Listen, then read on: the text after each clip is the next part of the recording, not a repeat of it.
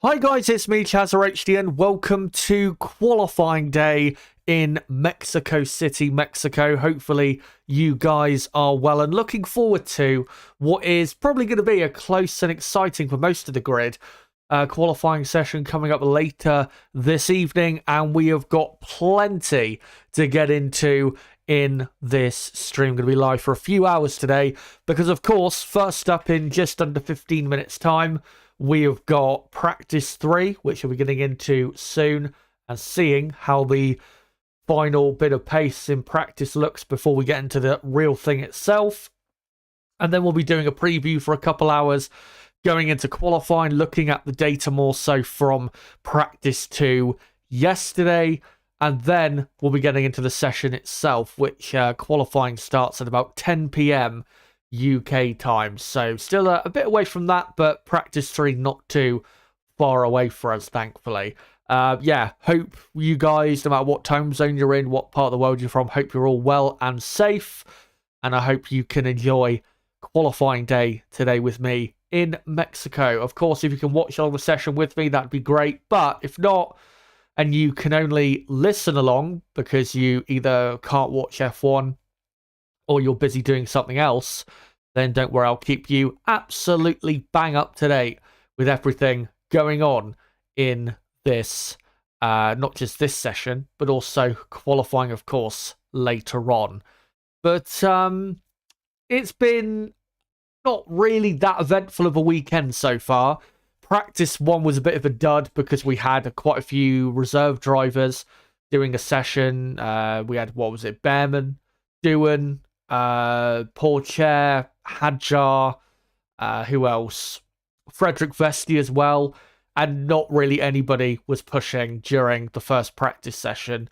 So, yeah, wasn't really anything to take from that. Practice 2 yesterday, we had a bit of rain at a couple parts of the session, but almost all of the running, the key running, was dry.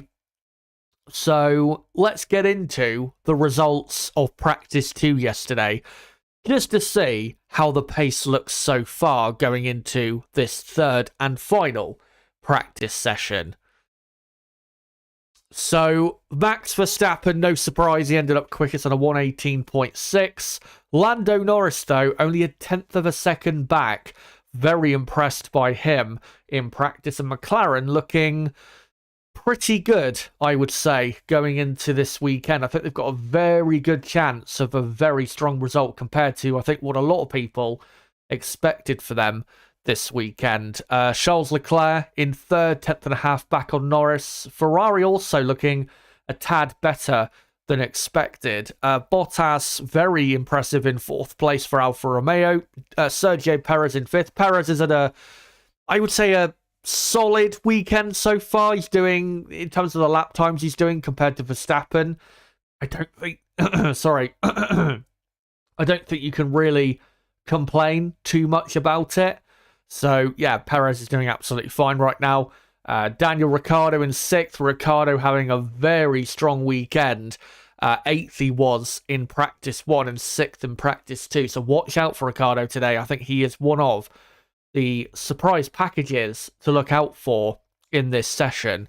Lewis Hamilton 7th. Mercedes, I wouldn't necessarily say, given how they've been this season, that they're in trouble, but they're definitely nowhere near as good looking as I expected them to be at this point of the weekend. And Mercedes, I don't think, were sandbagging any more so than really, Red Bull, Ferrari, or really McLaren. So I think Mercedes have definitely got an issue for this weekend. Esteban Ocon in 8th. Ocon having an okay weekend so far.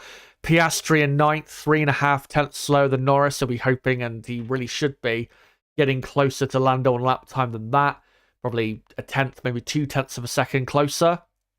And then George Russell in 10th place, confirming that Mercedes just don't have very good pace here, at least so far. And then the rest of the order, Carlos Sainz in 11th. I'm very surprised by Carlos Sainz being as slow as he was. I think we will see a lot more today from the Spaniard. Normally, he's been compared to Leclerc in the last couple of years, he's been competitive here. So, yeah, I'd be surprised if he was 3-4 tenths of a second slower than Leclerc. Tsunoda in P12. Tsunoda, of course, will start the race tomorrow from the back. So what he does in qualifying today is irrelevant, really. Zhou Guanyu 13th, Alex Albon 14th, Nico Hulkenberg 15th, Pierre Gasly only 16th. He is obviously, didn't do practice one because the reserve driver Jack Doohan was in his car. But yeah, it was not a good session and a good start to his weekend yesterday. Logan Sargent 17th, and then Lance Stroll 18th, Kevin Magnussen 19th, and Fernando Alonso in 20th. Now, you may be thinking, Aston Martin are in big trouble. They're in trouble to a degree, but I don't think, where they end up in practice 2 is where they are for this weekend. They will be quicker than Haas and Williams. I am very, very sure of that. But I think getting into the top 10, even with just one of their cars this weekend, is going to be quite a struggle. So, yeah, it's going to be a difficult weekend for Aston Martin. And I think, once they get onto the soft compound tyre in this session, it'll be interesting to see, compared to Alpine and AlphaTauri, just how quick they are. But going into practice 3 and even qualifying, I'm expecting them to be slower, to be honest. But looking at the results of practice 2, the pecking order I would say we have so far this weekend is Red Bull quickest, McLaren just about second, Ferrari third. I think Mercedes are at least the 4th best team. And then 5th, I would probably go Alfa Romeo for qualifying. Very, very close with AlphaTauri, and Alpine just behind. And then probably Aston Martin, Williams, and Haas. That's what the pecking order is for me going into qualifying today. We'll see if it turns out to be any different. But let me just get the timer back on screen, as we've got 7 minutes to go until third practice is underway. So yeah, what I'm looking out for in this session is, 1, can Mercedes show more pace today than what they showed yesterday? Lewis Hamilton, after practice 2 yesterday, basically, with what he said, admitting that Mercedes' problems were real yesterday, he came out and said that he didn't understand why the car that quickly, compared to the race last weekend in Texas, why the car felt so different, and why it just doesn't feel anywhere near as good as what they had last weekend in Texas. So clearly, the handling of the car not what it should be, and we'll get into data from practice 2, which does prove that also later on in the qualifying build-up. But yeah, Mercedes really looking to see what they can do and whether there is improvement to come there. Hopefully there is. Aston Martin, I'm interested to see where they're at.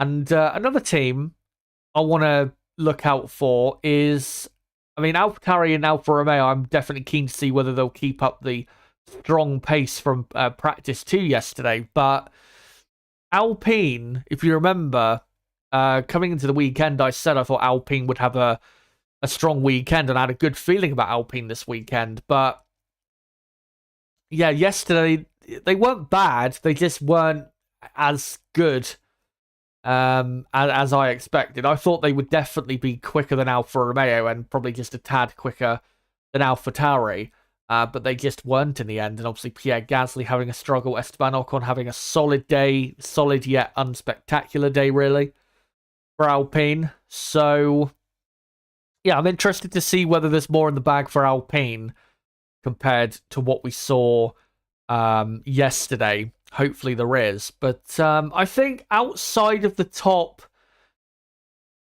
maybe 2 teams, I think we've got a very close, interesting battle, really, all the way down till about Aston Martin, who should be, at worst, the 8th best team today in practice and qualifying. As the F1 intro now begins to play. And of course, we'll get into the session soon enough. And hey, hello to Nib in the chat. Says he's just popping in before he goes to sleep. Matt Marino says, love your work. Hope you have a great day. Thank you very much for that. Much appreciated. And one final thing I want to quickly add before we get into this session is there is a poll running at the top of the live chat. And I've asked you guys who is most likely to challenge Max Verstappen for pole today at the 2023 Mexico City Grand Prix. Out of Lando Norris, Charles Leclerc, Lewis Hamilton, and George Russell, who do you think, guys, is most likely to fight Verstappen for pole? In my view, it's probably between Norris and Leclerc. What do you call it? Yeah, it's probably between Lando Norris and Charles Leclerc, to be honest, because I think Hamilton and Russell, whilst they're not looking that bad in terms of the way they're performing, the car doesn't seem to really be with them, unfortunately, at the moment. So, yeah, let me know, out of those four drivers, who you think's most likely to challenge Max Verstappen. As the conditions, by the way, 20 degrees Celsius air temperature, 40 degrees Celsius for the track temperature, humidity 51%, and the weather a lot clearer than it was yesterday, which is good to see. As already a packed house in the stadium section, awaiting the cars filtering onto the circuit. And of course, there'll be many Sergio Perez fans in the grandstands as well.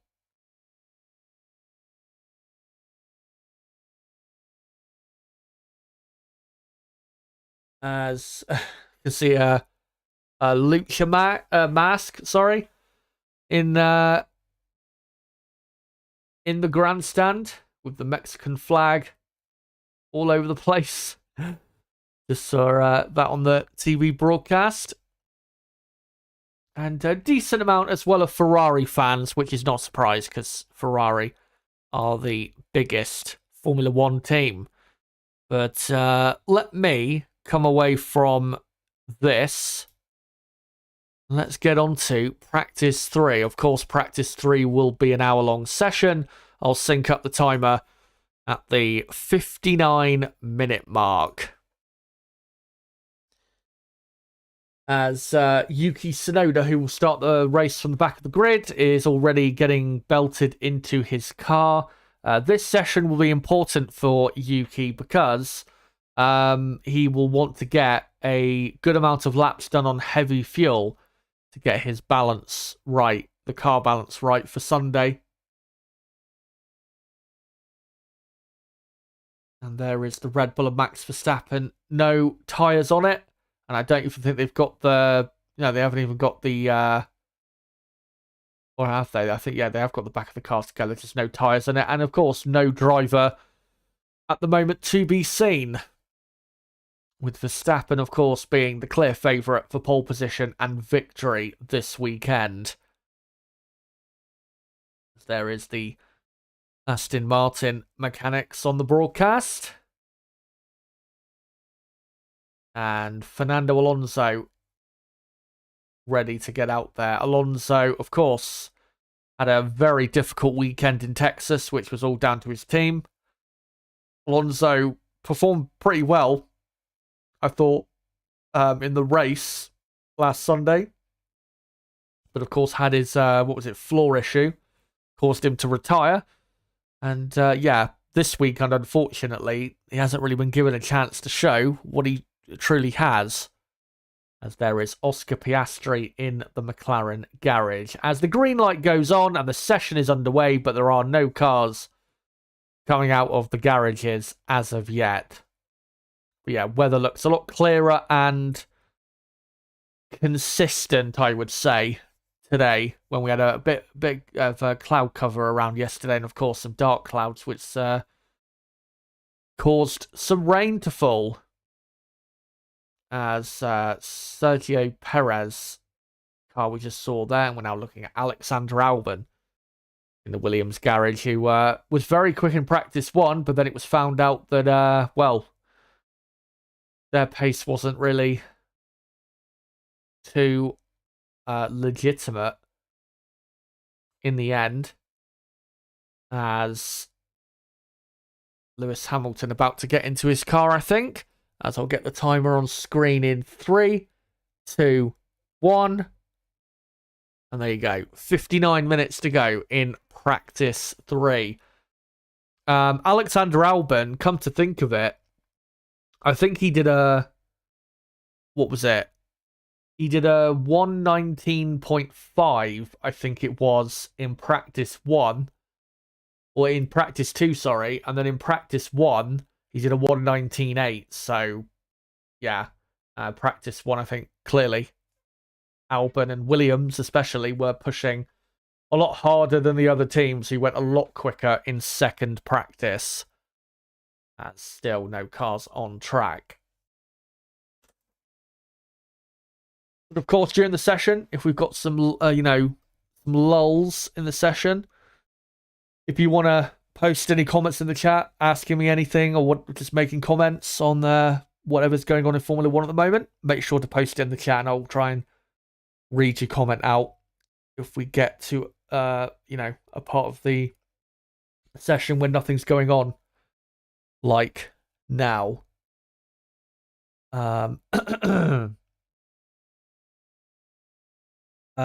Angel, what time does qualifying start? GB time. Qualifying starts in 3.5 hours from now. So, I mean, I know that sounds like a long time, but once this session is over, then it will only be another 2.5 hours. And if you stick around and, listen along here for the build-up, qualifying, then yeah, trust me, it'll fly past. As first car on track, looks like, is Valtteri Bottas, who had a brilliant day yesterday. 4th place he was in practice 2, and Alfa Romeo, as we'll see later when I get into the data from practice 2, the Alfa Romeo was consistently quick in all of the sectors, so I think their pace is legitimately good. As here is Fernando Alonso on the track. Bottas, by the way, out there on a set of hard tyres. And the 3 compounds this weekend are the C5, C4 and C3. So the 3 softest compounds Pirelli have are at the Grand Prix this weekend, which, of course, for tomorrow will make tyres a very important factor in the race, because the tyres will probably go off quite a bit. But today doesn't really matter, as Valtteri Bottas started his first flying lap, as we see Max Verstappen in the garage.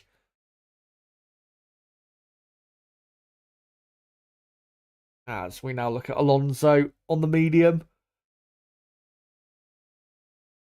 coming into the final sector. And I'm just going to say quickly, I don't know what you guys think, but and I know we've still got, 4 races to go. But it feels like we have, even though this season has not been very exciting, it feels like we've flown through this season. Honestly, the first 3-4 races of the season don't feel like as long ago as they were in reality. And it's quite amazing that we're now at the end of October. Of course, next weekend we're racing in Sao Paulo. And by this time next month, the season will be over. It's amazing just how quickly, even the second half of the season after the summer break has gone, we've had so many races since the end of August. As Valtteri Bottas on the hard compound tyre does a 120.7 and goes quickest. Let me just quickly update that. The best time of the weekend so far, by the way, a 118.6 on the soft tyre. And the soft tyre compared to the hard tyre should be about 6 to 7 tenths of a second quicker over a quick lap. But yeah, even though it's not been a really great season. It's been one of the worst seasons we've had in the last 10 years. It's gone by very quickly. As there is Daniel Ricciardo with his Beats headphones. And looks like he'll probably be on track soon. As we've got Stroll, Alonso, Sainz, and Leclerc on an outlap. The two Ferraris take to the circuit. And Carlos Sainz is on a set of soft tyres. The best time he did yesterday, which wasn't very good, was, what was it? I think it was a 119.2. Let's see what he can do with the first run of the day here. That's Carlos now pounding his way down into turn 1. And not really going super quick through turn 1. Sky F1 have got Bernie Collins in the pit lane for them. Sainz does a purple first sector.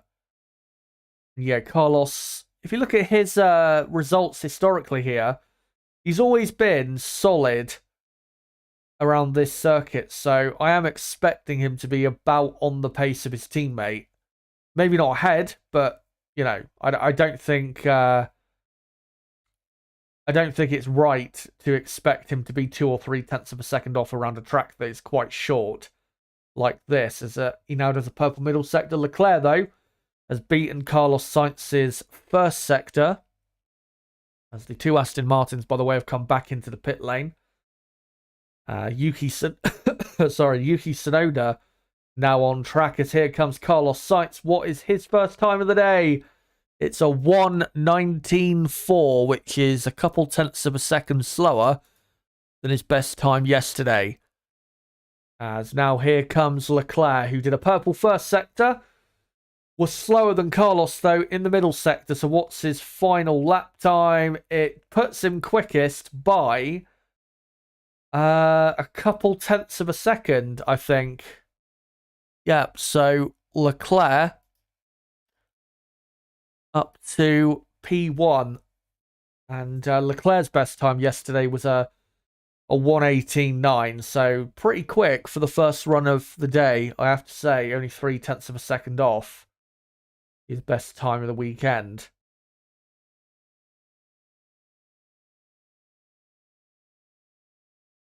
As they're just showing on the TV broadcast a stat that Ferrari have only won twice in Mexico.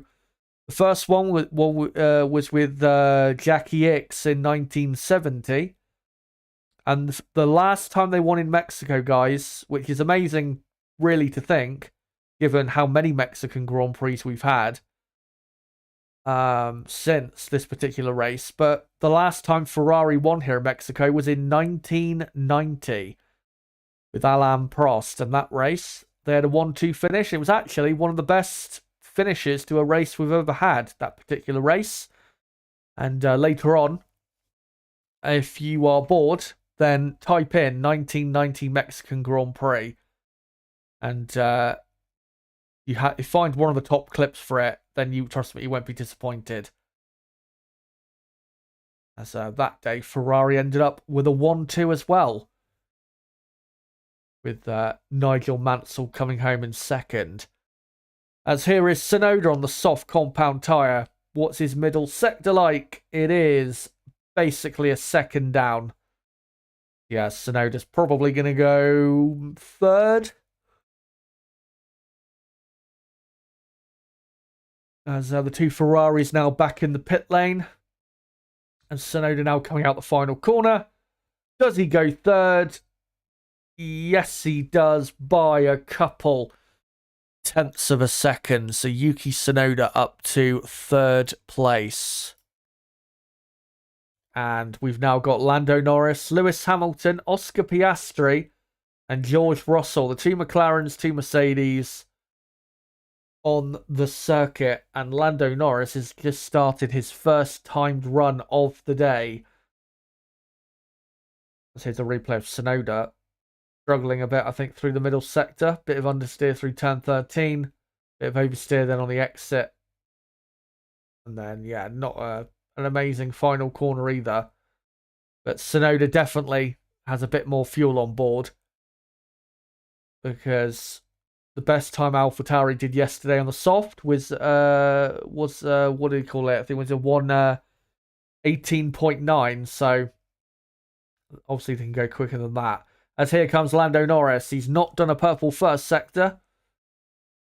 Norris's best time yesterday was a 1:18.8, I think it was. As not Lando Norris, Lewis Hamilton does a purple first sector for Mercedes. As Norris, yeah, not quite doing as quick of a run as we know he can do. As he now comes through the final few corners. As, had a bit of a drift there through the final corner. Does a purple final sector, though. And Lando Norris goes third, about a quarter of a second down on Leclerc. Lewis Hamilton's been on a good lap. Hopefully Mercedes have made the setup changes necessary to make this car better. And so far they have, as Lewis Hamilton goes quickest by a few hundredths of a second.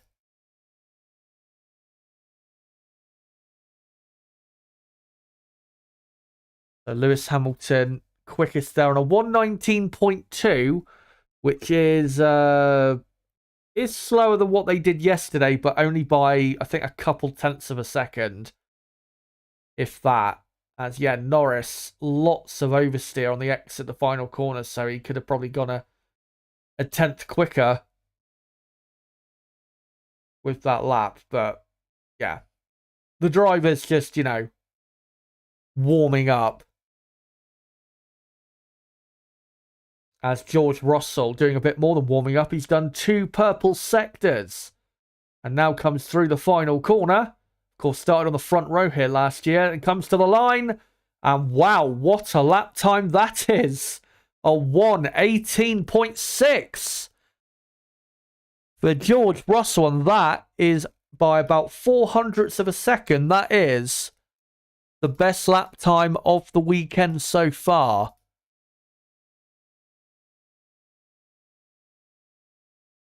So, George Russell quickest by almost 6/10 of a second compared to Lewis Hamilton. That's a very good lap time from Russell. The best time in this session I'm expecting, probably from Verstappen, is like a 1:18.1, 1:18.2. Probably, I say 1:18.2 is more realistic, as Esteban Ocon goes up to 8th on the medium compound tyre. Yellow flag though in sector 3, and it is Pierre Gasly, who looks like he's gone for a spin at turn 12, I think, the entry to the stadium. But, yeah, Ocon actually up in 7th. Someone else has done a lap time. I just need to see who that is. I think it will be Piastri. As, yeah, Gasly spinning at actually turn 13 it was. Didn't quite see the replay of it properly, as I just looked away. But looked like he had gone in a bit too quick. As, yeah, Gasly still out on track. Yeah, Oscar Piastri has gone 6th for McLaren and is, 6/10 of a second slower than Lando Norris. As Zhou now goes up to 10th place. Zhou, though, done his time on the hard compound tyre.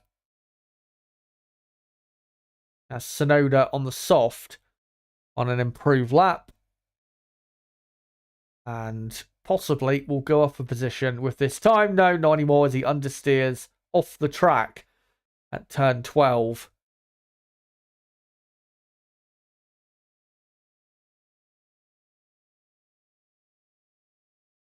And backs off a bit in the final sector as well. So Tsunoda yeah, does not go any quicker with that time. But we've got, what, 11 times now on the board? And yeah, the first standout time is definitely George Russell in the Mercedes, a 1:18.6 straight out the bag.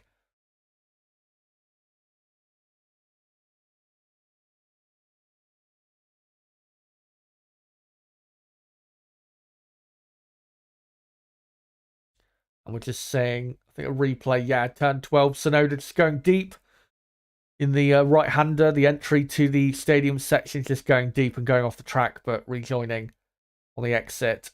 As we now look at Lewis Hamilton, still out there on the soft tyre.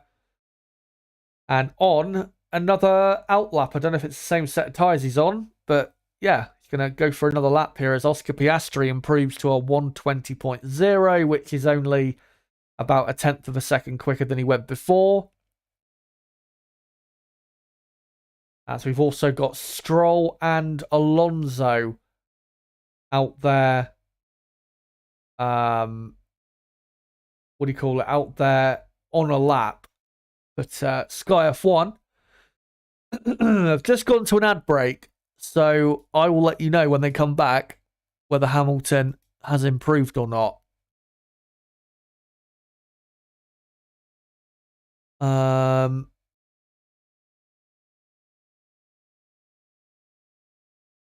Dayton Cooper, what time is qualifying? Qualifying starts in what? 3 hours and 15 minutes, I think, from now. So, yeah, not a million miles away. Sorry, by the way, if I'm yawning a bit. I am pretty tired, to be honest.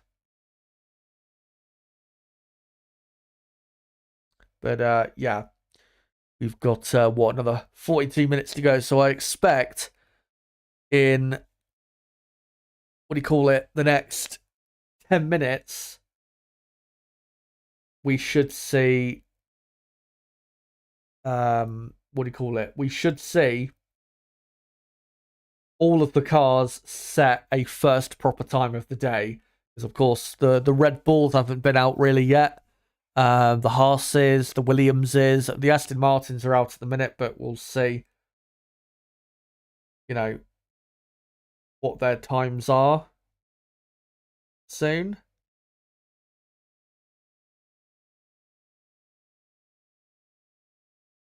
But yeah, as I said, if you guys got any questions or whatever in the that you want to post in the chat, then make sure to post it. And whilst we've got a bit of a lull, then yeah,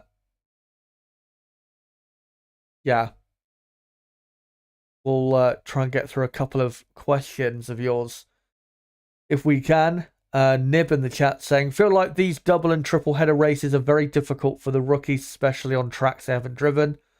They don't have as high expectations for Oscar this weekend. Yeah, that is true. Yeah, three, a triple header, if it's a triple header of circuits where, you've raced there multiple times and you really like those circuits, then it doesn't really, it's not as much of a challenge for you as a driver as it may be for others. But yeah, for Oscar and Logan Sargent to a degree as well, it is definitely quite difficult because, so quickly you're having to learn, the quickest way around these circuits. And in regards to Piastri, I think after this weekend and the Sao Paulo Grand Prix, I think the last couple races of the season we will see, we'll see a step up from him. Not to say that he's been performing poorly, but I think he'll get back to what we saw, in Japan and Qatar. I think he'll get back to that in Vegas and Abu Dhabi. Of course, in Vegas, nobody's raced there before, so it's new for everyone, thankfully. And then Abu Dhabi, obviously Oscar has raced there a couple times. And everyone has plenty of experience of that the Yas Marina circuit. Lewis Hamilton as it cut back. Hamilton's just on a bit of a longish run. Lance Stroll has gone up to 7th place on the medium compound tyre.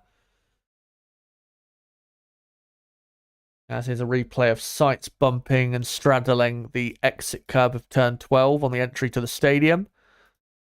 But yeah, Stroll is up to 7th on the medium, which is a decent first time.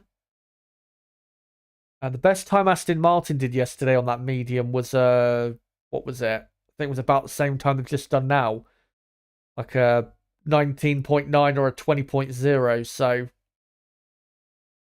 yeah, a decent start for them. Stroll, actually, yeah, up to 6th. And then Piastri 7th. Hulkenberg now in 8th place, as Sergio Perez in the Red Bull about to start, and he has actually started his first timed run of the day. As we've got, Hulkenberg in 8th. Alonso on the medium compound tyre is up in 9th place. Esteban Ocon is in 10th. Tsunoda is 11th. Gasly is in 12th.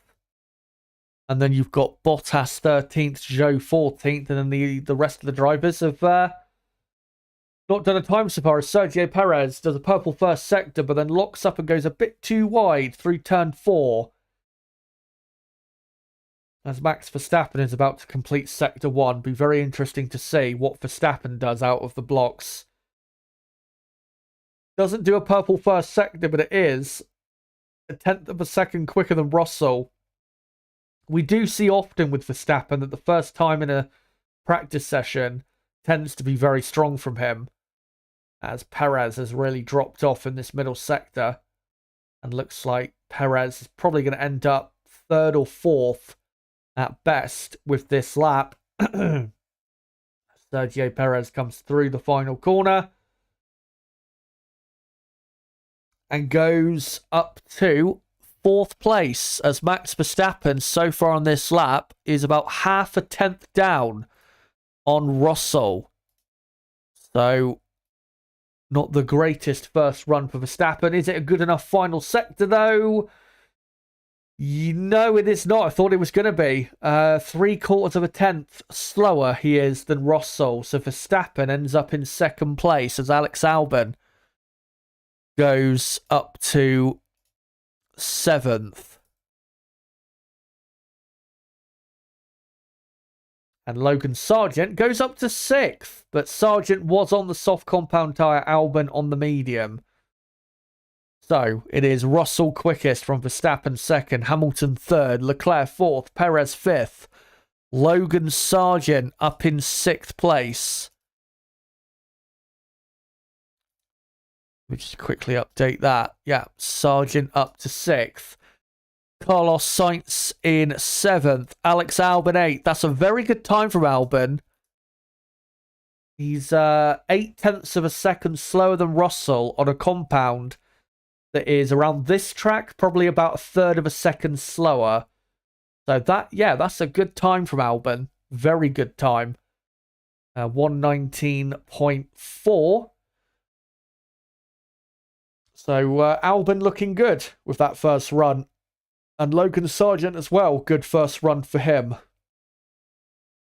So Albon in 8th, Norris 9th, and then Stroll 10th, Piastri 11th, Hulkenberg 12th, Alonso 13th, Ocon 14th, Tsunoda 15th, and then Gasly, Bottas, Zhou, and then Magnussen, Ricciardo. The rest of the order, as we're seeing a replay here of George Russell when he did his quick lap, and he is still quickest. But on the next set of fast laps, when they put on a new set of soft tyres, that is going to be really interesting to see how much quicker Red Bull can go. Because you would expect, given that Max did a 1:18.6 yesterday, you would expect him to do like a 1:18.2, a 1:18.1, something like that in this session. So it'll be interesting to see with Russell, if he can improve on his best time of a 1:18.6, how low a 1:18 he can do.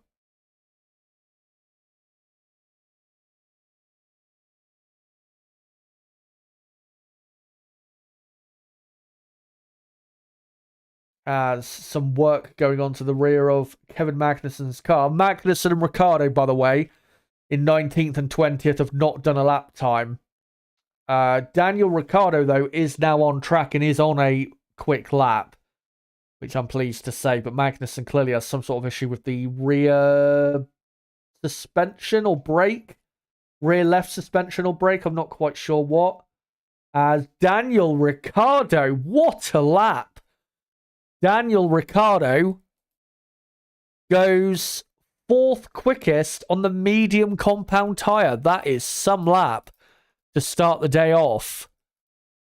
Continuing his strong weekend is Ricciardo.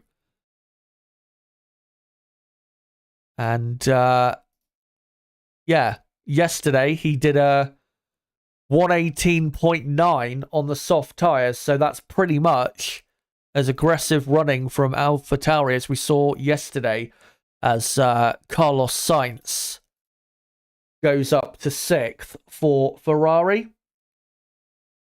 And here is Hulkenberg, who looks like he's on a race simulation. And yeah, clearly is, as he's over 3 seconds slower than Russell in the middle sector. But yeah, very good lap for Ricciardo. Good lap for Albon on the medium. And looking interesting so far. But I think in the next few minutes, I think we're going to be seeing some race simulations quite a bit more from these teams before we get into the, much quicker runs. Because everybody at the minute is going about as quickly as they did yesterday.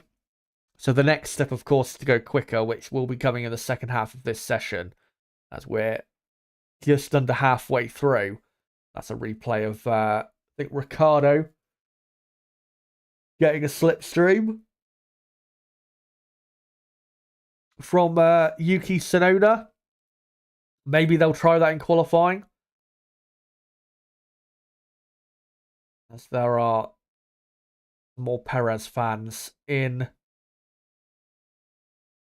the grandstands as we look at Sergio Perez, who's on a better lap. He's done a much better middle sector. And Perez probably going to go up to 3rd place with this lap, maybe 4th, as he comes through the final corner on the soft compound tyre. And Sergio Perez does go up to 3rd with a purple final sector and is only a 10th away from Russell. So that's a very good lap from Perez up to 3rd, where he, well, should be at least, given where his teammate is.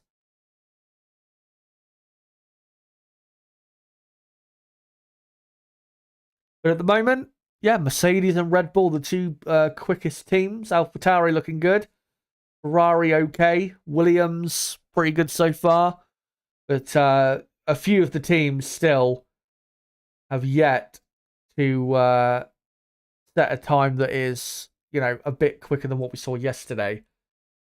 As Max Verstappen is now at the top of the timesheets, 0.2 of a second quicker than George Russell, a 118.4 for Max, as Ricciardo now matches what he did yesterday on the soft compound tyre, a 118.9, and goes up to 4th, of course, on a harder compound. So that is very impressive from Daniel Ricciardo, a 118.9 on a medium compound tyre when Max is quickest on a 118.4 on the soft. Ricciardo is cooking up something special here. As Leclerc, is this a quick lap for Leclerc? No, it's not. It's a long run. Of course, remember, and I'm not saying this in regards to who is going to get pole position later, but Ricciardo has good form here. He took pole position here 5 years ago for Red Bull and was in that race as well, heading for a podium. Had a very good race here last year. Was his best race of the season last year, this particular Grand Prix. So I'm not necessarily surprised he's performing better here than other tracks, but he looks very strong, does Ricciardo, and this looks like the Ricciardo of old, the Ricciardo we've all wanted to see for a few years. As Leclerc is completing another lap, as Ferrari just doing some heavier fueled runs on the soft compound tyre. The soft tyre, though, even though they're trying to collect data on that compound, I don't think that tyre is going to be used on Sunday because it'll be too soft and it will degrade too quickly. And it should be, really, people starting on the medium on Sunday and then probably moving over and using the hard compound tyre. And to be honest, on Sunday, I don't think strategically we're going to get that interesting of a race, unfortunately. Should be a pretty simple medium to hard one-stop race, I think, for most people tomorrow. As Max Verstappen coming through the final corner. And is he on a longer run? Yes, he is. So yeah, people basically on just long runs at the minute. Hopefully give it another 10 minutes and we'll start to see some much quicker lap times from the drivers.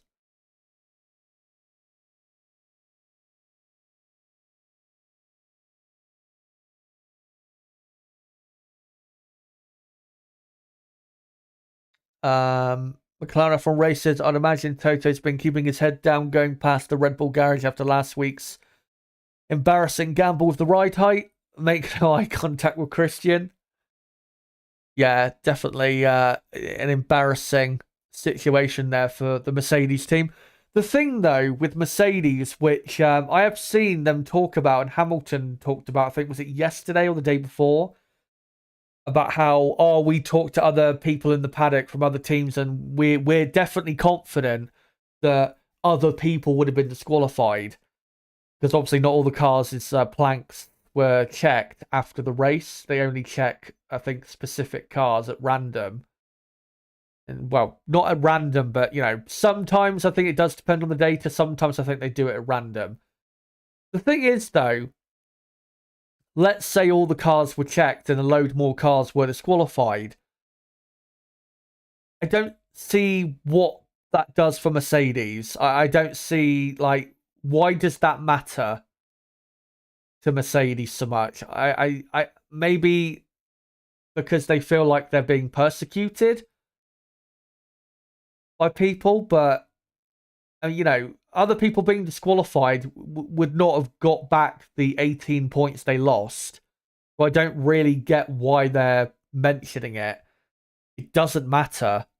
So what that other people would have been disqualified? Yeah, they probably would have if all the cars were checked, but they weren't, and you were disqualified, and you're not going to get those points back, so who cares? But we've just seen a replay here of Verstappen having a bit of a wiggle through the end of the assist section, through turn 11. Or, well, not turn 11, more like turn 10, going into turn 11. As here is Fernando Alonso on a better lap on the medium compound tyre. Still not a great first sector, though, as Aston Martin really struggling at this point of 2023. And even though last weekend I do think was hampered to a degree by the lack of running they had to set the car up properly in the earlier part of the weekend, I think here we have seen further confirmation that Aston Martin are just so slow at the minute. As I know, so far they've not done any running on the soft tyre, but even if they did laps on the soft tyre, I don't think they would be very quick, to be honest. As Alonso coming around the final corner, and he goes a tenth of a second, a full tenth of a second ahead of Lance Stroll. So Alonso up to 11th, Stroll in 12th. But yeah, once Alonso puts on a set of soft tyres, I don't see them as top 10 runners to be honest, which is, well, very sad to say. As Sergio Perez there just did a practice pit stop, and he's now coming back into the garage. So, and looks like they're getting ready for Verstappen now. So, looks like Red Bull are done with their longer run data, and they now want to get in to get ready for some proper quali sims ahead of the all-important session.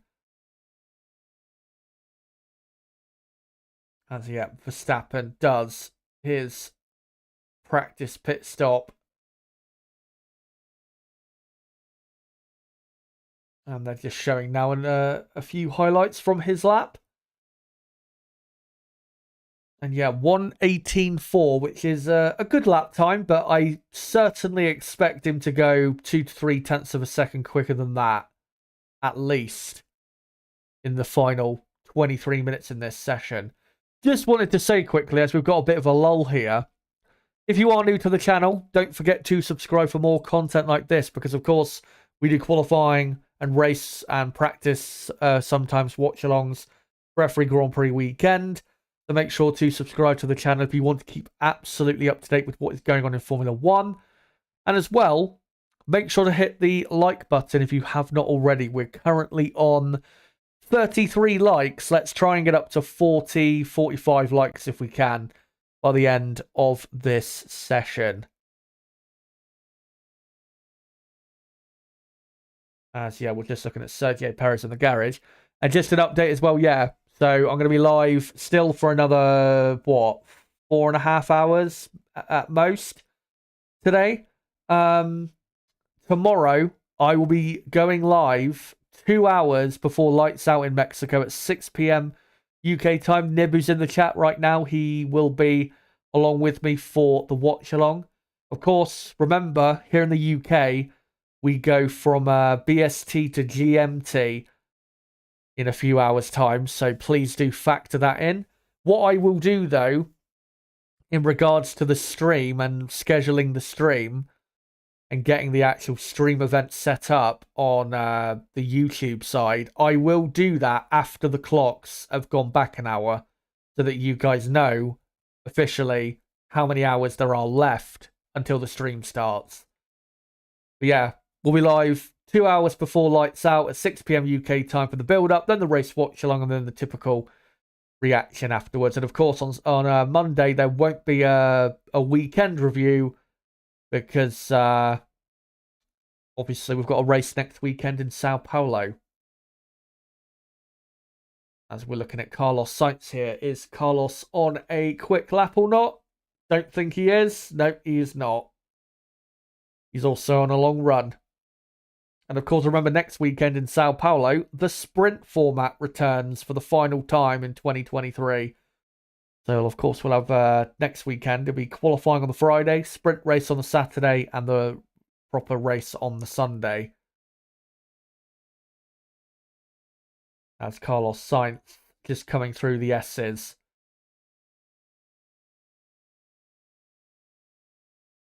On his longer run, as Sky go to an ad break, their final ad break before the end of the session. So whilst we wait to see what happens next, let's come to you guys in the chat, see what you guys are saying.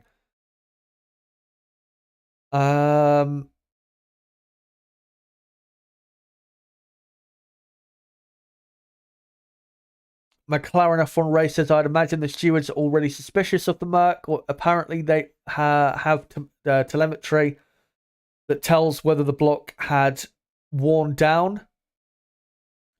Yeah, Mercedes, I think there was a graphic, I don't know if it was the race or Autosport came up with it. There was a graphic that some news, F1 news publication came up with that showed out of all the teams who has been checked the most for that particular area of the car. Mercedes and I think Ferrari were the most equally on 5. There's a couple teams though. I think AlphaTauri were one of them that have not been checked at all for for the floor. So yeah. As just trying to see on Twitter if there is any news.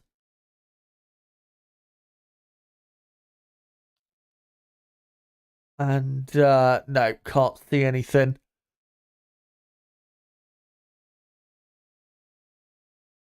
Let me just have another look. No. But yeah, we'll be back from the ad break, thankfully, in a moment.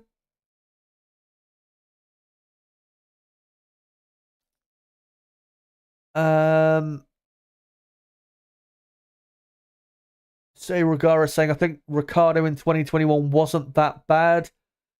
If I'm being honest, he at least kept Norris in his sights. I would not agree with that. A lot of the time, Lando was far ahead. I mean, didn't he lap him a couple times that year as well? I think Monaco was one. And then there might have been another. I don't know if there was another, but I know Monaco that year he did lap Ricciardo.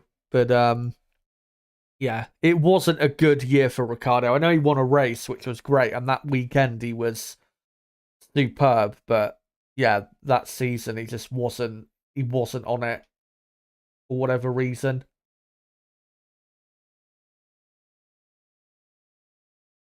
But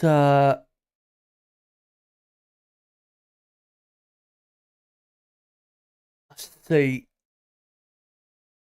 I can find a couple more comments here quickly whilst we wait for this guy to come back from the ad break.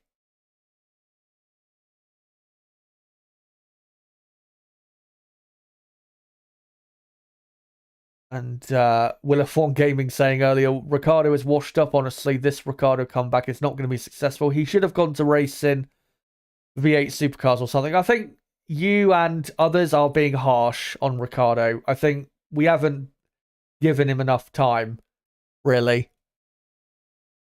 And, you know, with how impressive he's looking so far this weekend, if he keeps it up, then this could be a very good weekend for him. As Alexander Albon goes quickest on a 1:17.9. Who let Albon cook? And Logan Sargent is up now in fourth place. Williams have shown a dramatic turn in pace. That lap from Albon, by the way, is only, I think, a couple tenths of a second slower than last year's pole. So yeah, it's Albon quickest. And then you got Verstappen second, Russell third, Sargent fourth, and then Perez, Ricciardo, Hamilton, Leclerc, Sainz, and Norris. And this, in these last, 16 minutes, this is where the session is going to get good. This is where we find out what the teams have got right before qualifying. And Lando Norris is about to show us what McLaren have. His current lap time is a 1, as Esteban Ocon only goes 11th on the soft tyre. Expected a bit more than that, if I'm being honest. Lando Norris's current lap time is a 19.4 or 119.5, something like that. And of course, yesterday did a 1:18.8, so we know he can be better than that. As Valtteri Bottas on the soft tyre goes up to third. So Bottas getting a bit more into what we saw yesterday. So Bottas up to third. Piastri does a purple first sector, very impressive. As Zhou is up to seventh, and Lando Norris not quick on this lap compared to Albon. He's 3.5 tenths slower than Albon so far on this lap. As Norris through the final corner, how good is the final sector? Not good enough. He only goes fourth. I expected a lot more than that, I have to be honest, from Lando Norris. As Oscar Piastri, I think, might be on a better lap as he comes through the final couple corners now. What can Piastri do? And Actually, no, it's not been a great end to the lap. And Piastri, yeah, does not improve his final sector, so clearly made some sort of mistake. And he only goes 10th. So McLaren not looking too good after those runs, but there is still time to go quicker. Here comes the two Mercedes. What can they do compared to Albon? Russell, 0.2 of a second slower than Albon.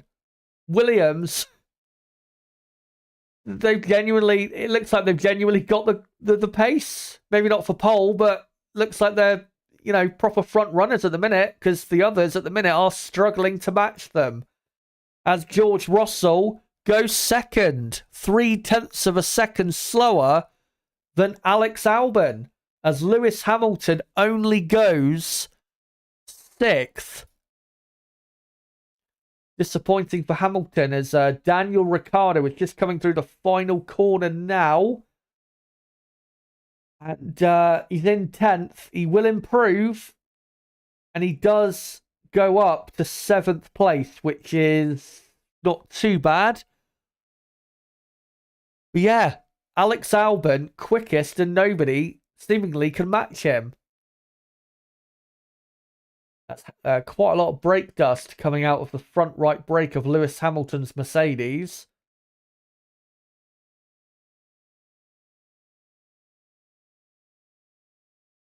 Yeah, that's why Piastri lost time in the final sector. He went off at turn 12, went too deep, went slightly off, and then went over the curb back onto the track.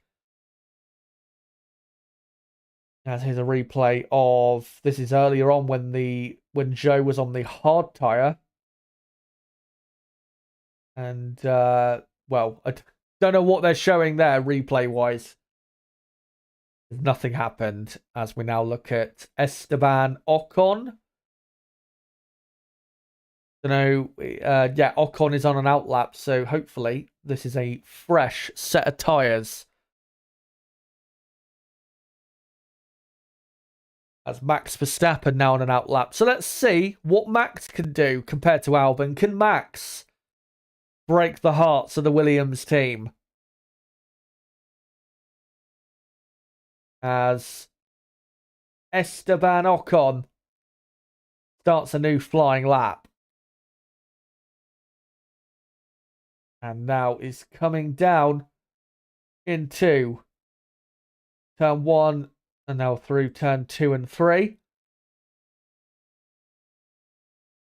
And we'll see what that first sector time is like. Yesterday in practice 2, they were the slowest team in the first sector.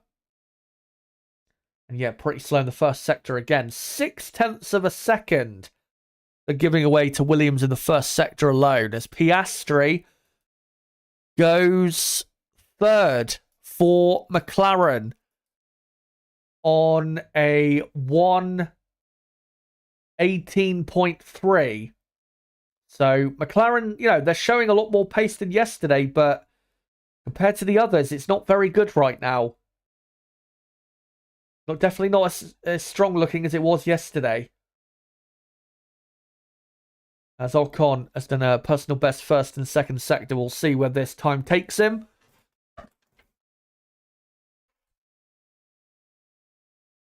As Ocon to the line, and he stays in 14th place. Why are Alpine so slow? I don't quite understand why, if I'm being honest. But yeah, with 10 minutes to go, Alexander Albon is quickest and nobody can get near him at the moment.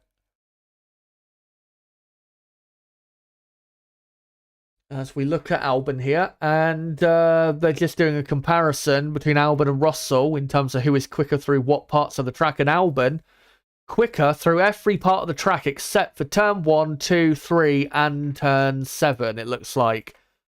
Every other part of the track, Albon is quicker. Which is very much surprising, as here is Max Verstappen coming into the final sector. He's done a purple first sector, personal best middle. Can he go quickest as he comes through the final corner? And Max Verstappen does by only 0.07 of a second. Max Verstappen quickest for Red Bull.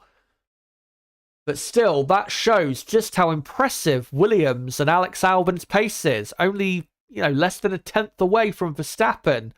With only a few minutes to go in the final practice session before qualifying, Williams look like they've got a seriously good car for this session, and they've really come out of nowhere.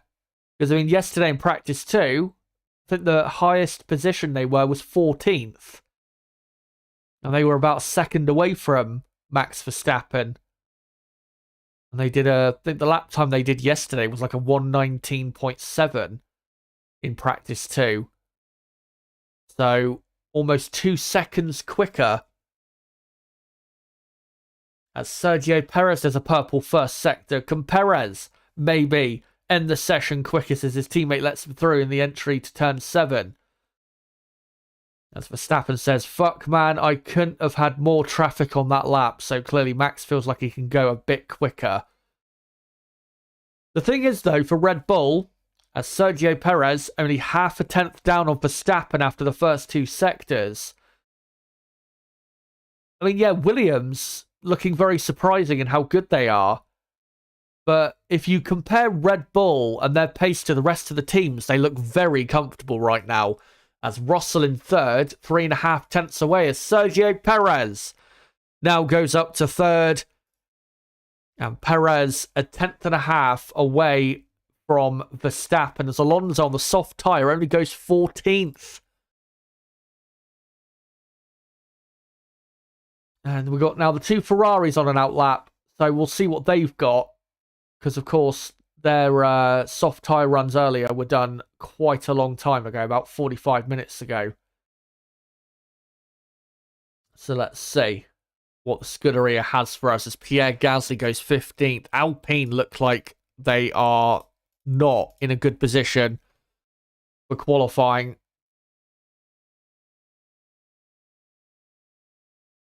As Leclerc, we're looking at, is just coming through the final couple corners before he will start his lap.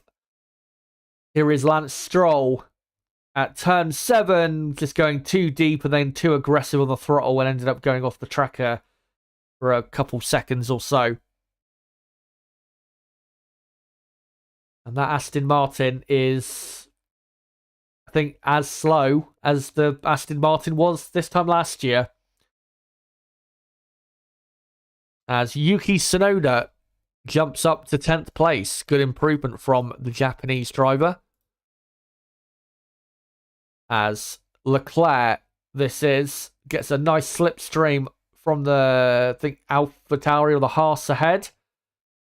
And a first sector which is good, not great. But it's really the middle and the final sector that matters at this track. As Leclerc coming through the S's, and that's horrible traffic. And the Haas there of, was it Kevin Magnussen? I think it might have been. Just parked in the middle of turn 10 and 11. And Carlos Sainz, has he had contact with someone? His front left tyre is flat spotted. And he was right behind an Aston Martin of Stroll. And he's just waving to Stroll as he goes past. And yeah, all of his tyres are flat spotted, so it looks like he might have spun. So a very unfortunate there for Ferrari. Traffic causing mayhem for them at the end of this session. And Sainz is surely going to have to pit, and he does. Here we go. This is Sainz coming into turn 10. And the same thing as what Leclerc had. And he clipped too much of the inside curb and did a full 360. And then for some reason, Stroll went off the track. But yeah, poor, very poor by Stroll and whoever the Haas was, Magnussen or Hulkenberg. I think it was Magnussen. As Carlos Sainz actually stayed out. Don't know why. But his tyres are surely fucked.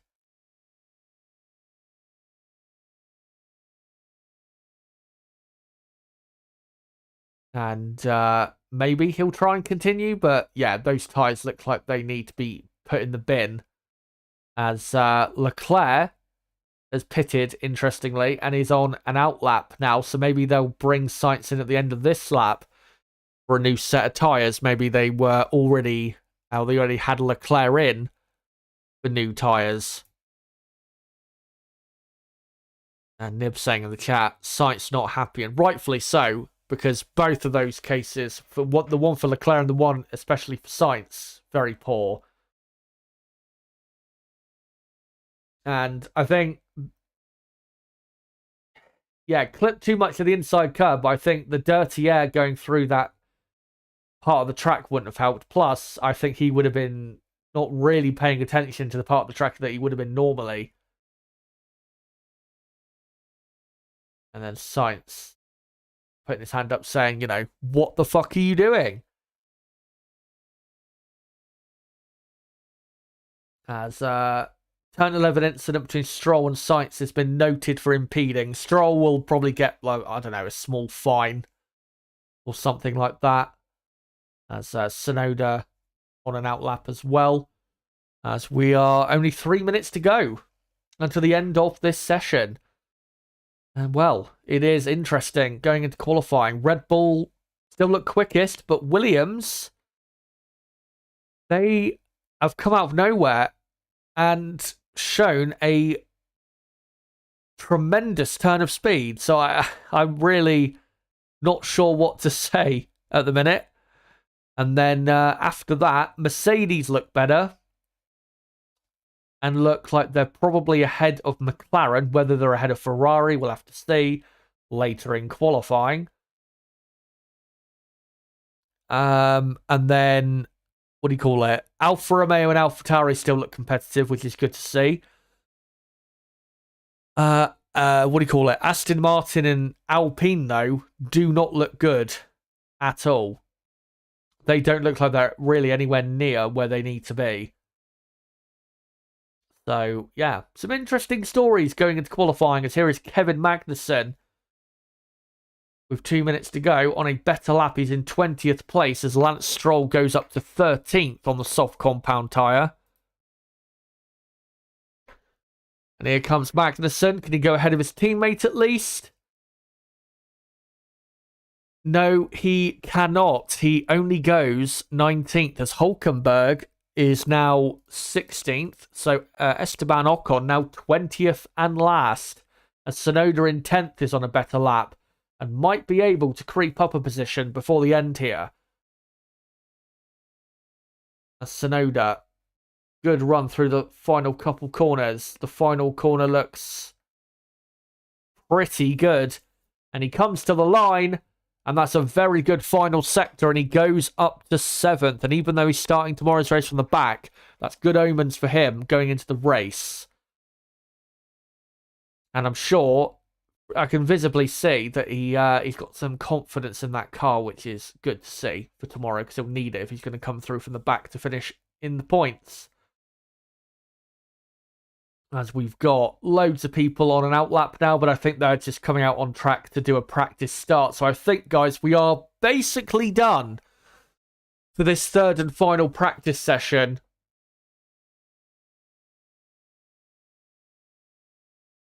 And yeah, it's been a surprising one to a certain extent. Again, Williams being as quick as they've been.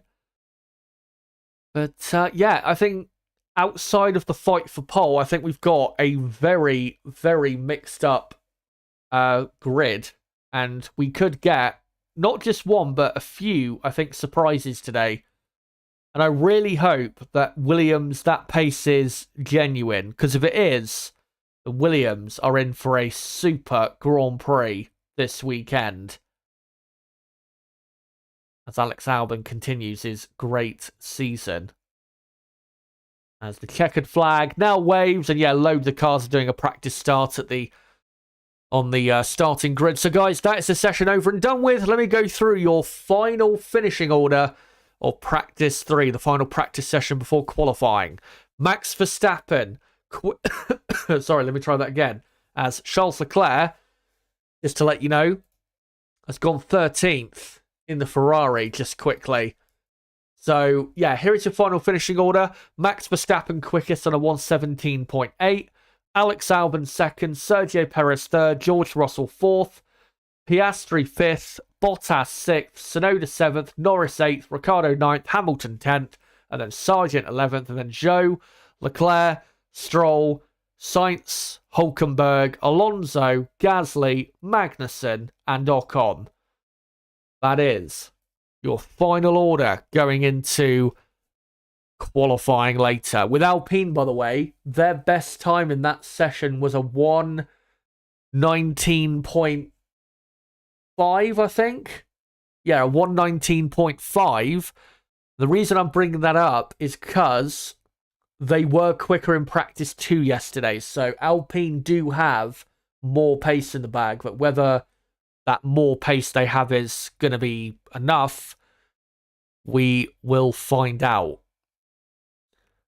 Yeah, before we properly switch into, this being a qualifying preview, I just want to get the lap times displayed on screen quickly so you guys can just visually see the gaps through the field. So I'll just do this quickly for the next few minutes, and then we'll get the title of the stream changed around, and I'll also post the link of the stream back out. So Max Verstappen quickest. Albon only 0.07 of a second behind. Perez in third, a tenth and a half behind. Perez looking good this weekend.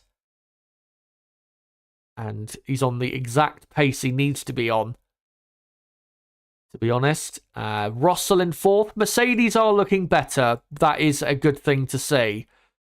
We just need to see, though, whether Williams' pace is genuine to understand truly where Mercedes are this weekend. And they got Bottas in sixth. Valtteri Bottas still looking very competitive. Remember, he was on pole here 2 years ago, so he does like this track. And then you got Tsunoda in seventh, just proving further that the AlphaTauri car is competitive. Norris eighth. I do have a feeling that McLaren have got more pace in the bag, because Norris you would expect to be ahead of his teammate. And then you've got Ricciardo ninth. Ricciardo still looking good, I think, for qualifying. And then Hamilton in 10th. Hamilton surely can go quicker than what he did. He's, nearly, or about a quarter of a second slower than his teammate, which is excessive, I think, for him. And they got Logan Sargent in 11th place, just further proving that those lap times towards the end were pretty good for Williams. And then Logan Sargent is in 12th place. And then Leclerc only went up to 13th. So Ferrari, we don't really know where their pace is at. The best lap time they did in this session is equaling the best time they did yesterday. So again, we don't know what their pace is, unfortunately. And then you've got Lance Stroll in 14th. Aston Martin, I think, are in trouble. No doubt about that. Carlos Sainz in 15th, of course, lucky not to have a bigger accident after that spin. Hülkenberg in 16th. Haas look like they are 100% the slowest team this weekend. And then Alonso is 17th. Gasly is 18th. Kevin Magnussen is 19th. And Esteban Ocon, surprisingly, 20th. But again, Alpine, a few tenths of a second slower than their best times from yesterday. So Alpine can factually go quicker. We know this. So if you're an Alpine fan, don't get too down, because And I'll just show there. There you go. That's the gaps through the field. And yeah, only 6.5 tenths covering the top 10. That's just how close it gets here in Mexico. And that's why qualifying here in Mexico does tend to be very exciting. But yeah, I think we're in for definitely an exciting session. How exciting it will be, we'll have to find out. But yeah, let's now go back to here, and I'll just quickly update this text, as of course now we are building up to qualifying. So let me just quickly get the timer on screen as well, as we have got, how long? We have got 2 hours and 24 minutes until qualifying. So yeah, there you go. There's your countdown until the session begins. I will be getting rid of it in a few minutes to go through the data from practice 2, but yeah, of course, I'll get it back up on screen when I do that. But what I am going to do now, before we move on, guys, to properly building up to qualifying, I'm just going to update the title of the stream and post a link of the stream out in a couple places. Another thing, which is unfortunate to say, is I am going to have to mute myself for a bit longer than usual in a moment, because I do need to just quickly nip off to the toilet. So yeah, but shouldn't be too long. Just need a quick piss and then I'll be back in a second. Let me just quickly do this and then I'll go and do that. Come join us here to build up to qualifying in Mexico.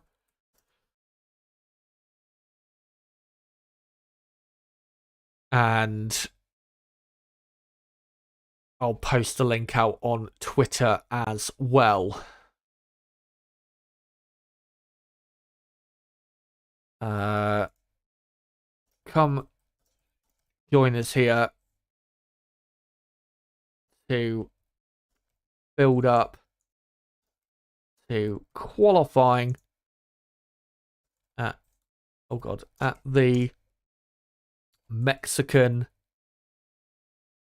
For some reason, the hashtag on Twitter is Mexico GP. I thought it'd be a bit different. Don't know why. But there you go. So that's all done. And yeah, we've got 2 hours and 20 minutes basically until qualifying does start. So yeah, what I'm going to do is I'm just going to quickly mute myself and I'll be back in hopefully like a minute, no later than a minute. And yeah, just quickly go for a piss and I'll be back with you guys shortly. So make sure to, what do you call it? If there's any questions you want to ask me, make sure to post them quickly in the chat and then I will get to them at some point in the build up to qualifying. Of course, in a moment, we will go through the data from practice 2 to properly understand where teams are at this weekend. So yeah, be back with you guys in about a minute's time.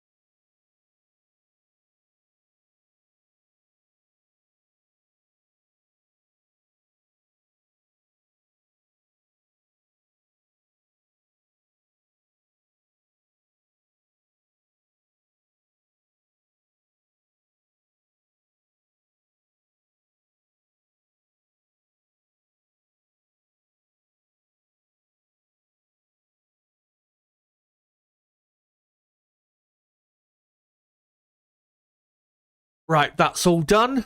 So, yeah, we've got quite a bit of time, obviously, until we get into qualifying.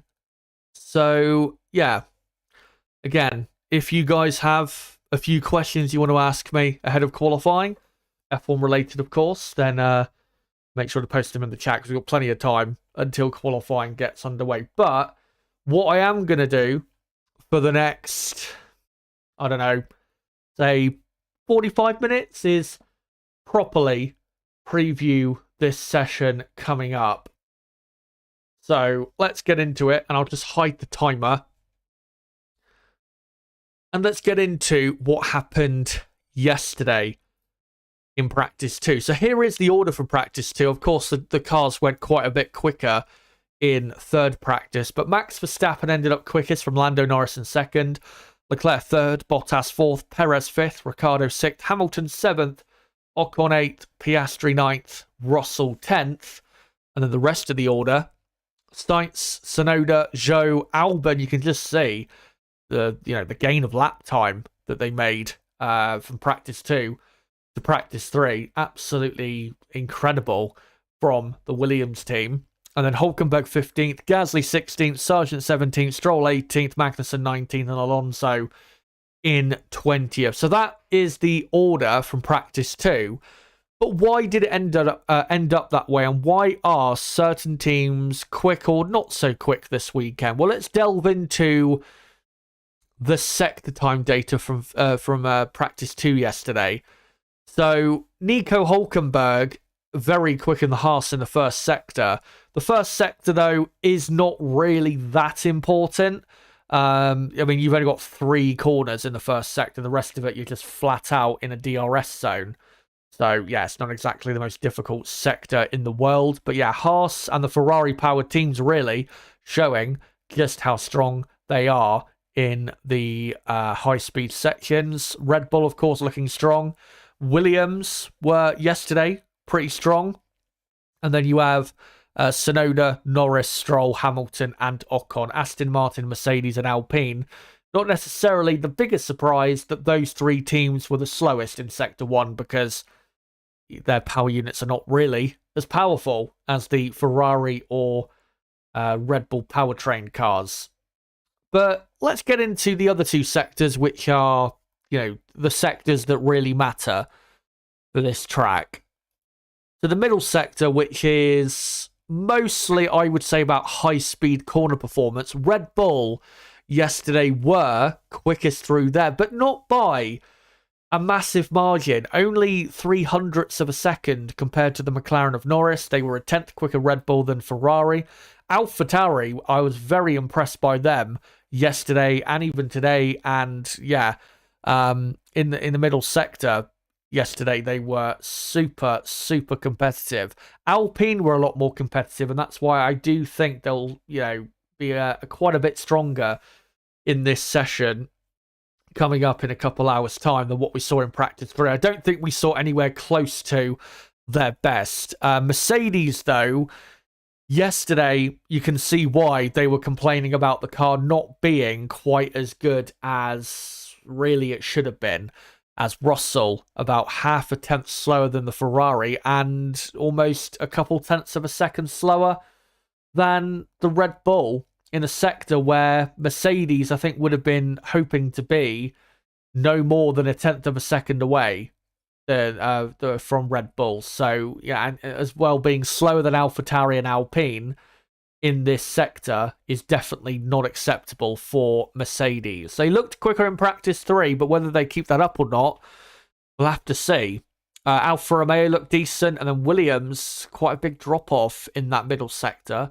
Maybe that's what they've improved today compared to yesterday. And then Aston Martin and Haas, the 2 slowest teams.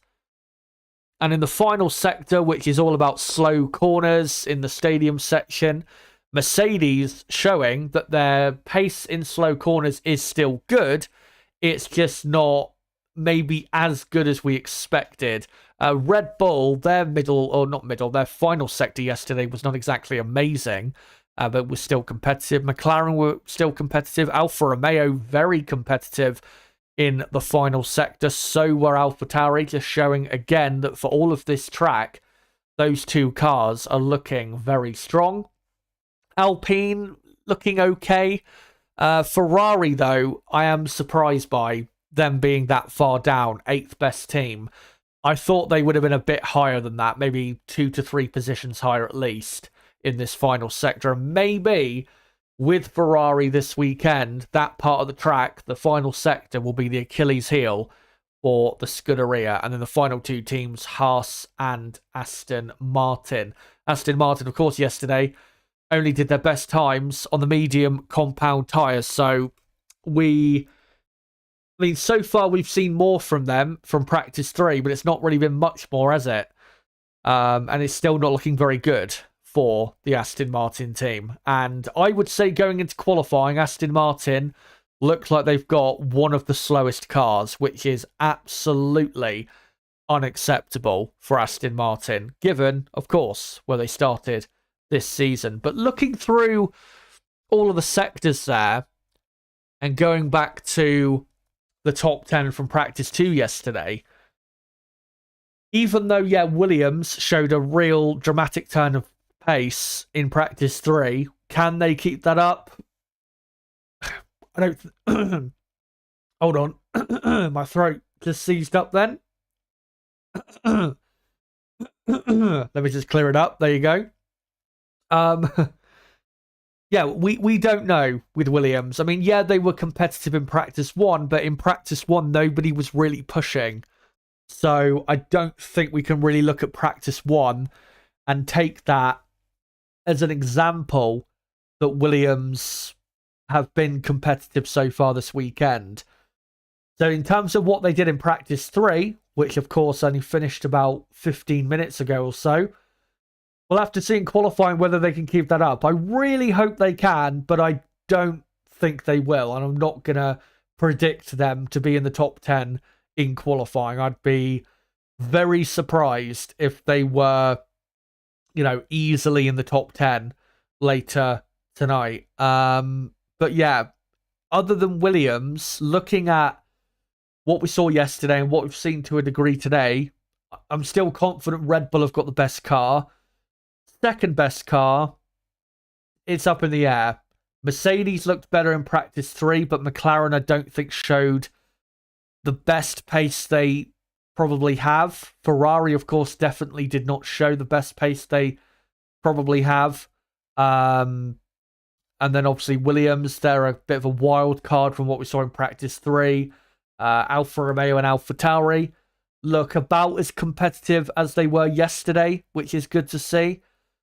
So really, outside of Red Bull, we've got a very exciting battle for best of the rest, which is every other team but Red Bull. So I think we are in for a very exciting session. Who ends up the second best team, we'll have to see. Because I think it might be this weekend, maybe just a bit too hard to predict. But talking of predicting things, I have come up with my final top 10 qualifying prediction. So let me get into it and let's see later on how wrong or right I will be.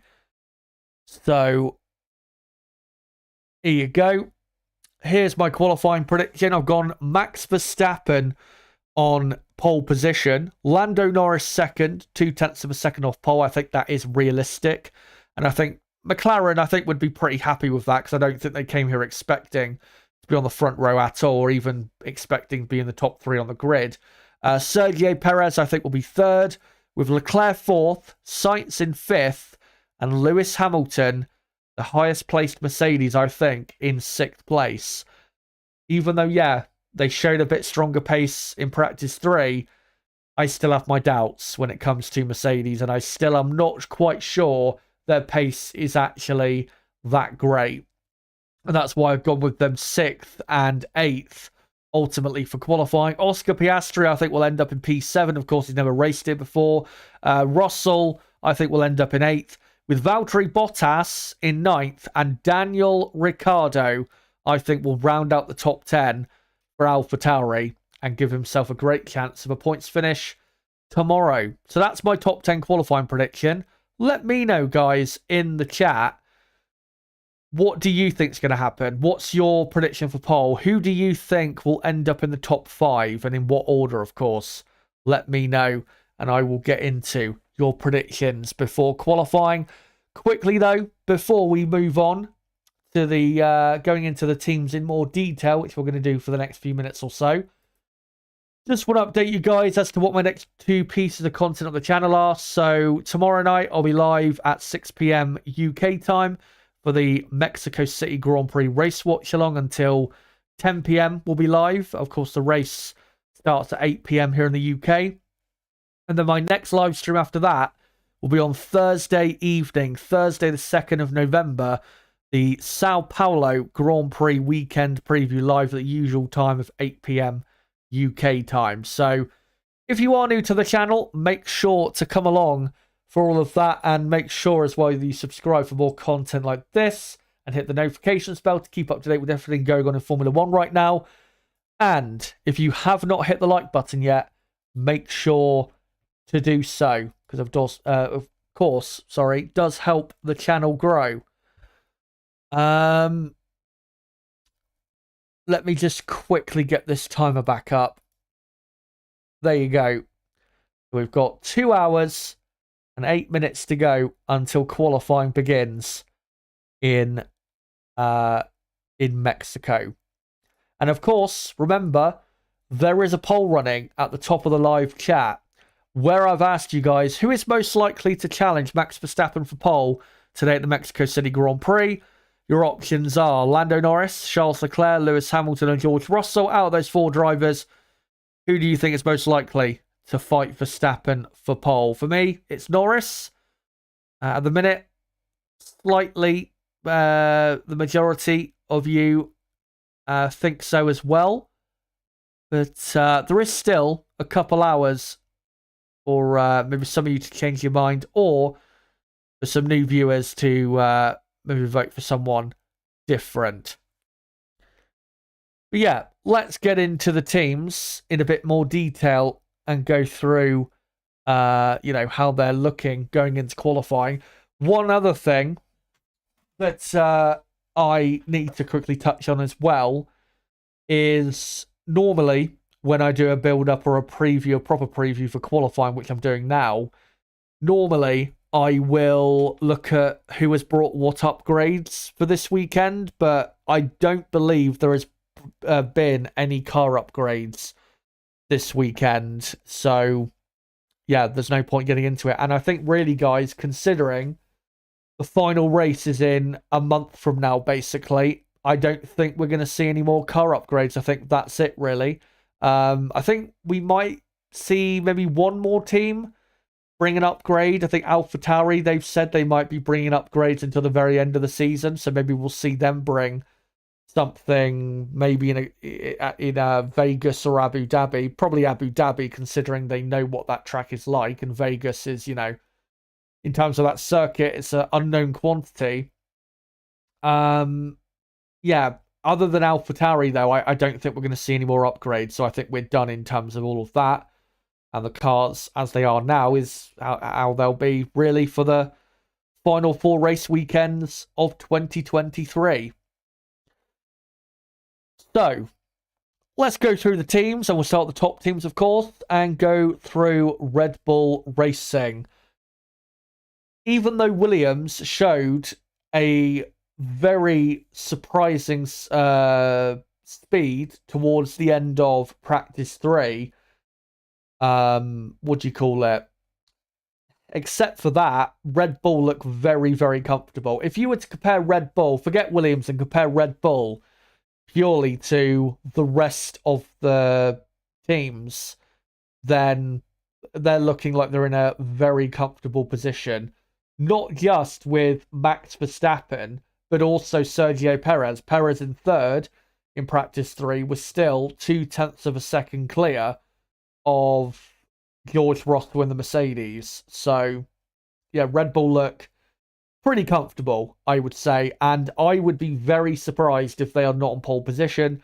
And I think 1st and 3rd for them in qualifying is very likely. And I think there's even, for the first time in a while, I think there's a good chance, especially with Perez looking better than he has been in the last few races. I think there's a pretty good chance here for Red Bull to lock out the front row, which Red Bull, if you're wondering, when was the last time they locked out the front row of the grid?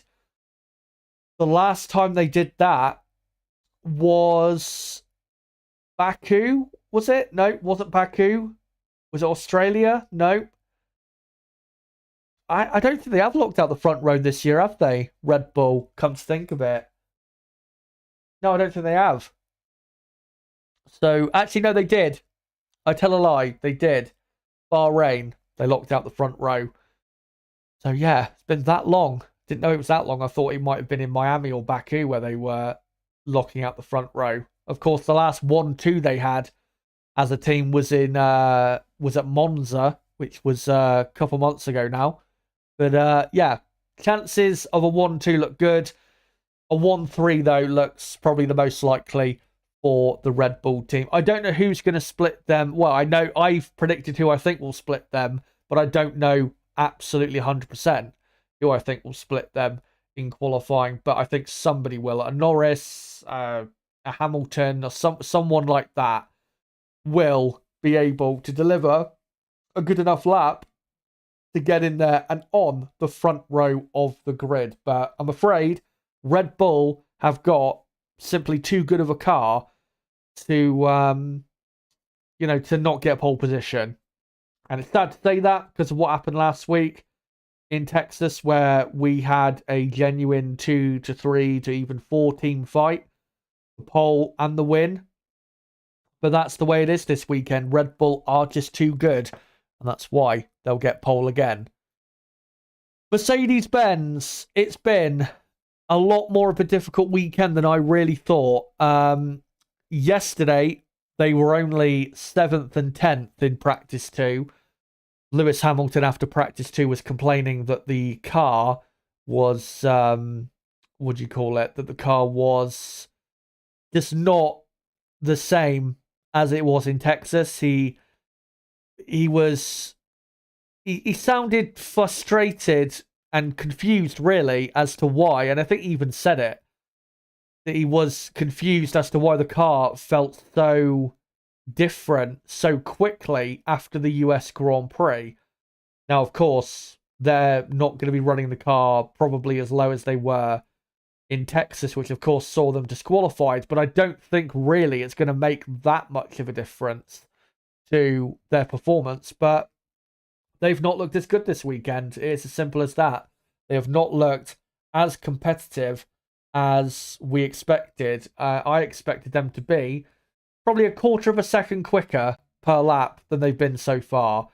But unfortunately, it has not been the case. And they are going into this session with a tough job on their hands if they're going to end up as the second best team.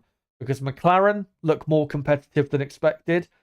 Ferrari, I think, do as well. Williams, possible surprise package. And then you've got, Bottas, Ricciardo in there who could cause a surprise or two. So, going to be a tricky session for Mercedes. Not quite as straightforward as we expected, and not quite as straightforward as what they had at this Grand Prix last year. Remember, of course, last year they were second and third on the grid, and we thought that they had a genuine chance of pole position last year. And even maybe some people thought that coming into this year's race. But yeah, I don't think it's going to be quite the case this weekend, which is, it's sad to see, but we have to remember with Mercedes that their car fundamentally is still not really good enough to fight with the likes of Red Bull on a consistent basis. So we can't be getting too overreactionary with Mercedes maybe not looking as competitive this weekend. It's not like they've gone from super competitive to midfield runners. They're not that bad, are Mercedes. They're still definitely in the fight for a top 3 here in qualifying, and obviously a top 3 tomorrow in the race. I know Russell was quicker than Hamilton in practice 3, but I am still going to stick with Lewis Hamilton ahead of Russell. It's been more of a sure bet as Lewis Hamilton to be the highest placed Mercedes driver than Russell this season. Russell has been, as we've seen in 2023, inconsistent, and I think that will continue. But yeah, Mercedes, my prediction is 6th and 8th. I think in reality, McLaren will be quicker. I think McLaren have got a quicker car here.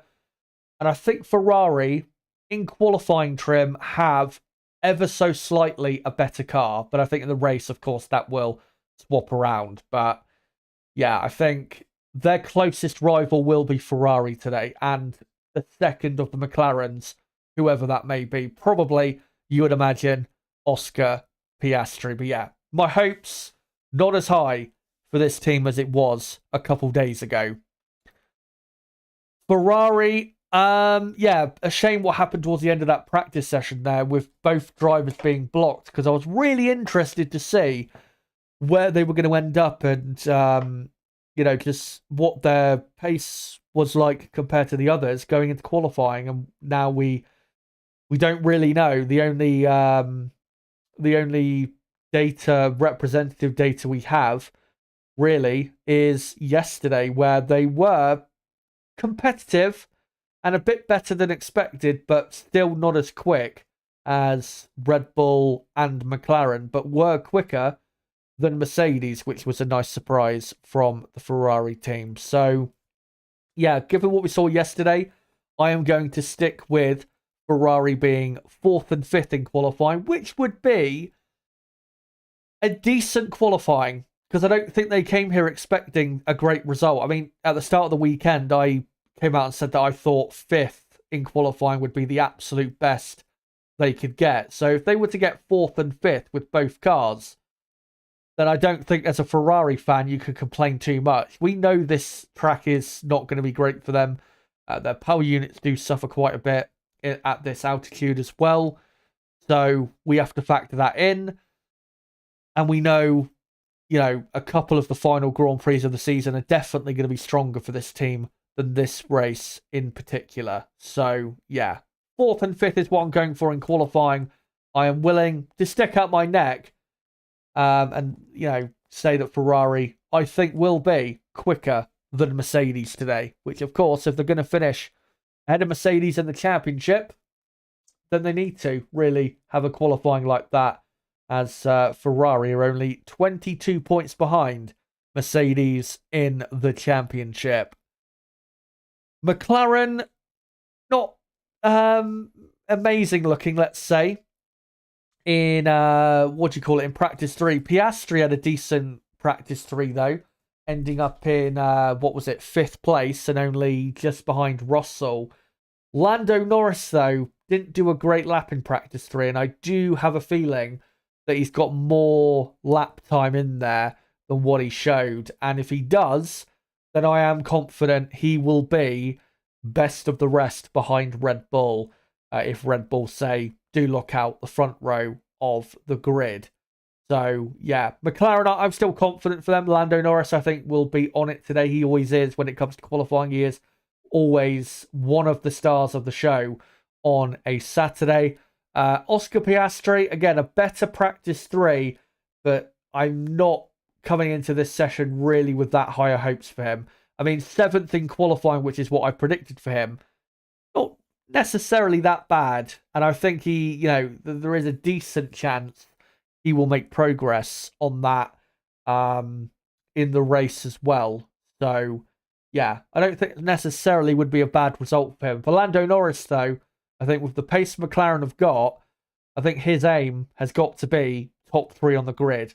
Maybe not necessarily aiming for the front row. If he gets that, then that would be amazing. But I think top 3 on the grid has got to be the aim for Lando Norris and the McLaren team. But yeah, they can have a 2nd and a 7th, or both cars getting to the top 6 even in qualifying, then I think that would be a decent, if not very good, qualifying from the McLaren team, who, of course, even though they've only just got up to 4th place in the championship, remember, they are only 80 points, exactly 80 points behind Ferrari in the championship. So that fight for 3rd is not necessarily over. So if they were to have a strong qualifying today, and then a very strong race result tomorrow, McLaren have got every chance of finishing third in the championship. We'll see what they can do, though, today. But watch out, especially for, if I go back to him, Lando Norris. I think he will be, without doubt, one of the stars of the show. And the final team we'll touch on for now is Aston Martin. Yeah, Aston Martin are not competitive. It is pretty simple to see. I know they've done a lot of running on the medium compound tyre. I do still have a feeling like they can go quicker than what we've seen, but I don't see a car there that's competitive enough to be in the top 10. I just don't see it. Fernando Alonso looks a bit fed up to me at the minute. Lance Stroll is at least performing better, but as a team, this car is, at this point, it's just horrendous. They need the season to end badly, because with every race we're having at the minute, they just seem like they're getting worse and worse. I mean, I wouldn't be surprised at this rate if they, by the final race of the season, whether they're maybe one of the worst teams on the grid. It would be quite a spectacular fall if that was the case, but with how they've fallen, that's the trajectory they're going at. So yeah, such a shame, obviously, but I think Alonso will get into Q2, probably end up in 12th, 13th place. Lance Stroll, I think, will probably got knocked out in Q1. He has looked, though, decently competitive compared to his teammates, so maybe Lance Stroll, for the first time in a while, can out-qualify teammate Fernando Alonso, but I have zero hope for Aston Martin going into qualifying. But I think what we're going to do before we go on to the midfield teams is I'm going to come back to these pictures, and I'm going to go through some of your comments before we go on to the midfield teams, as we've still got quite a while to go until qualifying starts, an hour and 50 minutes, just under 2 hours. So yeah, keep your comments and your questions coming. And again, if you haven't hit the like button yet, make sure to do so. Currently on 66 likes. Let's try and get up to 70 or 75 plus if we can in the next few minutes. But right, let's read some comments from from you guys.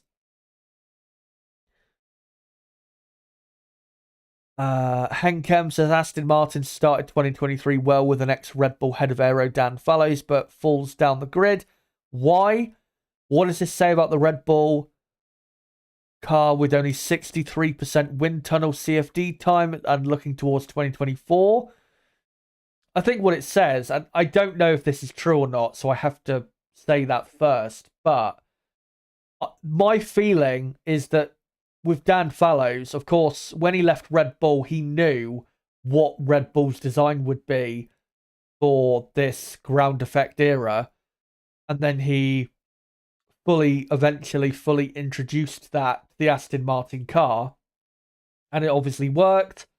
Aston Martin became super competitive. They started finishing on the podium on a regular basis, but I think from then on, I don't think Aston Martin have really known what to do after that.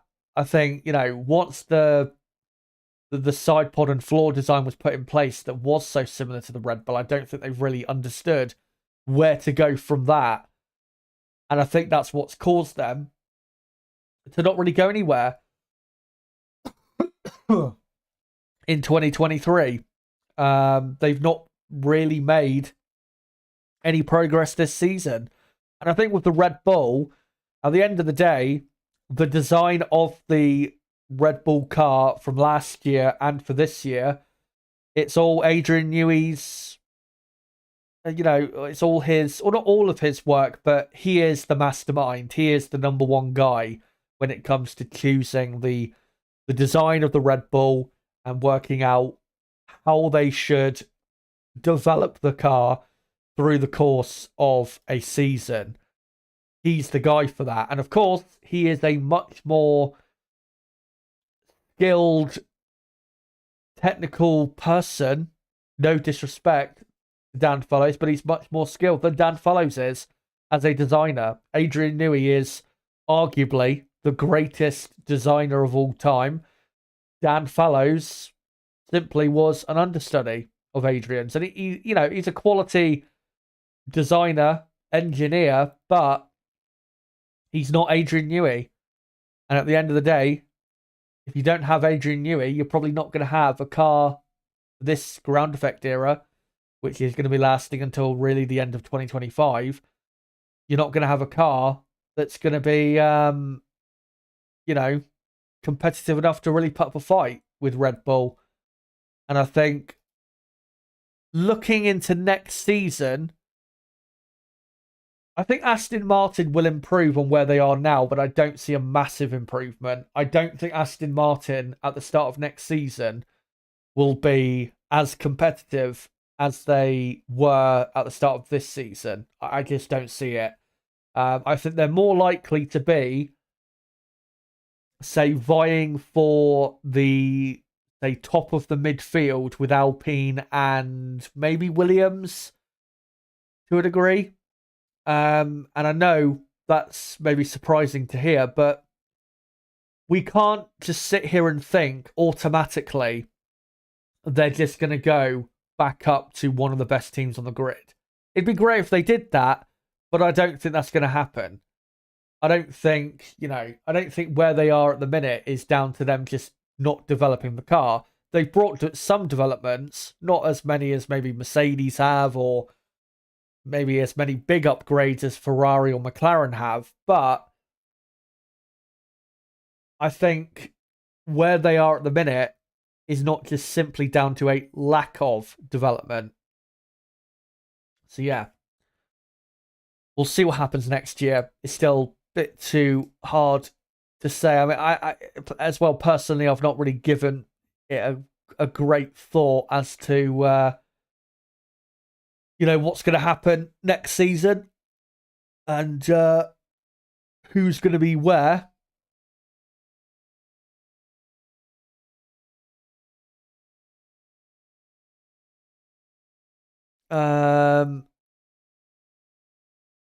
Gravel saying, dude, next time bring a bottle with you. We can't accept this. What are you talking about going off to the bathroom? Are you a streamer?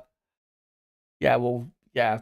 Pissing in a bottle is definitely proper streamer activity, but I'm not quite that insane.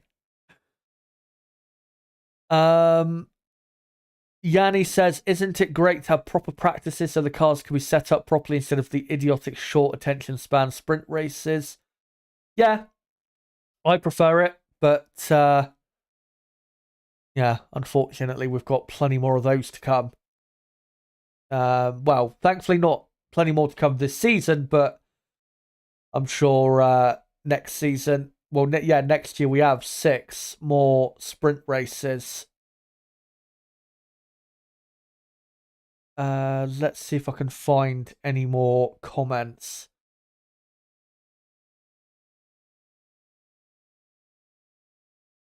Willifon Gaming says Aston probably would have finished 4th in Qatar had he not spun.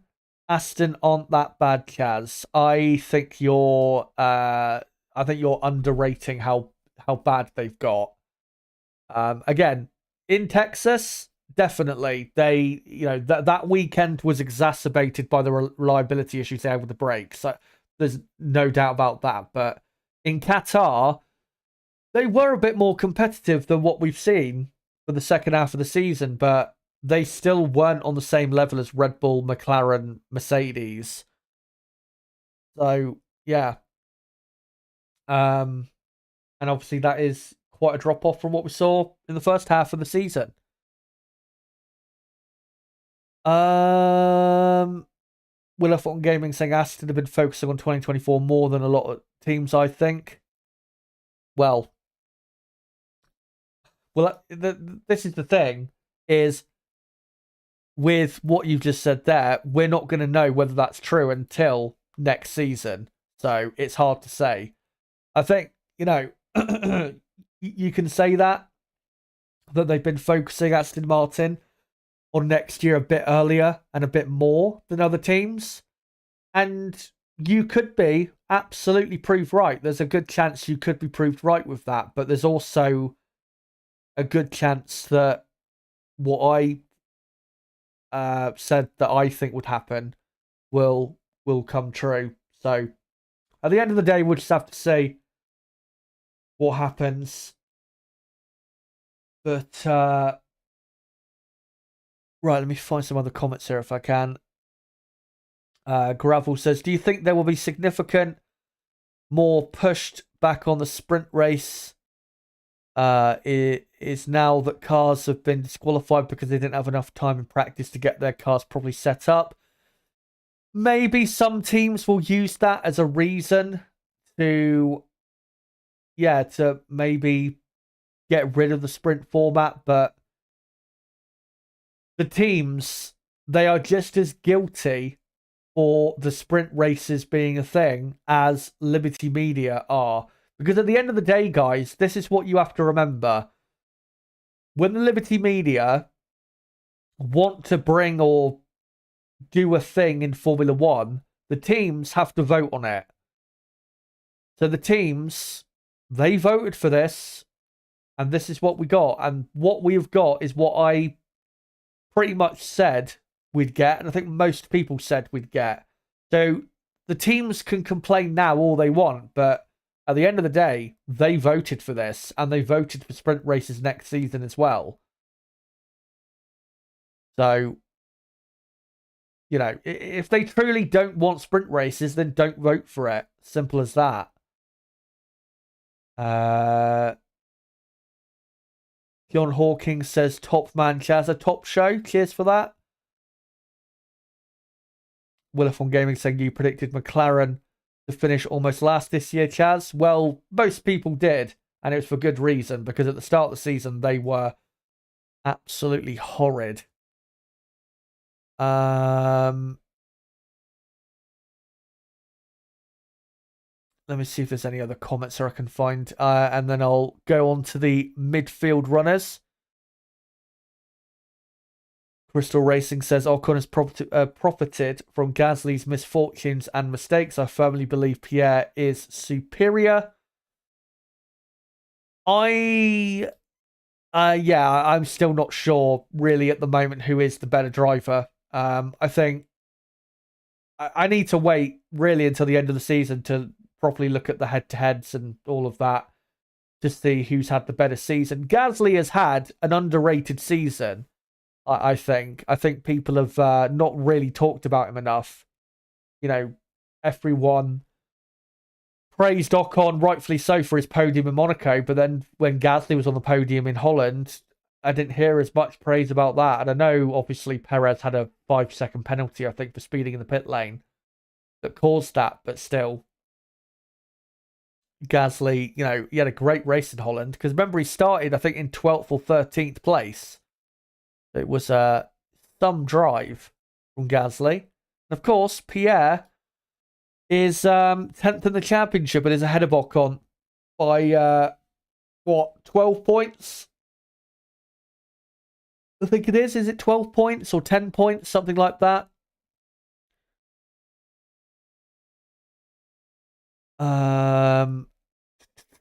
Let me see if I can find a couple more comments, and then we'll go on to the midfield teams. Daniel says no chance for Perez to be third, I'm afraid. I think you're wrong there when you say no chance for Perez. We have to remember what car he's in. He's always going to have a chance of a top 3 in that car. Prank says, love to see Albon get a win in the Williams. That would be amazing if he did.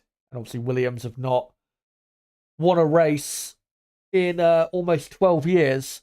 So, yeah, it would be amazing if that happened. But let's be honest, so many crazy things would need to happen for that to even be possible.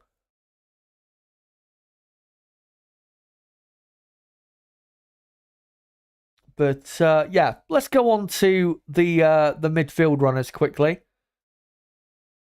Aston Martin, of course, one of them. We've already talked about them. Alpine, yeah, have not been super strong this weekend. Ocon, of course, 8th in practice too, and did the best lap time of the weekend for Alpine so far of I think, what was it, a 119.0 or a 19.1. So they can go a lot quicker than what we saw in practice 3. There is zero doubt about that. How quick they can go, though, is a bit difficult to really say at the minute because AlphaTauri and Alfa Romeo look surprisingly competitive. AlphaTauri, I thought they'd have a decent weekend, but I didn't think they'd be quite this good. And Alfa Romeo, of course, a massive surprise so far. Do Alpine figure into that battle, or are Alpine closer looking to Aston Martin? It's difficult to say. I think possibly they're just going to be smack bang in the middle and probably just too slow to get into the top 10, which would be very disappointing if that turned out to be the case. As I did show, though, with the Sector 1 times from Practice 2, Alpine are very slow in the first sector, which is really not helping their performance this weekend. If they had an extra 10th or 10th and a half in that sector alone, I think Alpine would be having as competitive a weekend as what we saw in Texas last week. So yeah, not that high hopes, unfortunately, for Alpine. I thought they'd be really the dark horse coming into this weekend, but unfortunately, they don't look quite that competitive. One thing I am hoping to see, though, in terms of the drivers, is Pierre Gasly stepping up a bit because he hasn't really showed any real pace at all this weekend. And now we go on to the curious case of Williams F1. Practice 1, they were second quickest, but again, it was a bit of a weird session. Not really anyone was pushing, so you can kind of see why that may have happened.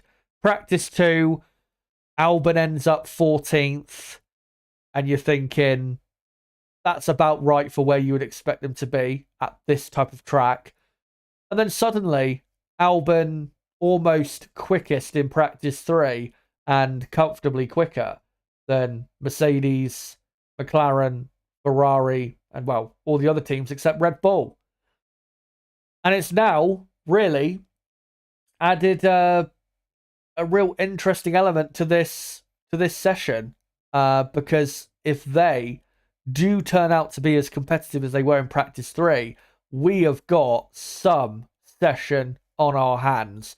Maybe even Williams could make, could get both cars into Q3 if they are as competitive as they were in practice 3. That is certainly a possibility.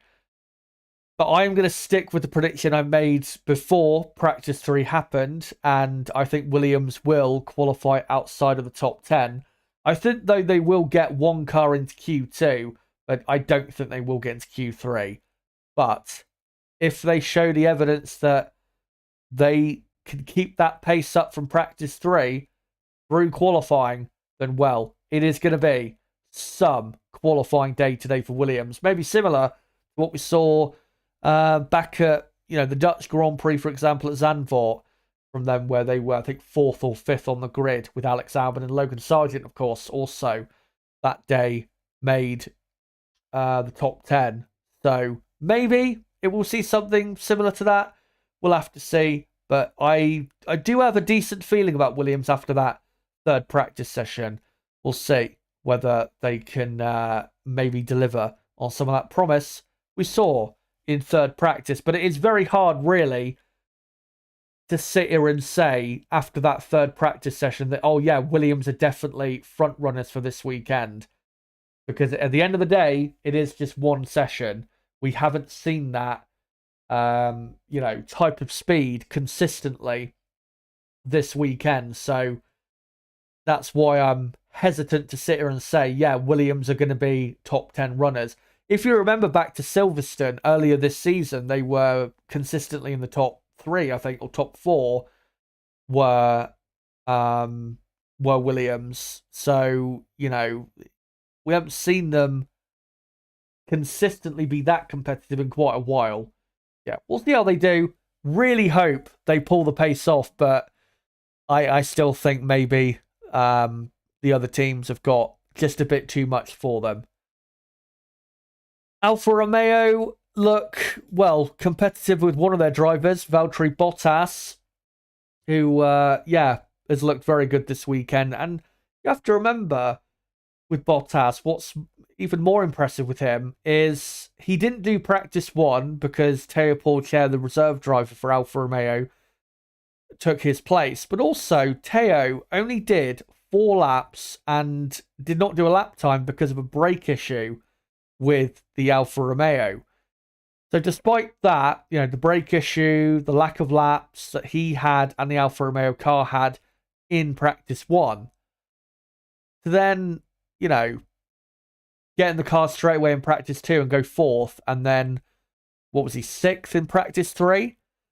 That is some, weekend so far for Valtteri Bottas, and I'm really excited to see what he can do. Of course, a couple races ago in Qatar, he had a similar weekend to this, where he ended up that weekend finishing 8th in the race.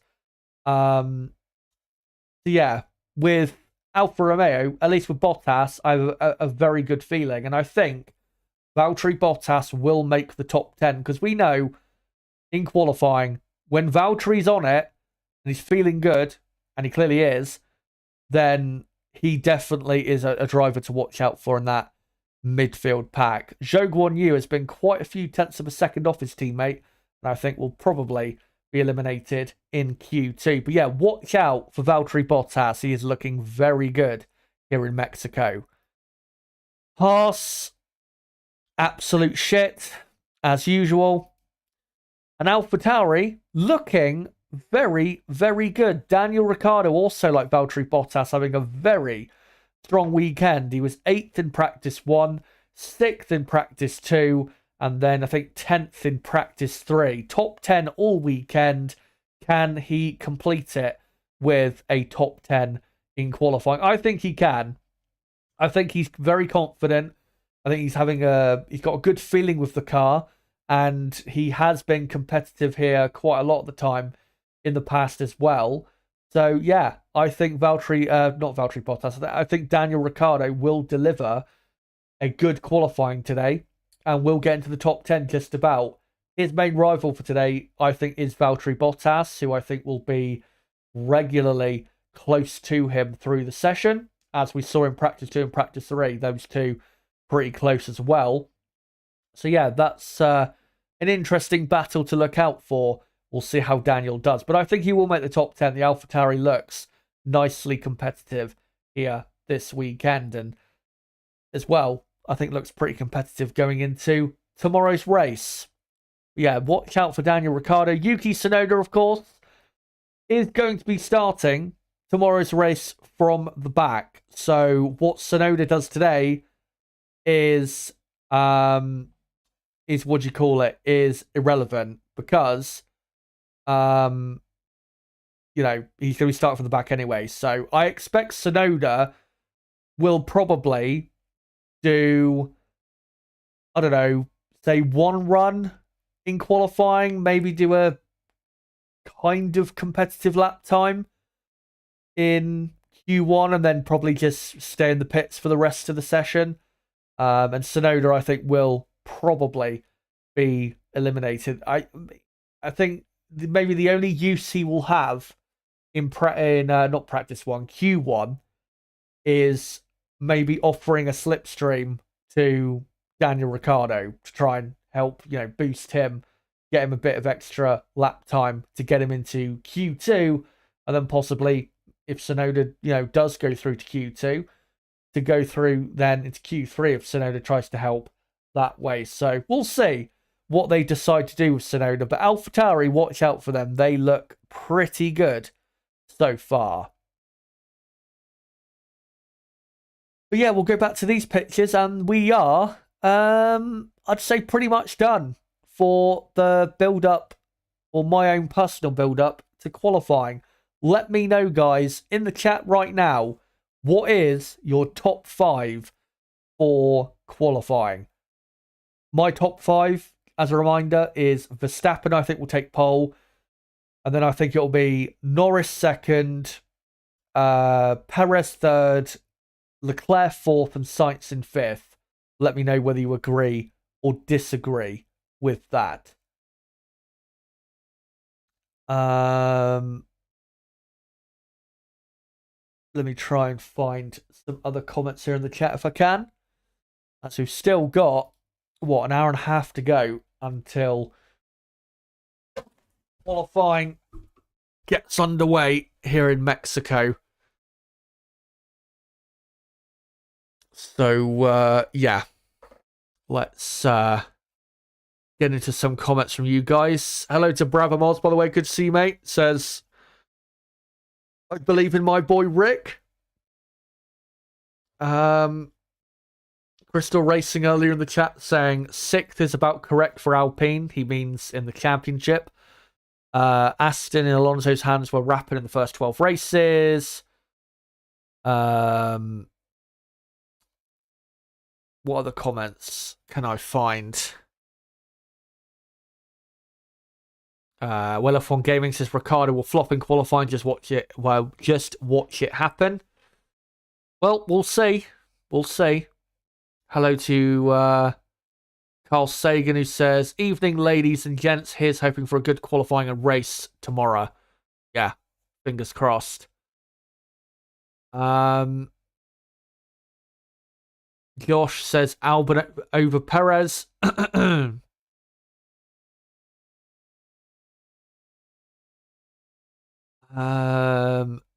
Let me see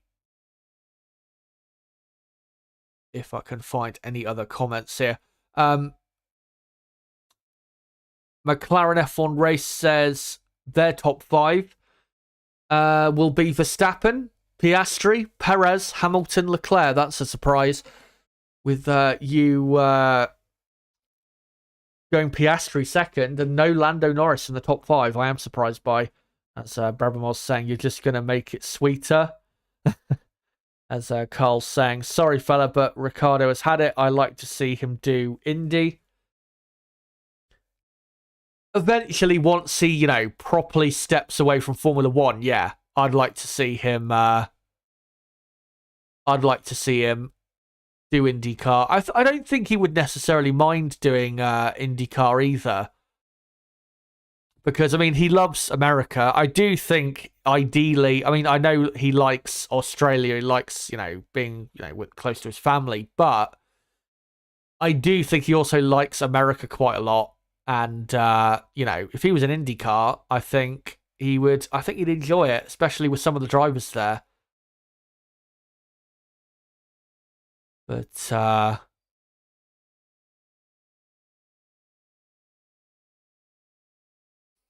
let me see if there's any news on Twitter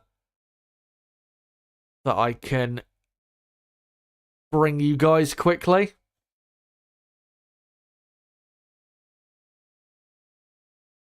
And yeah, can't quite see anything. It's been a pretty quiet weekend, I have to say. In terms of this Mexico City Grand Prix. And the F1 community on Twitter, I haven't seen that many people really posting that much about this weekend. It doesn't feel like people are that, on Twitter at least, are super engaged, at least at this part of the race weekend. And, of course, a couple fan bases took a big hit after the American Grand Prix. Obviously, the Hamilton and Mercedes fans and the Ferrari and Leclerc fan base. But, yeah. Another, hour and 25 minutes to go. So, if you guys have got any questions you want to ask F1 related in terms of, it could be something to do with F1 now or F1 in the past, then ask away, because yeah, we haven't got much else to talk about really for the next hour and 20 minutes. And I will say, I do enjoy doing these long qualifying streams, but the ones I enjoy a lot more are the ones in normally the European races where we have an F2 session in between practice 3 and qualifying. And I have missed Formula 2 because, I do enjoy watching it. And again, on stream, it's good to get into in between two Formula 1 sessions. So, yeah. Obviously, Formula 2. There is one more round of the Formula 2 Championship remaining. And it is in Abu Dhabi, where I will be covering, just so you guys know, the final sprint race of the F2 season. And in that sprint race, Teo Pourchaire should wrap up the championship. So, yeah.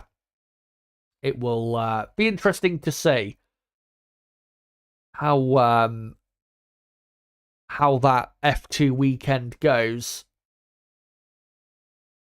as we are just about a month away from the end of the season. And another thing that, what do you call it? Another thing that I wanted to quickly, I don't know if I want to say announce, because it's not quite an announcement, but I will be soon, probably the next maybe 2 to 3 weeks, I will be announcing what my plans are for the winter break in terms of content on the channel. I mean, I can kind of announce now what I'm going to be doing with live streams. So I've already announced that I will be doing my 2023 season review a couple days after the Abu Dhabi Grand Prix on the Sunday.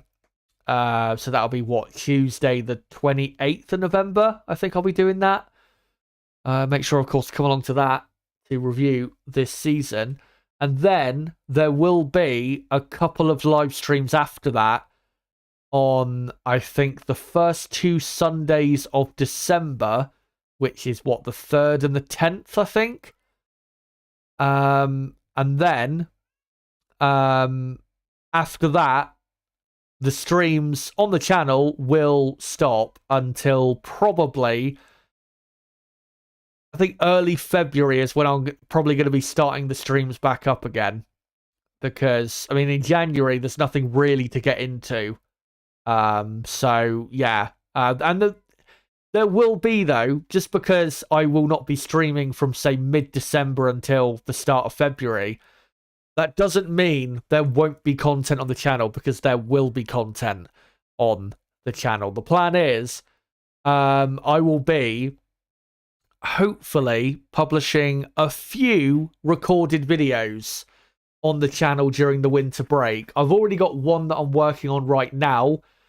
And then I've got ideas for another one, which I think will be an interesting video. And then I just need to think of possibly a few more to publish, during December, January, and probably a couple during February as well. So, yeah, there is content. There will be content on the channel this winter, 100%. But, yeah, the full announcement of what I have planned should be coming in about 2 or 3 weeks' time once I've finalised what I, can commit to. Because, of course, remember, guys, I am at uni, and next week I am coming back from the October half term and getting into really the real important part of the first half of my second year at uni. So, yeah, I'll have that to contend with as well. But I know last year I did promise content and then I wasn't able to deliver it because of how busy I was with uni. But I think I'll definitely be able to cope better this year, especially having a PC like I have at the minute, which is better quality and is a lot quicker. So fingers crossed, I should be able to produce content quicker and better than before.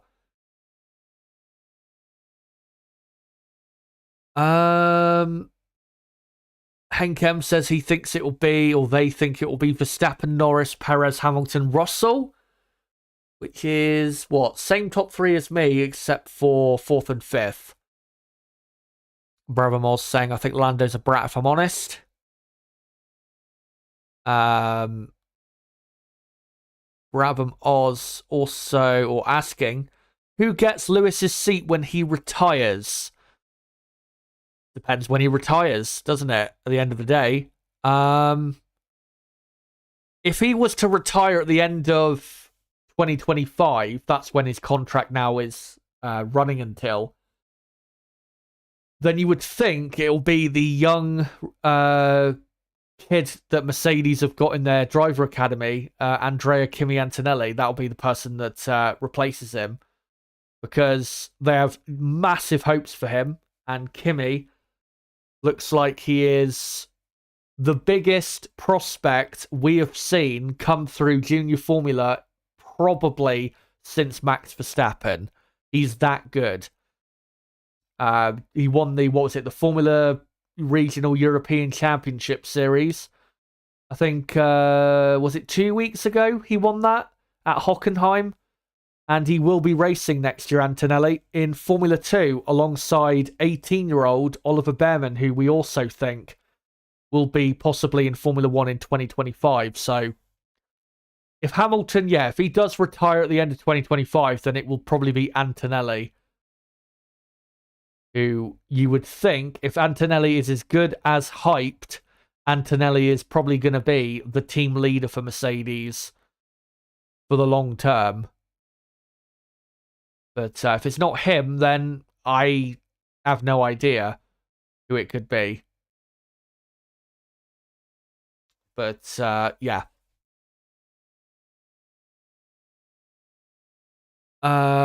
Yvonne says, hey, Chazza, how you doing? I'm doing okay. Not great, if I'm honest.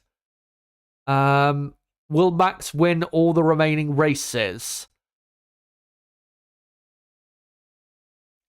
Most probably. I do have doubts, though, about what's going to happen in Las Vegas, because we don't know what's going to happen there. Obviously never raced there before, and the conditions for the Grand Prix are going to be very unique because of when the sessions in Vegas are scheduled to happen, plus the time of year. The track temperature is going to be pretty cold, so we could see a real wacky weekend in Vegas. And of course, that Las Vegas Grand Prix, if you're wondering, when is it? It's in 3 weeks' time. Maybe there we could see a Ferrari or a Mercedes even, or a McLaren snatch victory. If you look at the track, though, the track layout, the first two sectors are kind of reminiscent of Singapore in a way. They're not as, they're not quite as, say, challenging as the Singapore track, but the types of corners you've got are similar. Slower corners, a lot of 90-degree corners. But the final sector is very high speed. You've just got one very long straight and then a final little chicane. And then you're flat out all the way to the start-finish line. And the way the start-finish line is, it's almost like you're going onto an oval. A very unique start-finish straight in Vegas. But we'll see what happens there. And of course, Red Bull, they've won every race but one this season, but street circuits have been a bit of a weaker area for them. They've not been as competitive at street circuits as they have been at, purpose-built tracks. Skillany's saying, look at my earlier message. I think he says, I think Lewis can put it on pole if he improves that sector too. Yeah, if Mercedes can be, I don't know, 1/10 and a half, 0.2 of a second quicker than they were yesterday compared to Red Bull in the middle sector, then Mercedes have got, a decent chance at maybe taking pole position, but it's going to take something special, I do feel. Before we read out any more questions, though. Keep them coming, by the way. Some of them are good. Let me just quickly have a drink and try and clear my throat a bit because it is seizing up a bit. So just give me a second.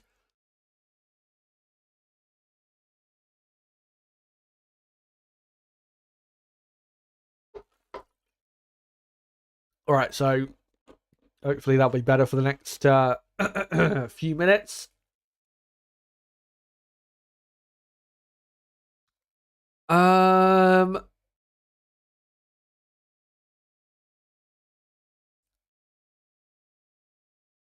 me see if I can find some other good comments here. Willifon Gaming says apparently Audi are interested for 2026 in Ocon and Hulkenberg. I did see the rumor about Hulkenberg, which, I mean, makes sense because, of course, he is German, and he is at the minute performing at a pretty good level. He's had a much better season than I think people will give him credit for. His team really has been the cause as to why Hulkenberg doesn't have way more points in the championship, because Hulkenberg in qualifying this season has been great, but the car has not been there for him, unfortunately, in the race. But yeah, I wouldn't be surprised if Hulkenberg's on the grid for Audi in 2026. I would, though, be surprised if their lineup is Ocon and Hulkenberg, because that is a very mid driver lineup. No disrespect to Ocon and Hulkenberg, they're good drivers, but they need a bit more than that. There has been rumours about Carlos Sainz, because of course Andreas Seidel is the team principal of Alfa Romeo, and he will be in 2026, and of course he's a big fan. Carlos Sainz, who he was team principal of at McLaren a few years ago. I think Sainz and Hulkenberg as a lineup would make a lot more sense, and it would be realistically probably the best driver lineup they could have, I think. I do have a feeling, though, especially with the way Aston Martin have gone in the last few months and how they've dropped off. And of course, we don't know next season, whether they will return to being competitive or not. But if they don't, I do have a feeling that Fernando Alonso might leave Aston Martin before we get to 2026. Of course, if you look at Alonso's contract at Aston Martin, it's a 2+1 deal that he has. And what a 2+1 deal is he has a 2-year deal plus the option to extend for an extra year in 2025. So Alonso is under contract until the end of 2024, and then it's up to, the two parties to see about, whether, they want to continue that relationship in 2025. But with the way Aston Martin are at the minute, if they continue like that, why would Alonso continue with them? I don't think necessarily he would. And maybe if Audi throw enough money at him and Fernando thinks, fuck it, why not? It's not like he's on for much worse, or much better rather, at Aston Martin, then maybe Audi can lure Fernando Alonso over to their team. And then, if you had Alonso then and Hulkenberg as a lineup, I think that would be probably the best lineup they could have for 2026. And yeah, it'd be an old lineup, Alonso and Hulkenberg. Alonso, of course, over 40 years old. Nico Hulkenberg is how old? Let me look. He's in his 30s, I know that. Hulkenberg is 36, so in 2026, Hulkenberg is going to be, 39? Alonso in 2026 is going to be, 40, 44, 45? So yeah, that is a pretty old driver lineup, but as long as Alonso and Hulkenberg are still performing at the level they are now, I don't think that matters if they are going to go for that lineup, despite how old the two drivers are. So, yeah. I definitely would not have a problem with that as long as Alonso and Hulkenberg were performing well enough to still be in Formula One, which, I mean, Alonso, you'd imagine, still will be performing at a good enough level. Hulkenberg, we'll have to see in the next couple years. But yeah, we'll see what they decide to go for. I mean, obviously the option of luring Sebastian Vettel out of retirement is still there. And Vettel has said, never say never, but I have a feeling that Vettel isn't coming back. Brabamos says, do you think they'll have to install some sort of bracket on the car to hold Alonso's walking stick? Brabham also saying, I think if Oscar gets on top of Lando eventually, Lando might be tempted to go to Audi. Yeah, that's another possibility. Of course, Andreas Seidel knows Lando very well, and I'm sure they have a pretty good relationship. The thing is, though, it depends on where McLaren are at by, say, this time next season going into 2025. If McLaren are just as competitive, if not more competitive, then I have a feeling that Lando will be keen to sign another long-term contract, but we'll have to see what happens in the next year. I think Audi will probably be deciding on, at the minute, there'll be a few options for who they're going to have in the car for 2026. I don't think, though, they're going to sign anyone to a contract until probably this time next season. Whether that is Vettel coming out of retirement or maybe a pre-contract agreement with, I don't know, Alonso or something like that. We'll have to see when we get there.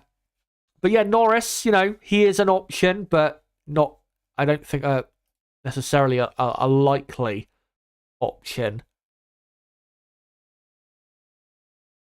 And Brabham saying earlier, no idea why you'd want two mediocre drivers. You need at least one team leader type. And that's why I think, if Alonso is available, then they need to try and go for Fernando Alonso if he is available, and then try and put, a Hulkenberg or a Gasly or someone like that alongside him to try and offer, or give them a solid midfield option. Obviously, there's no way that Audi in 2026 are going to have like a really strong lineup. That's just not going to happen. They're not going to have, Alonso and Sainz or anything like that, or Alonso and Norris. That's just not going to happen.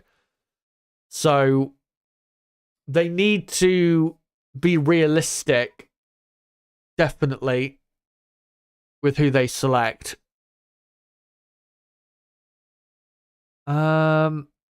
Crystal Racing saying Sauber is not a great platform for a new team to take over. Yeah, not necessarily at the minute, but I mean, let's see how they do in the next couple years. Because, I mean, this season they've been not as good as last season. They've been okay, but I think really the reason they've dropped off from where they were last year is not because they're just not good enough. I think it's more so down to they don't have the finances or the resources to keep up development-wise with your Alpines, your, McLarens, your Aston Martins, teams like that. Never mind the big three of Red Bull, Mercedes, Ferrari. So I think Alfa Romeo do about the best they can with what they've got. And of course, the more financially Audi, help Sauber, then you should start to see a more competitive Grand Prix team. But yeah, I don't think they'll be too bad when we get to, say, 2026. Looney Classics says, Audi could get a rookie who turns out to be as good as Hamilton in 07. Very unlikely, I think. I mean, yeah, if you look at the real superstar talents out there at the minute, you've got Antonelli for Mercedes. Mercedes are not going to give him up at all unless someone pays a extremely hefty price for him. Oliver Behrman, I don't think Ferrari are going to give up. And then you've got you've got Victor Martins, who's with the Alpine Academy. Maybe if he doesn't get the opportunity with Alpine, maybe that could be an option.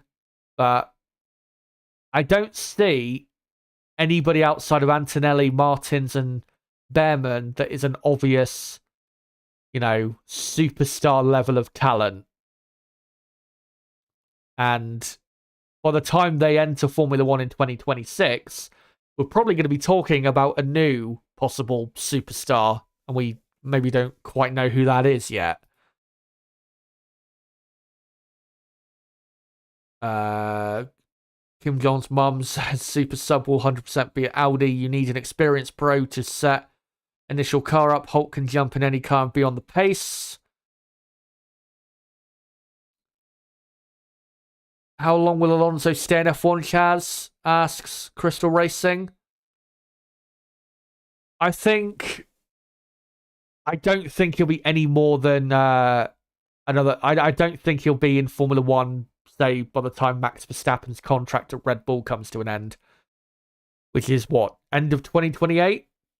I'd be very surprised if Max was if Fernando was still in Formula One, because in 2028 Fernando's going to be what, 47, and I think by then he'll not quite have the motivation to keep going. And plus, you'd imagine, not too far away, because of how old he is, he will start to lose pace and some of what he used to have because of, old age. It does happen to everyone. Of course, Father Time is undefeated, as they say. So, yeah, I can't imagine him being in Formula One still in 2028. So I think either 2026 or 2027 will be his last season. I think he will want to stick around to see what will happen in 2026 in terms of who has a quick car and who doesn't. But I think after then, I think he'll probably be leaving the sport. Brother Moz says, I'd throw a whole bunch of dollars to get Vettel to drive for Audi. Perfect sort of character to lead that team at the beginning. If he's willing to come back and if he came back at the same level he was at when he left, then yeah, 100% go and get him. But as I've said, I have my doubts that he does want to come back to Formula One. He said never say never, because I think he knows that, the next opportunity probably to come onto the grid will be in 2026. And of course, that is still, another 2.5 years away. So, you can't say it's impossible given how long that is away. But I think he, as long as he remains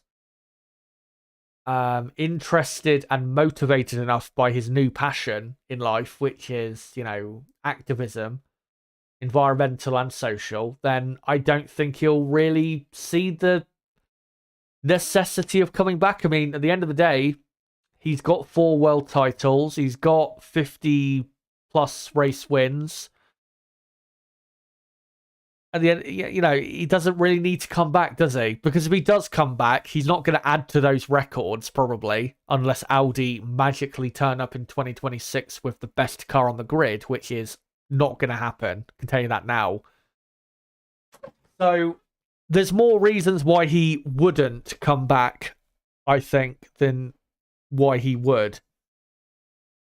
There's a lot more to lose, I think, than there is to gain. with him coming back from, his point of view.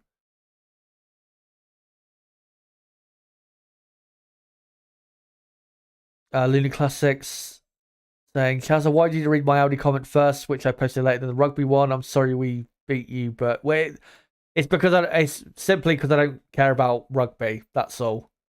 I hate rugby. I think it's the most, maybe not the most boring sport on the planet, but it is very boring and just so. Yeah, I tried a few years ago in, when was it? Probably 2015, 16-ish. I tried to get into rugby, but I just can't get into it. It's too slow.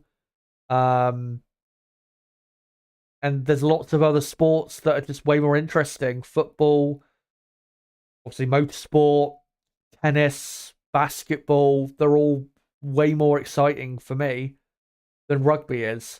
And normally the sports I like are the ones that are faster paced. I don't like sports which are like, like cricket, where it takes all fucking day and even like a few days to find a winner. I just think that's boring as hell. Rugby is just an 80-minute slogfest of men and or women running into each other, which I don't find interesting. I mean, golf is okay, but even that can be a bit boring at times. So yeah, the sports, like I said, the sports I normally like are higher intensity or higher paced than others.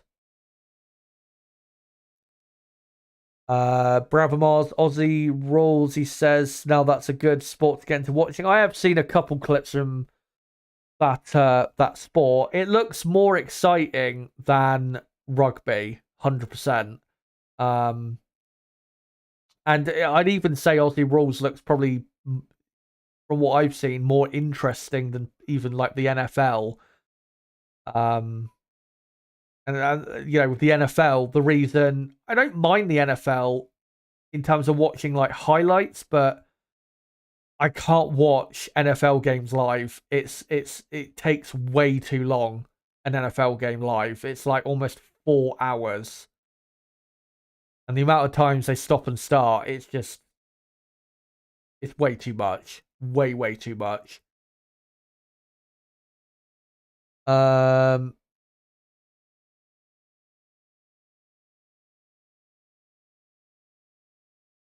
then yeah, Crystal Racing says there, Gaelic football, as he's just making an observation about how Aussie rules looks like an old Aboriginal sport and Gaelic football slapped together. Yeah, even Gaelic football looks, more interesting than rugby, to be honest. Let me see if I can find some more comments here. Make sure if you haven't asked a question or not,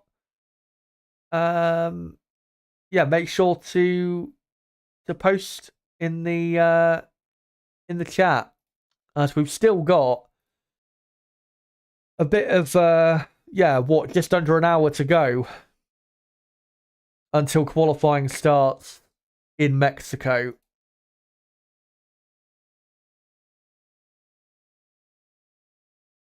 Let me see if I can find some other comments here that I'm probably missed from earlier. McLaren off from race saying earlier, I rate Lando and Piastri as on equal terms. Chazza, Lando has a fight on his hands, I think. Crystal Racing saying golf is unwatchable. I wouldn't say it's that bad, but it can be. A lot of the time it's just very boring.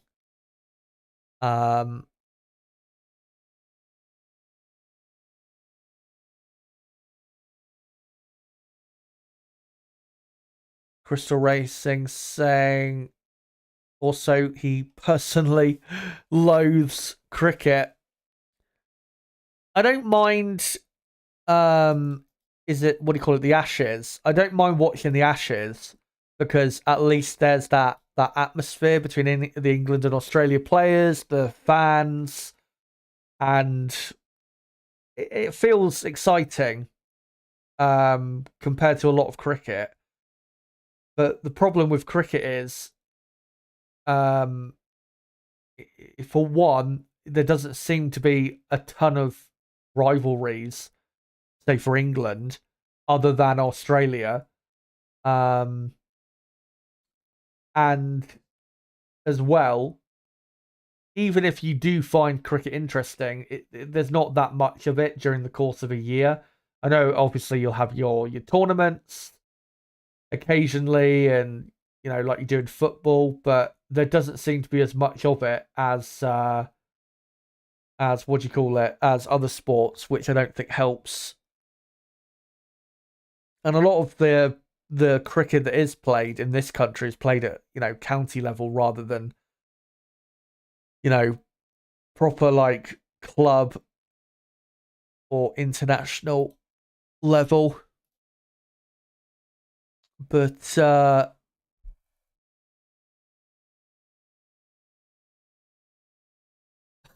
it's so funny on the on Twitter. uh just trying to say just trying to see if there's any news on Twitter I can bring you at the moment.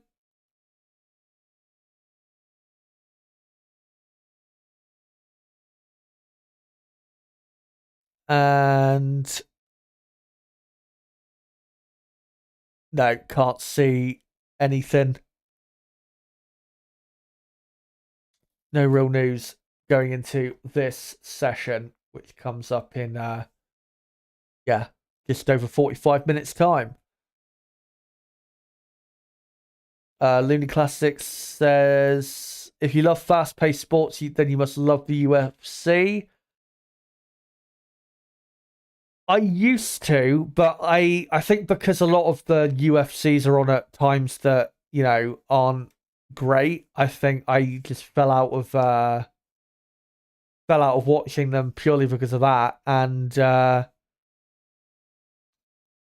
well, one thing I will say with mixed, this is not a UFC thing, this is an MMA thing, is I do find there is sometimes a bit too much grappling and holding, which is why sometimes I do prefer boxing to MMA, because I mean, in boxing you can have a bit of holding and that, but you can't, the ref breaks it up pretty quickly. But in MMA, some fights can be a bit too just pedestrian.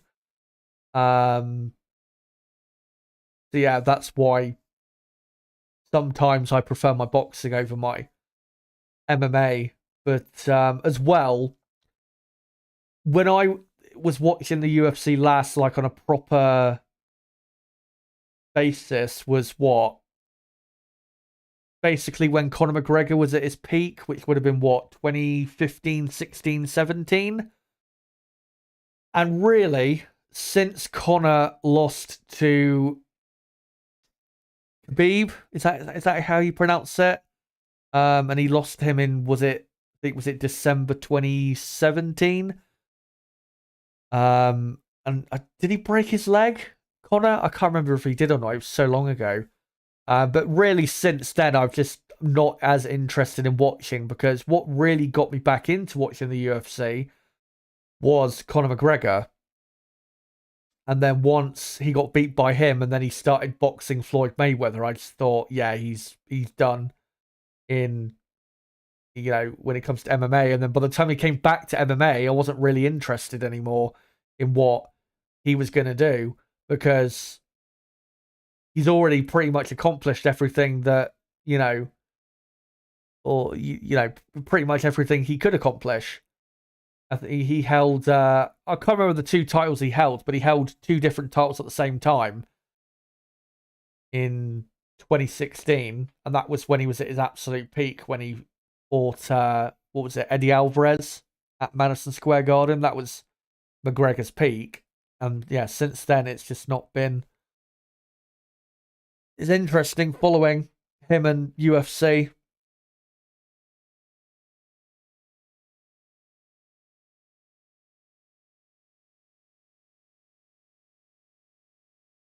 Looney Classic saying hug each other. It's called grappling and wrestling. Yeah, I know it's called. I know what it's called, but it's doesn't make it any more interesting. Even knowing what they're trying to do, if they're just stuck on the ground for 5 minutes.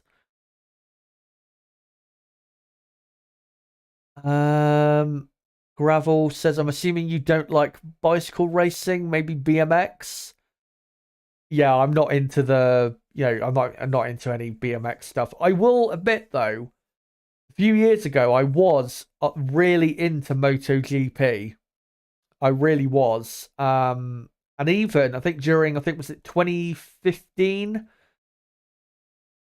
That was probably the closest to me preferring another motorsport series. Is MotoGP counts motorsport? Is it motorcycles? Whatever you want to call it. I was more interested back in 2015 in watching MotoGP than I was Formula One for a few weeks or a few months even there. And we had a really good MotoGP season then. We had was it title race between Marquez and Valentino Rossi, which went down to the final race, and I found it really interesting. And I really started to get into it, and then for whatever reason, I just stopped watching. And yeah, I just don't pay attention really that much anymore. Which, I mean, maybe I should, but yeah, for whatever reason, I just stopped watching. Probably because Formula One became more interesting.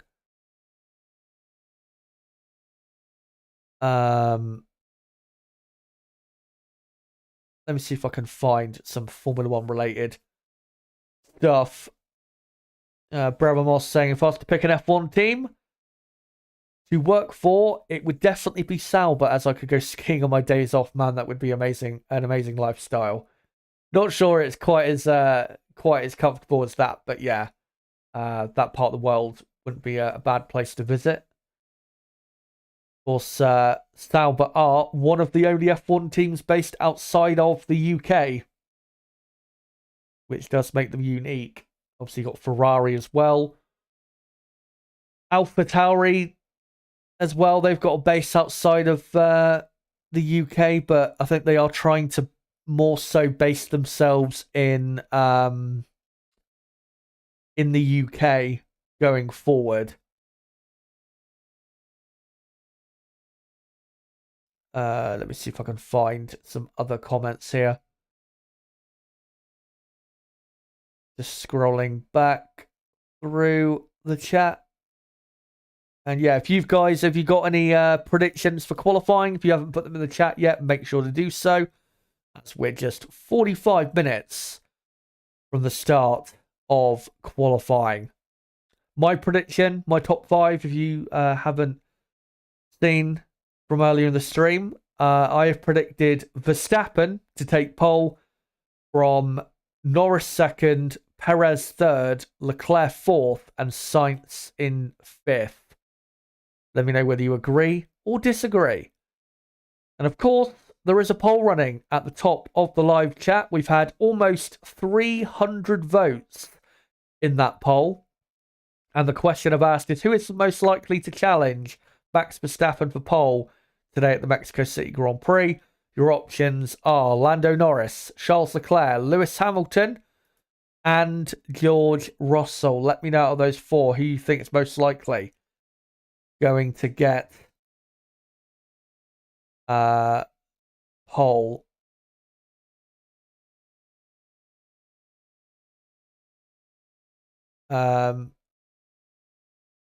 Gravel says, I like how you have Stroll looking at the timer.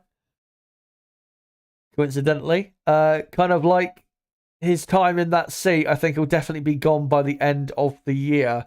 Well, from what we've been hearing from his dad and the team principal, he's not going anywhere, is Lance Stroll.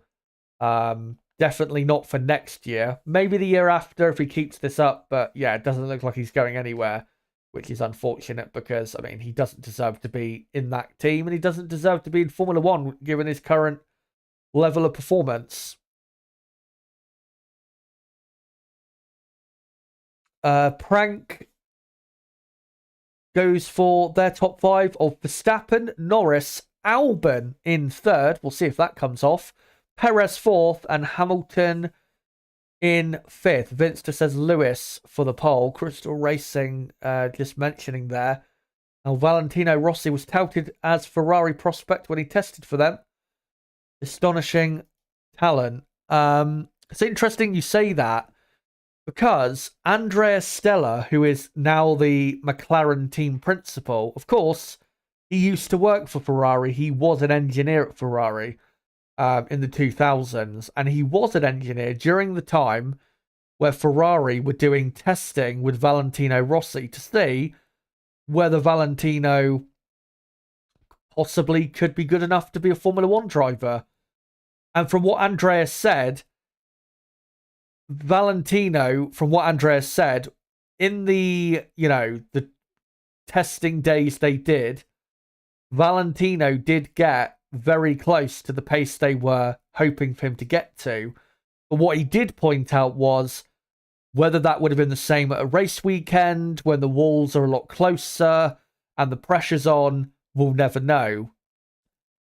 But he also made the point that the reason Valentino in the end did not want to try in Formula One is because he knew Valentino Rossi, he knew he'd have to give up motorcycle racing, which he didn't want to. But it would have been very interesting to see with Valentino Rossi. Let's say he came in 2007, which I think was the most likely time period he was going to come into the Ferrari team. And it actually would have been him and Kimi Räikkönen, I think, was what Ferrari were possibly setting their team up for that year.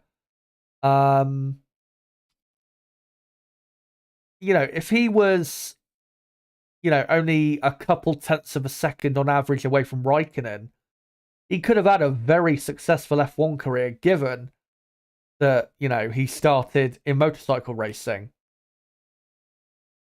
Maybe, he wouldn't have won a championship, but maybe, a couple race wins.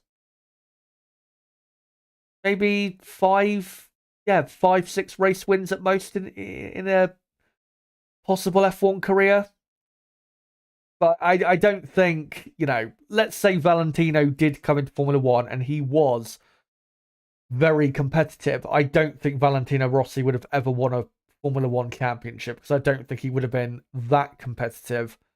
And plus, as we've seen with Ferrari since 2007, they've not been very successful. So I don't think Valentino would have gained, too much from being at that team, to be honest. But it is an interesting what if with Valentino Rossi. What if he actually raced for Ferrari back in 2007?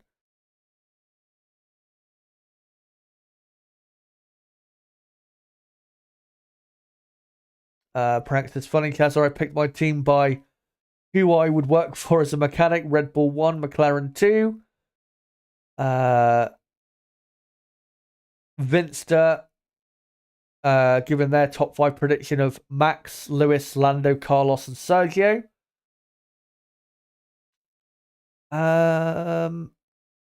Extreme Gaming says we're preparing ourselves for another Max Masterclass and most likely a Grand Slam tomorrow, possibly.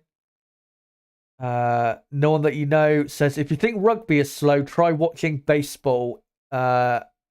Truly a snore fest. Yeah, baseball is horrendous. All baseball is, and someone just said in the chat there, it is, America's version of rounders that we play basically in schools here in the UK. But it's pretty much all about how hard or how quickly you can throw the ball and how hard you can hit the ball at bat. That's all it's about. It's purely about power and speed. There is, I mean, yeah, there is skill to baseball. Don't get me wrong. The way they throw the ball, and even the technique of them, um, what do you call it? When they're at bat or whatever the fuck they call it in baseball. But really, at the end of the day, if you've got power and speed in your arms, then you're going to be good at baseball. You definitely don't need to be in good physical shape to be good at baseball. Because I've seen a couple people in the MLB, which is the American Baseball League, whatever you want to call it. A couple people over there that are not in good shape at all. But because they've got tremendous upper body strength, they can get away with it. Which shows you that it's not exactly, it doesn't take a lot of talent to be good at baseball. Similar with, darts, if we can call that a sport. Or, snooker is another one, which, officially it's a sport, but I don't class darts and snooker as a sport. I just don't. Those are pub games that have been turned into, money-making events, pretty much.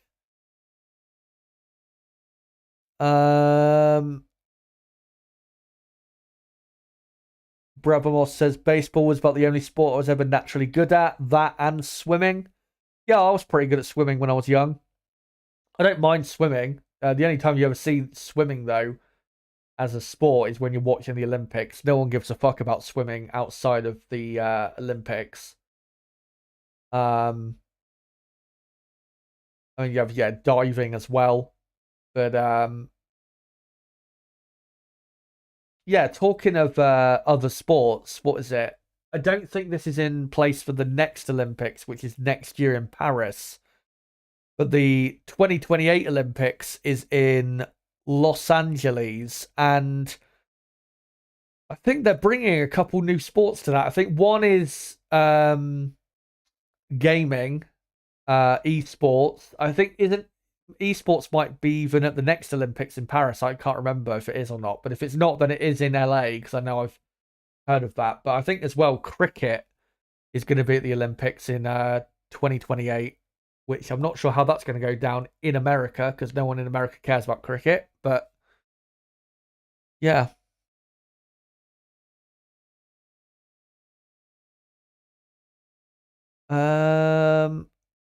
McLaren from race saying, I wonder if Carlos Sainz Jr. ever thought about entering the rally scene back in the day, or whether Senior preferred him in for safety reasons. I see rallying as more dangerous than F1. Yeah, rallying is definitely more dangerous. Yeah, I think, especially if Carlos Jr. had a preference for, karting and open wheel racing cars, then there's no reason to try and force him to do rallying, because rallying is a lot more dangerous. Gravel asks, what do you think of Sargent's performance over the last 2 weeks? Well, the Qatar Grand Prix, he did okay, especially when you consider that he had flu, and obviously had to retire during the race because of a medical issue. Really, I thought he did well there to at least contend with that in what was a physically brutal race and race weekend. And then last week in Texas, I know he didn't have a great sprint day, and he was what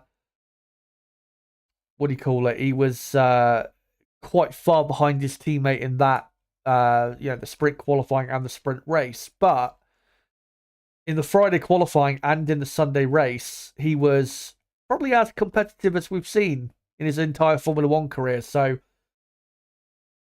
I have seen improvement, but whether it's enough for him to be a success in Formula One, I don't think we know that. He is probably going to be at the team for next season. It is still not confirmed, by the way, that Logan Sargent is at Williams for 2024, but we think most likely he will be. But yeah, it's not been obviously a good debut season for Logan. Maybe next season we'll see a much better performance, but I don't think we will if he is in the Williams team next year.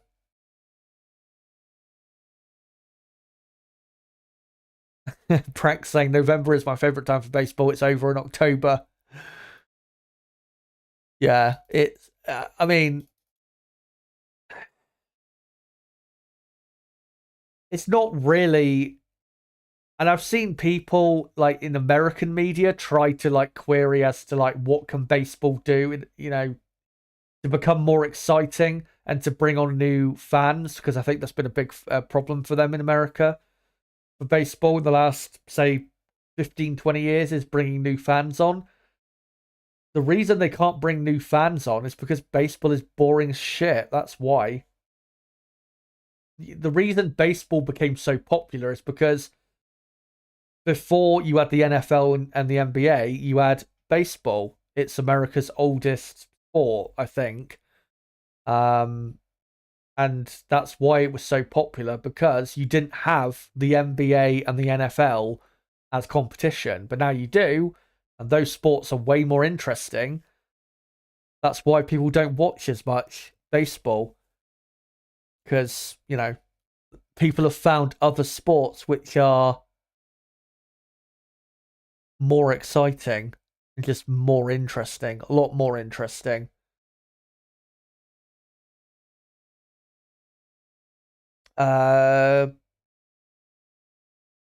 Extreme Gaming asks, do you think Felipe Drugovich will be in the Aston Martin next season taking Stroll's seat? No, I don't. But I wouldn't mind seeing Felipe in Formula One, just given a chance, just to see what he is capable of. Because I think people would be surprised.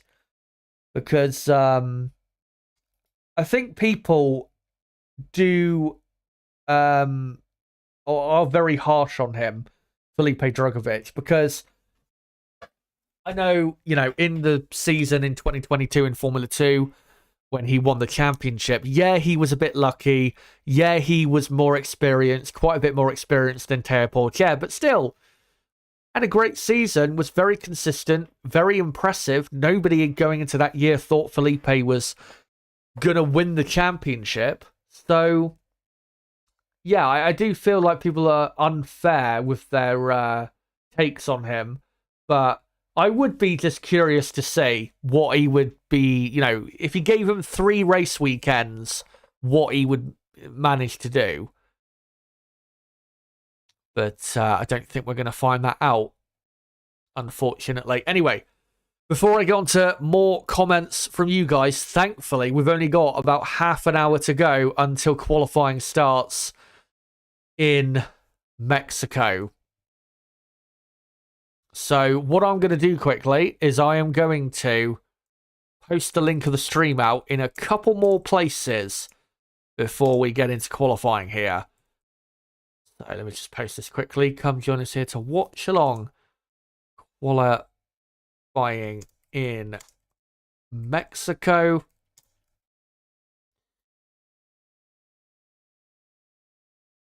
And I'll just post it on Twitter quickly as well. And also, if you are new to the channel, make sure to subscribe for more content like this, because we do qualifying and race watch-alongs for every Grand Prix in 2023. And we will be doing so, of course, next weekend in Sao Paulo. And we'll be doing a sprint race watch-along as well. So make sure to subscribe if you are new. And if you have not already, make sure to smash the like button, because we are on 87 likes. Let's try and get as close to 100 likes if we can by the start of qualifying, which is in about half an hour. But let me just tweet this out quick. Come join us to Watchalong qualifying at the Mexico GP.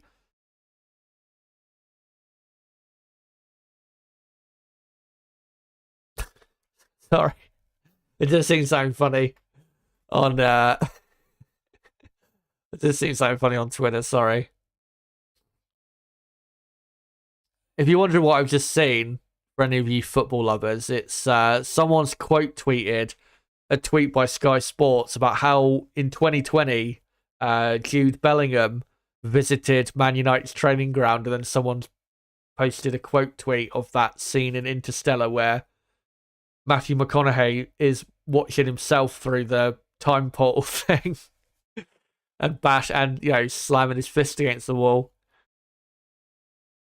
Oh god.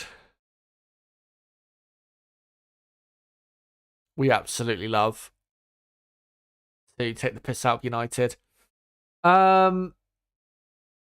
Right, let's go through a load more comments and then we'll get into this qualifying session. The poll, by the way, in the chat, asking you guys who's most likely to challenge Verstappen. That will keep running until the start of Q3. So you've still got, if you haven't voted in it yet, you've still got another, hour and 15 minutes? So yeah, plenty of time yet. Yeah, Willifon Gaming saying Drogovic won the F2 title by like 100 points. Yeah. Well, just quickly look.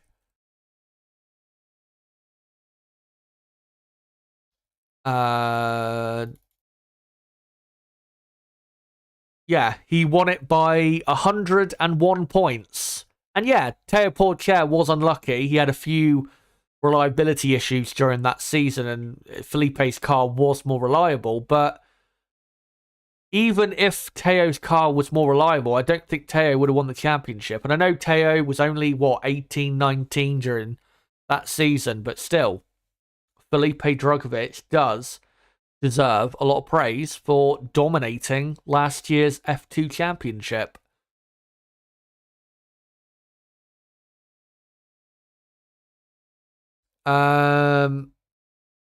Yeah, we don't need to discuss what happened with Chelsea earlier. We don't need to discuss that. Extreme Gaming says, I don't like that he has not been given a chance yet. Stroll should be gone by now, as we can tell that if his father wants to be ambitious and challenge for race wins, he should sack him. Yeah, absolutely true.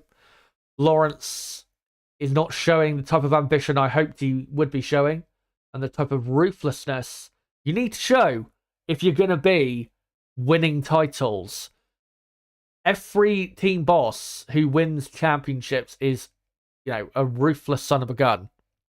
They really are. But Lawrence either is never prepared to go that far, or he's not prepared yet to make that decision. Maybe he will next year, going into, 2025. But yeah, we'll see.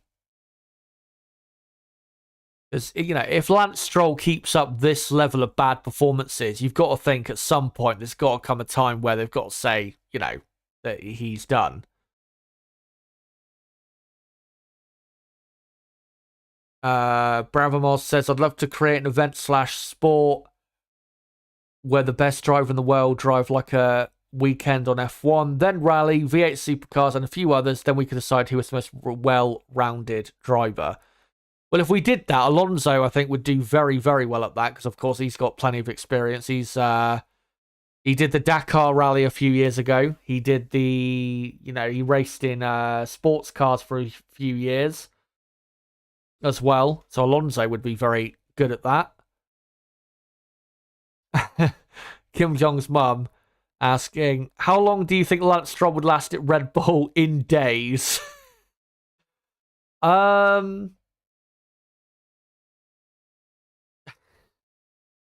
If you took it from the start of the season, like from the first practice session of the season, probably within 100 days, they'd get rid of him. Because, yeah, he would be just so horrendously off the pace with Stroll. Helmut Marko obviously some of the things he said about Sergio Perez has been way over the line. And Helmut Marko, when it comes to other drivers, is, he's had a reputation of maybe being a bit too harsh on drivers. If you think he's harsh on, or was harsh on, say, Albon or Gasly or whoever, Kvyat, in the past, then you would have seen nothing if Lance Stroll was in that team. He'd be literally bullying Lance Stroll 100% of the time. Henkem says it's tough that FIA champions can't defend their title. Yeah, if you're talking in regards to Formula 2, yeah. I wish they would get rid of that rule.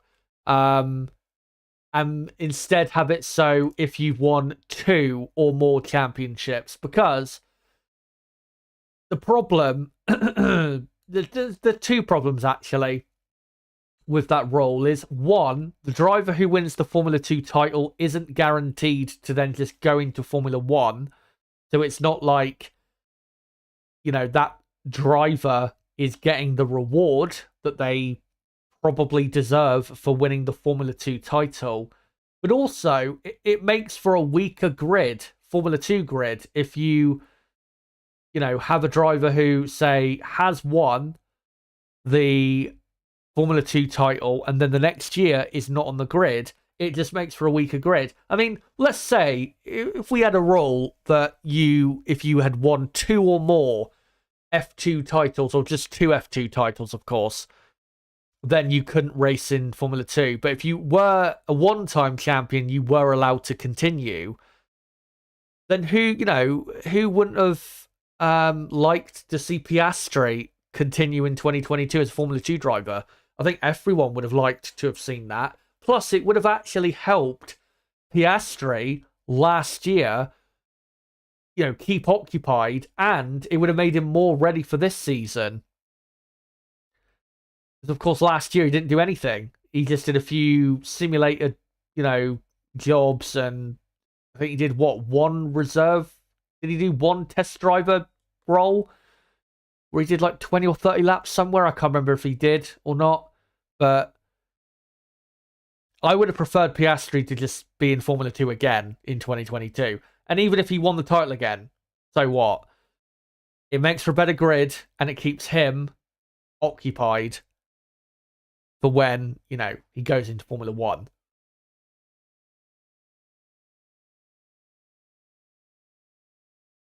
And we have to remember as well, with Formula 2, is we do think of Formula 2 as purely for young drivers. And, I mean, in reality, it basically is. But it would help the development of these really young drivers like your Oliver Behrmans or Antonelli's coming into Formula 2 next season. It probably would help them if they were racing against even more experienced drivers like a Felipe Drugovich or I don't know what other drivers, a Nick De Vries even. It would help them because they're mostly competing against people of their same age or same generation. Crystal Racing saying I'd still rather see a reserve driver sprint series. I don't have any interest in seeing that, to be honest.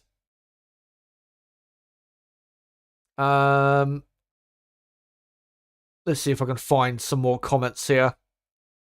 We've just got 20 more minutes to go until we are into qualifying here in Mexico. So let me have a look here.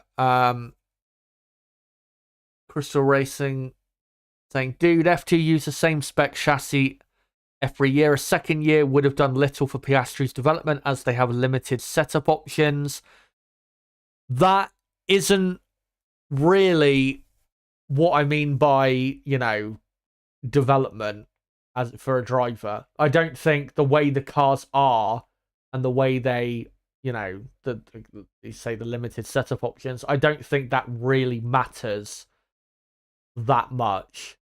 And it would be better for Piastri and would help his development more. Maybe not massively, but it would help his development more if he had been in Formula 2 for another season in 2022 rather than doing literally nothing. It would have helped. And plus, he would have, even more races experience under his belt and even more time to race against drivers who he may race against in Formula 1. So I would have much preferred to see him do another Formula 2 season, even though obviously he won the title. But like I said, I think I would I would adjust that role when it comes to, if you win the title, then you're not allowed to compete anymore in Formula 2. I would adjust that role because I think it would actually make the series higher quality.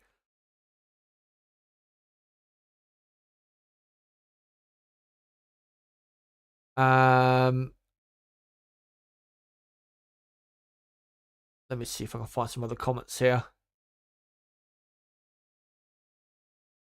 Looney Classic says, the USA has the best engineers. They earn more money staying in the USA working for defense contractors. That's why they do not go to the UK to or for F1. I don't know if that's true. I'd like to see if there would be like a study or some sort of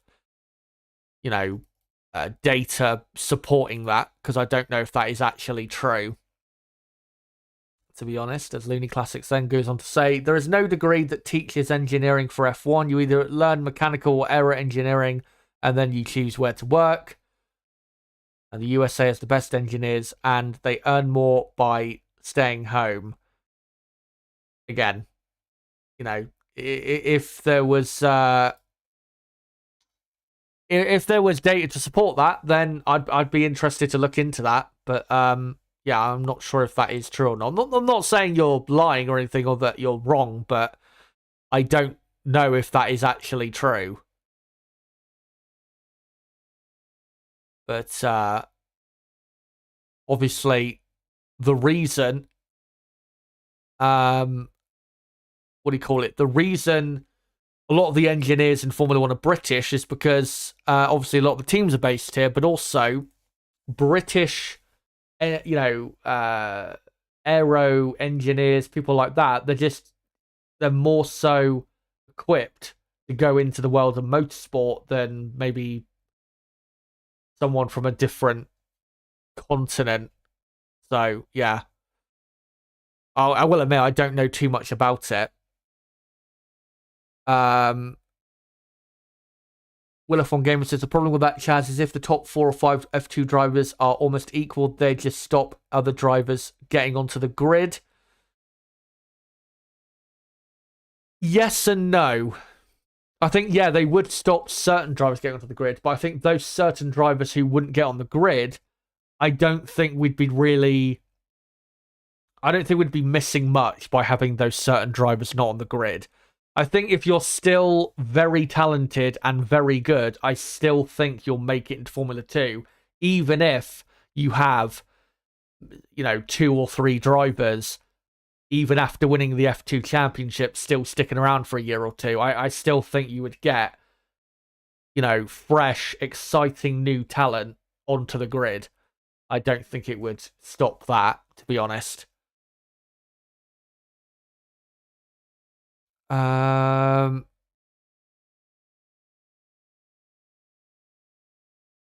Praxis British engineering is a known thing. Where do you think the Americans get it from? I'm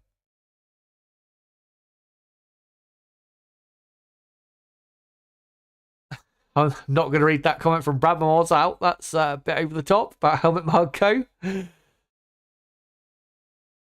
But yeah, we've got only a few minutes to go, guys, until we are underway for qualifying. So let me know, if you haven't already, of course, what you think is going to happen.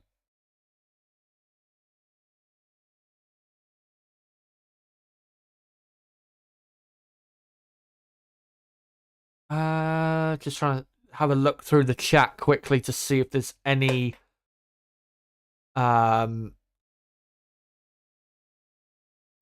comments, good ones that I've missed.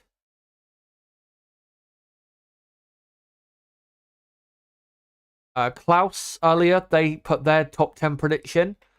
Not top 10, sorry, top 5 of Verstappen, Norris, Albon, Perez, Russell. Yeah, Albon in the top 3. How incredible would that be? But after what we saw in practice 3, it's not impossible. All they got to do is keep up that speed that we saw in third practice, and possibly we are game on for that. Vinster, next week in Vegas or 2 weeks? 3 weeks, actually. Next weekend, we are racing in Sao Paulo, Brazil, of course. And then the weekend after, we're off that weekend, the second weekend in November.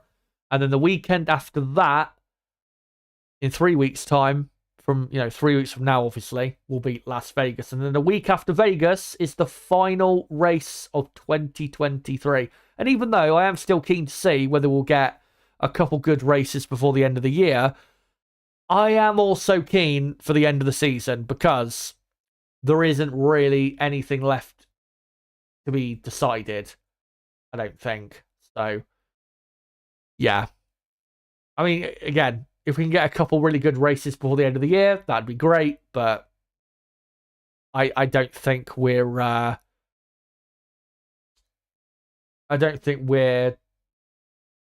likely to get to great races before the end of the year. Obviously, only 4 races to go, and plus a sprint race in Brazil next Saturday evening. Willafon Gaming says, the fact they call it the Sao Paulo Grand Prix annoys me. It annoys me because, the Brazilian Grand Prix, classic Grand Prix name. Obviously, we've had Brazilian Grand Prix ever since the 1970s. Yeah, it is annoying, but I understand why they do it. They've done it with this Grand Prix as well. This Grand Prix used to be called the Mexican Grand Prix. Now it's the Mexico City Grand Prix. It's because and I think they are right in thinking it, because I think there is evidence marketing-wise to prove that this is true, that if you put the name of the city, if it is a very popular city, you put the name of the city in the name of the Grand Prix event, it'll probably generate more, opportunities or viewership. So that's what they're going for, because they're trying to pull in new viewers to Formula One, and they think, and they are probably correct in thinking, that new viewers will be more interested by, the Mexico City Grand Prix, because they know then it'll be Mexico City, and maybe that'll interest them more, seeing cars in Mexico City rather than just the Mexican Grand Prix, because then, of course, it could be anywhere in Mexico at that point. But, I get why they do it, but yeah, it obviously doesn't make for a more entertaining and better sport. But, yeah, obviously, this is the Mexico City Grand Prix. The next Grand Prix is officially the Sao Paulo Grand Prix. And then the next Grand Prix after that is, again, another city name, not a country name. The Las Vegas Grand Prix.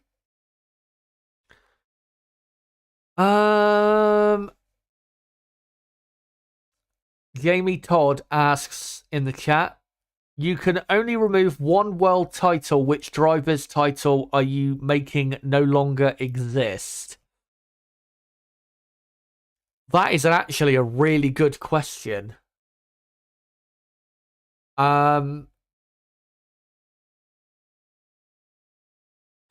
you know what? I would take away, what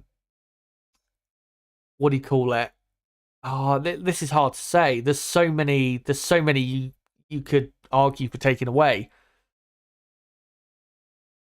The two that have sprung to mind is obviously Verstappen's title in 2021. Rosberg's in 2016. I'd be keen on removing because I don't think Rosberg was better than Hamilton that season. I just don't think he was. Other than that, it's hard to say. That is a very good question, though. But yeah, I'd probably say either Rosberg 2016 or Verstappen 2021. Because, I mean, the reason I say Verstappen 2021 is because even though I thought Max was better than Lewis in 2021, Max did win the championship in the wrong way. What happened shouldn't have happened. Obviously, Verstappen, he didn't break the rules. It was the FIA who did what they did. Verstappen did nothing wrong, but yeah, there's that. Plus, with the Rosberg 2016 title win, again, Rosberg had a great season, but I do not believe, and I never will believe, that Rosberg was better than Lewis Hamilton that season. Yes, he won the championship, and the record books will officially state that, but I don't think he was better than Hamilton that season. If you look over the course of 2016, Lewis Hamilton was better than Nico Rosberg, and I think, maybe not everyone, but I think there's a decent amount of people that would agree with that.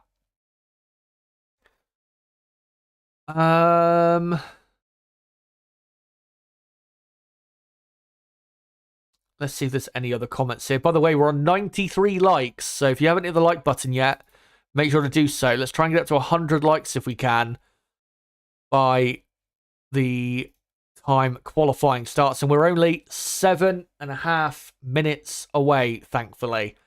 Been a long, old build-up, it has. And I'm pretty knackered. That's how long the build-up has been.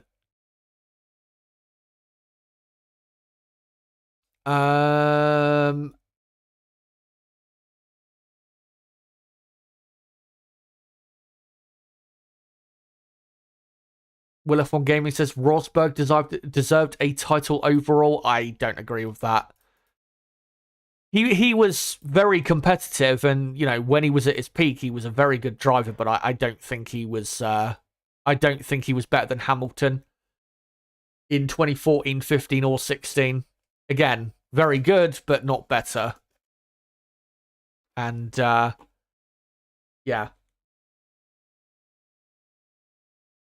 I want to, with Rosberg again, make it clear.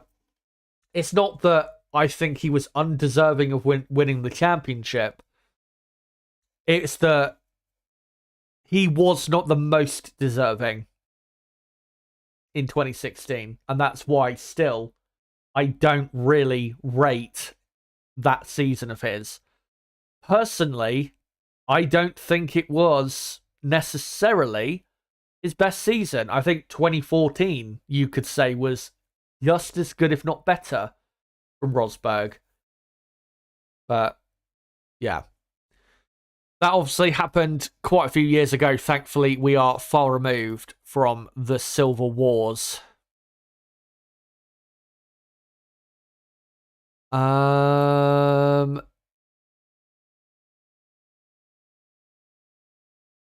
Jamie Todd says, would it sum up Perez's season if he gets knocked out at his home race before Q3?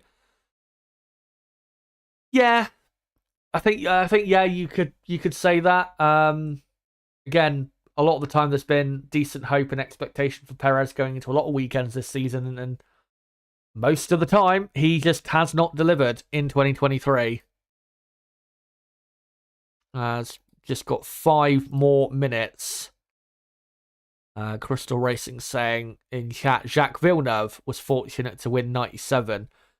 Yeah, it's a shame Michael Schumacher did what he did in the final race, because it created the narrative that Jacques Villeneuve was the the best driver that season and he was absolutely the most deserving champion. Obviously, what Michael did was totally wrong, but don't let anyone tell you any different in terms of who was the best driver in 1997, because it sure as hell was not Jacques Villeneuve. Michael Schumacher was leagues above Jacques Villeneuve that season. And if you want to know why, then just go and watch the 1997 Monaco and Belgian Grand Prix that year, where Michael, I think in Monaco he won by, I think, 1 minute and 20 seconds, wasn't it? In the wet. And then at Spa, he won by 45, 50 seconds. And in Spa, I think there was a few laps where he was lapping like 6, 7 seconds a lap quicker for a few laps than the other cars. Totally on a different planet. Bravamol says, I'd say Max's first one or Lewis's first one. Yeah, Lewis's first one, maybe you could argue. But I think Max's first one is one that I'd rather get rid of. But yeah, thanks for your comments and your questions, guys. Much appreciated. But of course, it is now time to get into qualifying here in Mexico City. Before we get into the session, though, oh God, let's not get rid of that. Get rid of that. That's what I meant to do. Let's get into the championship standings before we get into this session. Max Verstappen, of course, your champion. Sergio Perez needs a strong qualifying if he's going to really secure second in the championship this season. Because if he gets a strong qualifying, you'd imagine that we'll have a strong race as well. Lewis Hamilton is in third, 18 points clear of Fernando Alonso in fourth, with Carlos Sainz in fifth. Lando Norris went up to sixth last week. Can he get up to fifth this week? We will find out. A strong qualifying would certainly help that effort. Leclerc then in seventh, Russell 8th, Piastri down in ninth, and Pierre Gasly rounding out the top 10. And on the constructors' side, Red Bull, of course, champions long time ago. Mercedes second, only 22 points clear of Ferrari. Mercedes have to have a strong session today because overtaking around this track is not very easy.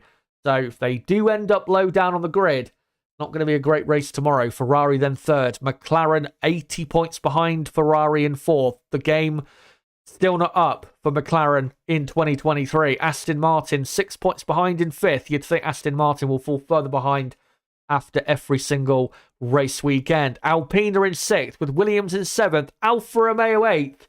And if they have a strong weekend this weekend, it could help secure 8th in the championship. Haas are in ninth. And AlphaTauri need to continue what's been a strong weekend for them so far if they're to climb up to 10th, or from 10th rather, in the championship. Well, let's now get into, guys, qualifying. And of course, Q1 will be getting underway in a few moments' time. And Q1 is an 18-minute long session. So let me just set that all up.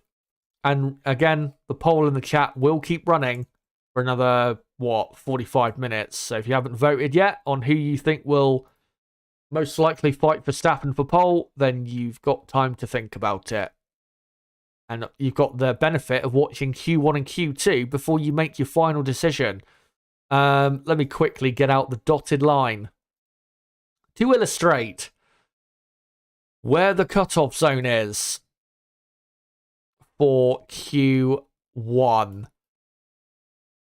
So, there you go. So anyone below that dotted line, of course, at the end of the session will be out in the first part of qualifying.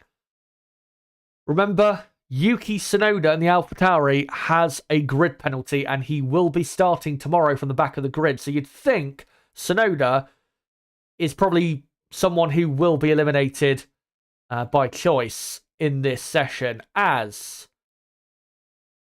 the session has now officially got underway. So I'll get that timer going in just over 45 seconds time, as we've got a car on track, and it's the Haas of Kevin Magnussen, who has had a pretty poor weekend, which is not necessarily down to his own performance, as the Haas car is horrendous right now. They've definitely got the worst car on the grid right now, which is incredibly poor from them, given how competitive they were at the start of this season. But we've said that way too many times with this team, as here comes Pierre Gasly in the Alpine onto track. Gasly needs a much better qualifying than he's had, or qualifying compared to the practices he's had so far. And there you go. 17 minutes left in Q1. And I will update you, of course, as to what goes on through this session. As Lance Stroll now out onto the track. So 3 cars on circuit, another car coming out behind him. As Stroll just filters down into turn 1. And the other car coming out, Fernando Alonso, his teammate. All of the all of these cars, Magnussen, Stroll, Alonso, Gasly, they all need a really good first run in qualifying because of just how far down they were in practice. Let's see if they can deliver that. The best time that Haas did in practice 3 was, what? A 1:19.4, I think. 19.5, something like that. So, really, they need to be doing like a 19.2 or a 19.3 to Haas and Alpine to start the session well. As Magnussen, of course, the first man to do the first sector. That's why he's got a purple sector.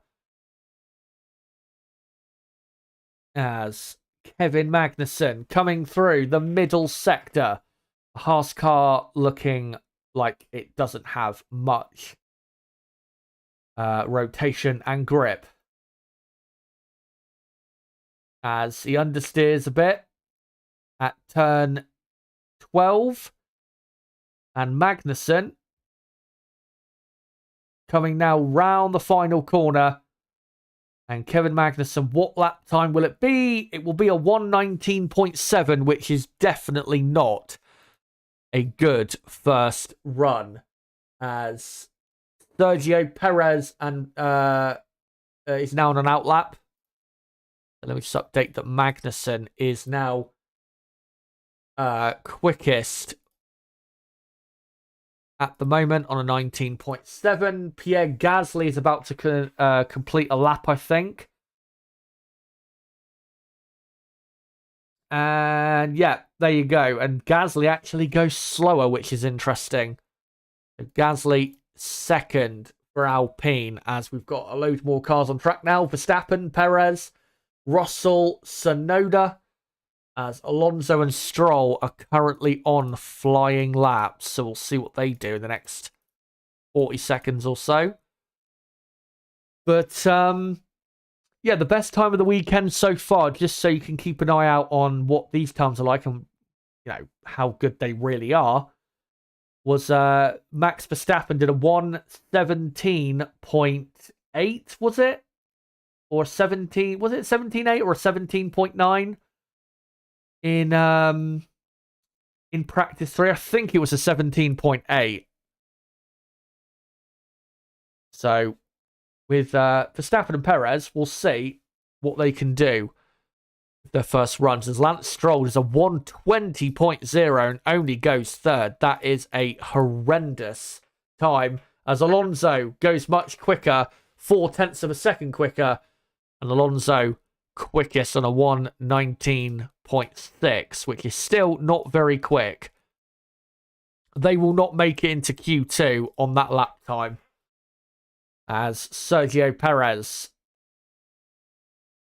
now starts his first qualifying run around this beautiful venue, and the sun shining very nicely as well. Clear skies in Mexico City, how you would picture it.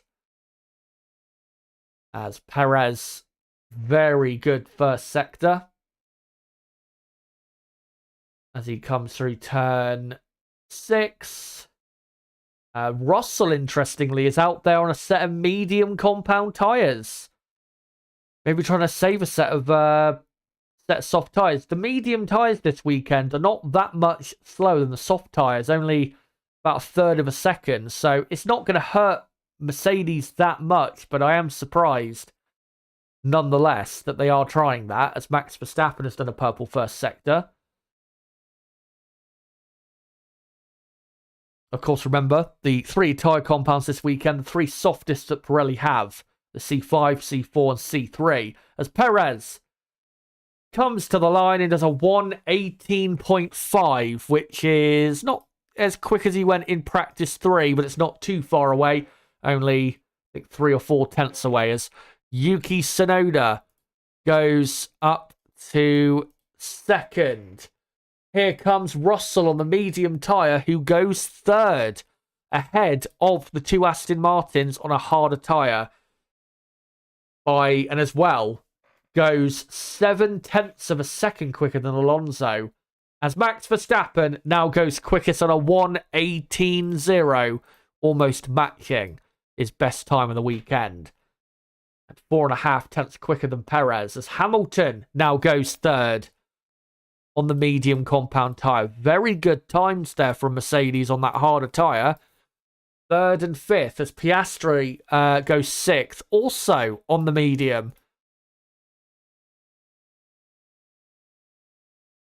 So it's Verstappen, Perez, Hamilton, Tsunoda, Russell, Piastri, Alonso, Magnussen, Gasly, Stroll.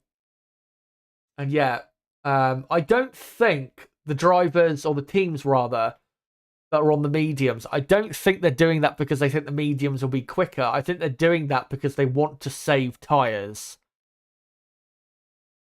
And I guess because of how quick they are compared to, say the 2 or 3 slowest teams, they might be able to get away with it. As here comes Valtteri Bottas, who took pole here 2 years ago. I remember that session. Nobody expected him to be on pole, and then out of nowhere took pole. Ended up having a disaster class of a race that weekend. But let's see what he can do with this first run of qualifying. The first sector, slightly down on Verstappen with 10 minutes to go in Q1. Now see the middle sector. Remember, the final sector is where the Alfa Romeo was super quick yesterday in practice, as Ricciardo does a purple first sector. Here comes Alex Albon, though. Surely he will do a purple first sector. And he doesn't. He goes a few hundredths of a second slower than Ricciardo in sector 1. As Bottas looking very good through turn 12.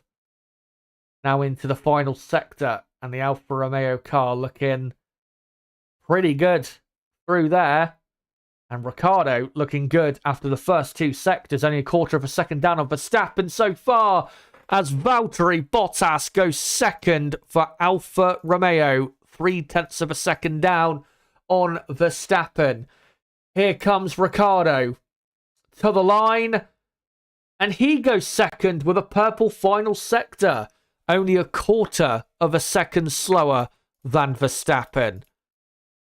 What a brilliant first lap there for Ricciardo.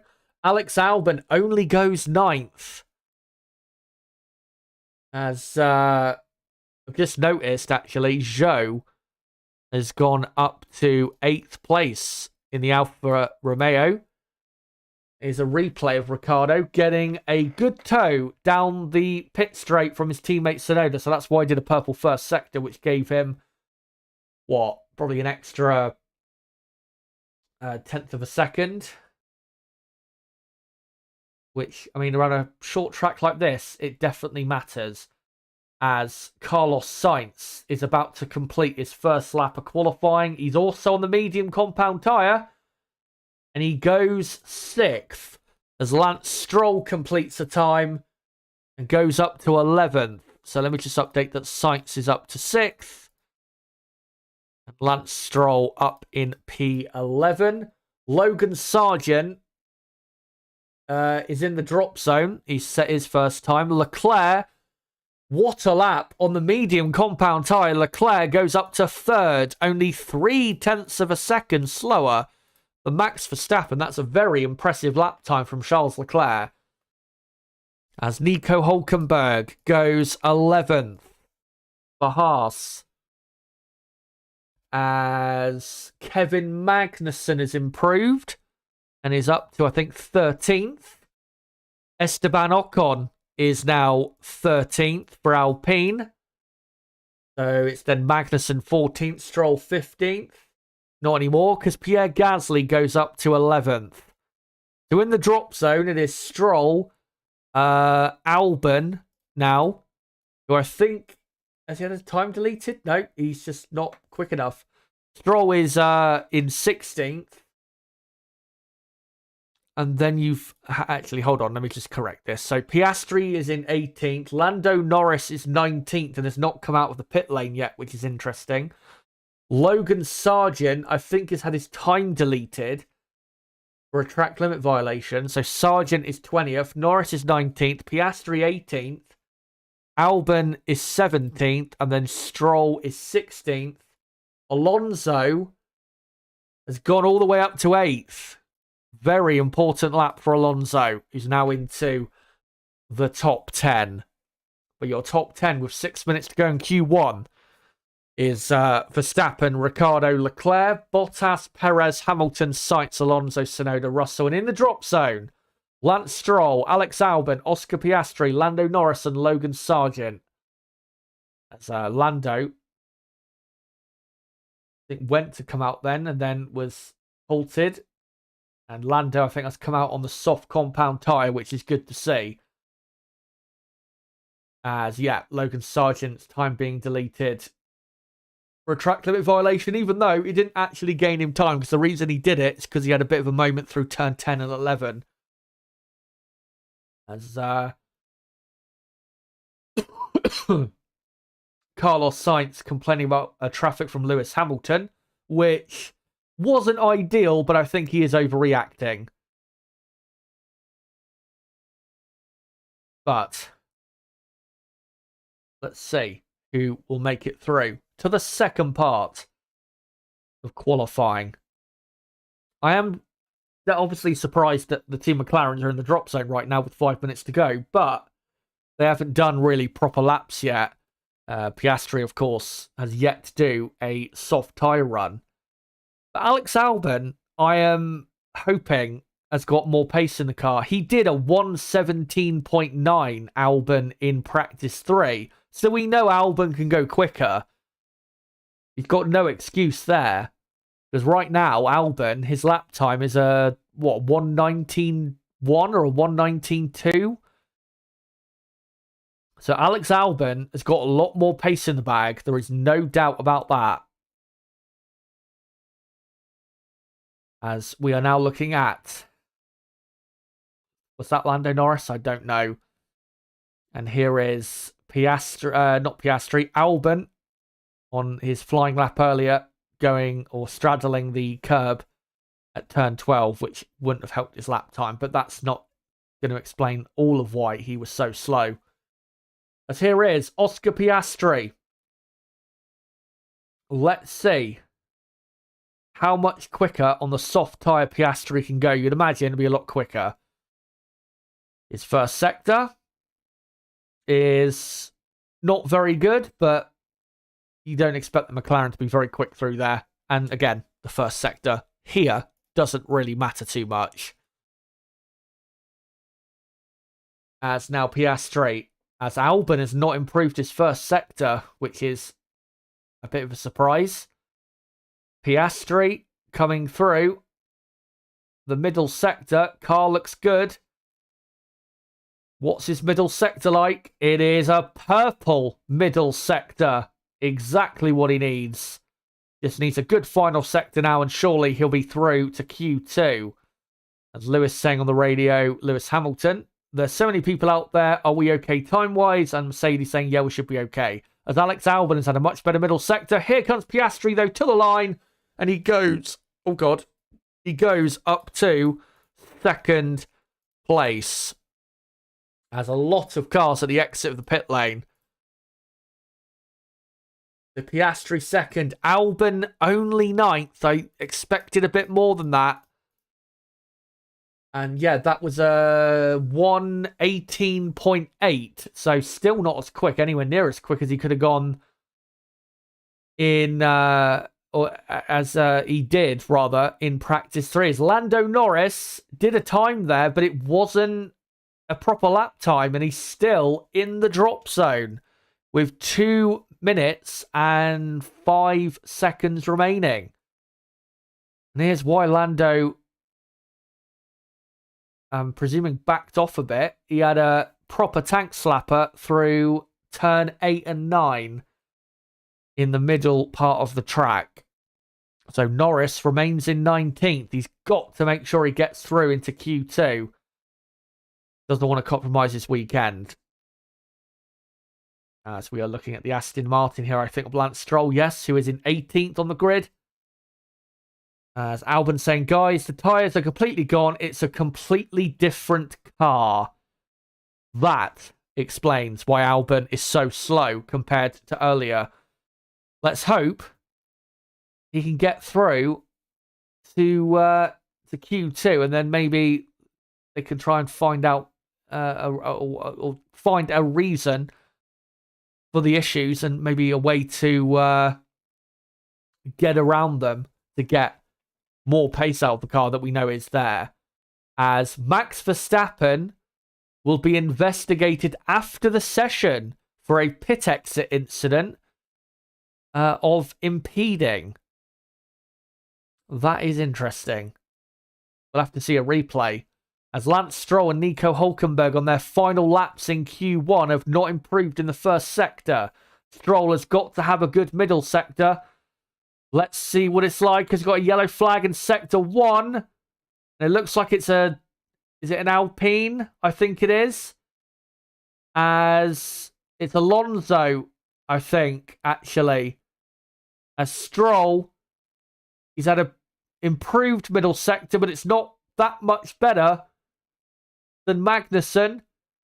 As Lance Stroll comes to the line, and he stays in 18th place. Horrible lap for Stroll. And he's out in Q1. Nico Hülkenberg stays 14th. Green flag. No, yellow flag now. I don't know what's going on with Alonso. Now it's a green flag. So maybe Alonso spun or something.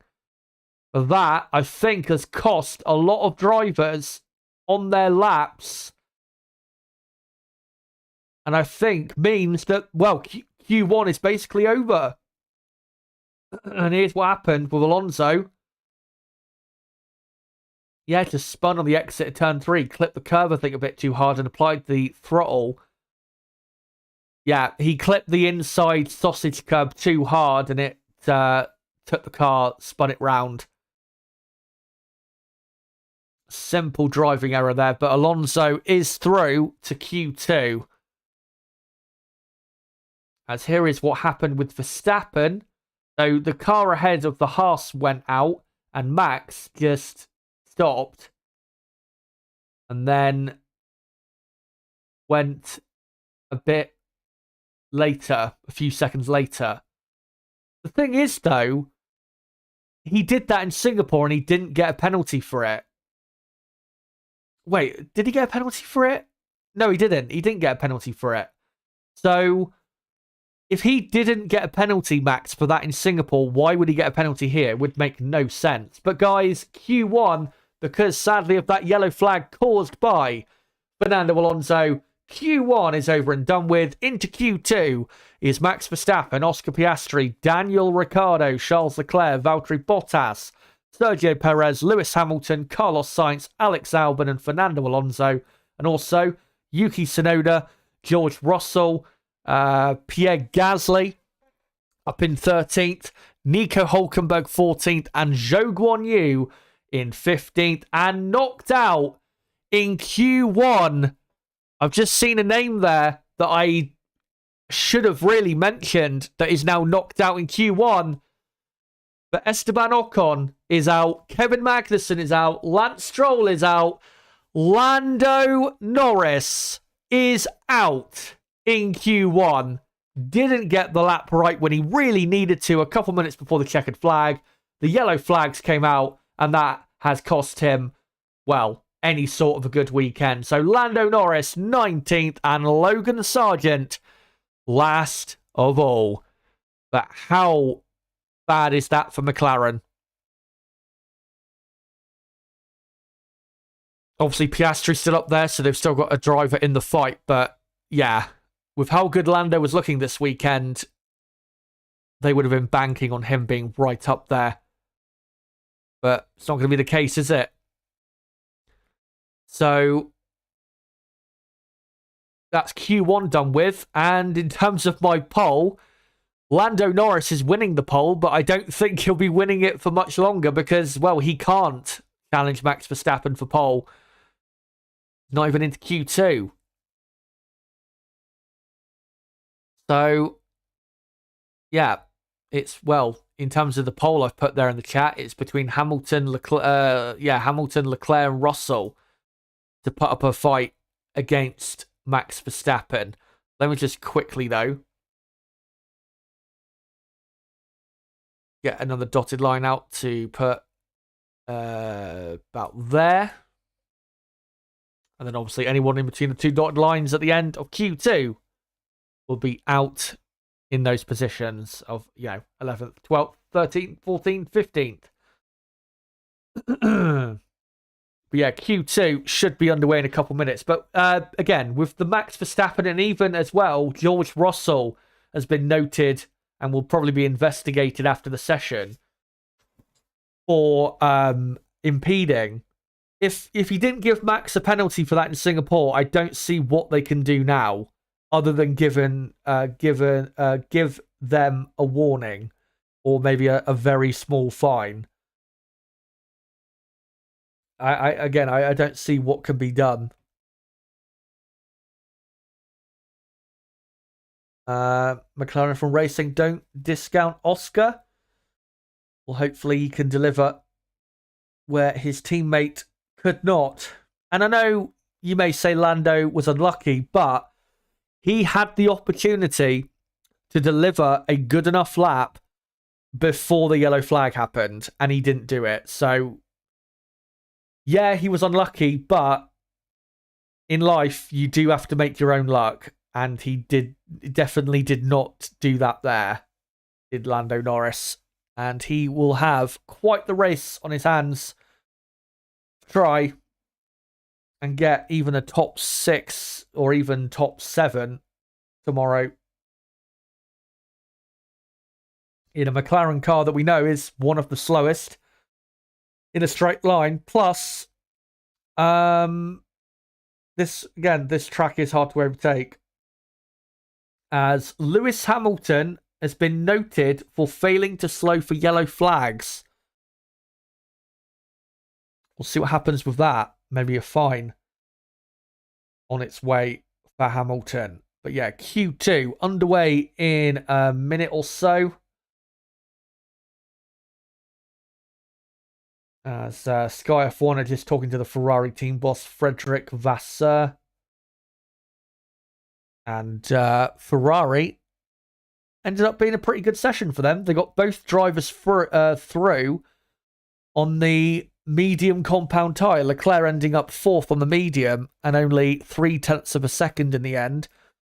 Slower than Max Verstappen on a tyre that should be about 1/3 of a second slower. So Leclerc and Ferrari looking good.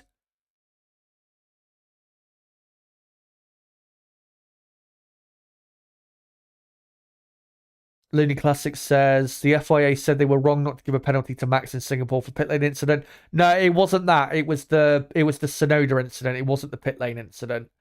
They said they were wrong for not giving Max a penalty for impeding Tsunoda, which was correct. They should have given a penalty for Verstappen impeding Tsunoda, but they didn't. It wasn't for the pit lane incident.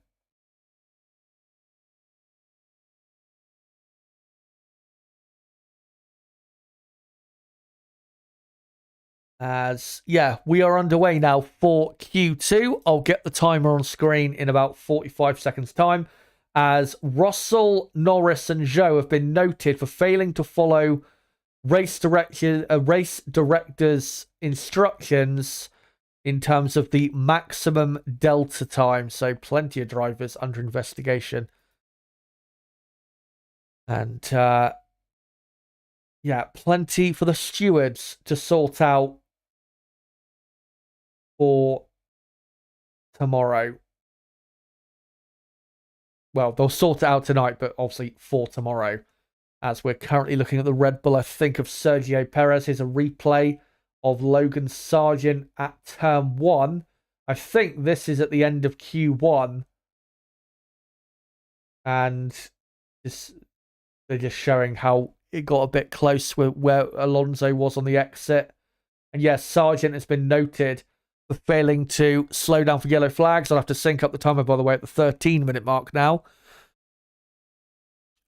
Looked like Sargent definitely did not slow down for yellow flags, but I'm not sure he necessarily knew that there was a yellow flag.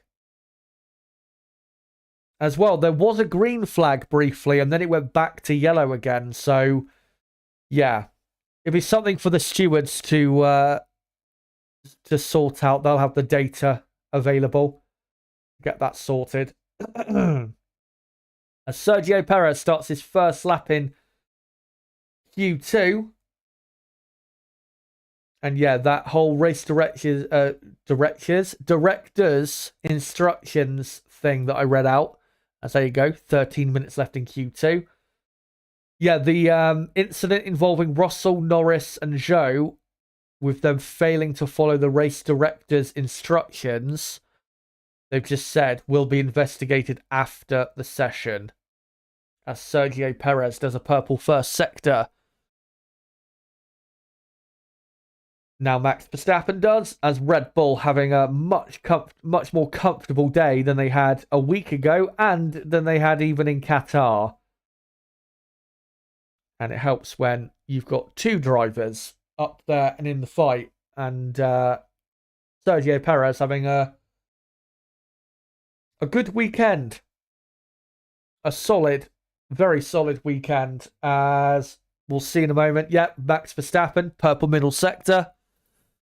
As Sergio Perez goes quickest on a 1:18.1, which is about the best time he did in practice 3. Still have a feeling he can go quicker, though. By maybe, I don't know, 2 to 3 tenths of a second. Here comes Max Verstappen, who does a 1:17.6. The quickest lap time of the weekend, and that is a tenth and a half quicker than last year's pole position, which, of course, he took. And he is half a second clear, almost exactly half a second clear of Sergio Perez.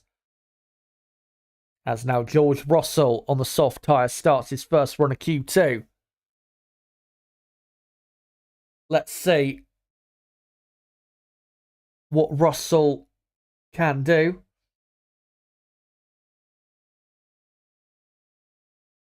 As Ricardo, Hamilton, Tsunoda have also started a lap time. Tsunoda still out there. Still going, even though he's starting from the back. Oh, very slow first sector there for Russell. Quarter of a second down already. That is a lot. As a Red Bull there just slowed up to let Russell through at turn 6. Hamilton even slower than Russell. So Mercedes already severely on the back foot as Russell has a moment into turn 7. The car not quite turning in properly. As Russell completes the middle sector, but not exactly that smoothly. And is 5.5 tenths down on Verstappen so far on this lap. Hamilton, his middle sector is slightly better than Russell's. And Ricardo, much better than the two Mercedes. Ricardo, quarter of a second quicker so far on this lap. As Russell goes up to 3rd place for Mercedes. Lewis Hamilton only 4th. And Mercedes miles away from Red Bull. Daniel Ricciardo goes second on a 1:18.0. That is a absolutely stonking lap by Ricciardo. As Alonso only goes up to 6th place. Here comes Oscar Piastri coming into the final corner as Pierre Gasly goes up to 6th. Piastri now goes 2nd, only a quarter of a second down on Verstappen. That's where he needs to be. As Carlos Sainz is coming to the final few corners, Hülkenberg has gone ahead of Gasly and Alonso, which is impressive, given how poor Haas have been. Decent middle sector for Bottas. Here comes Carlos Sainz, who only goes 7th. That is definitely not good enough. Here comes his teammate Leclerc. It's a bit of a wiggle out the final corner.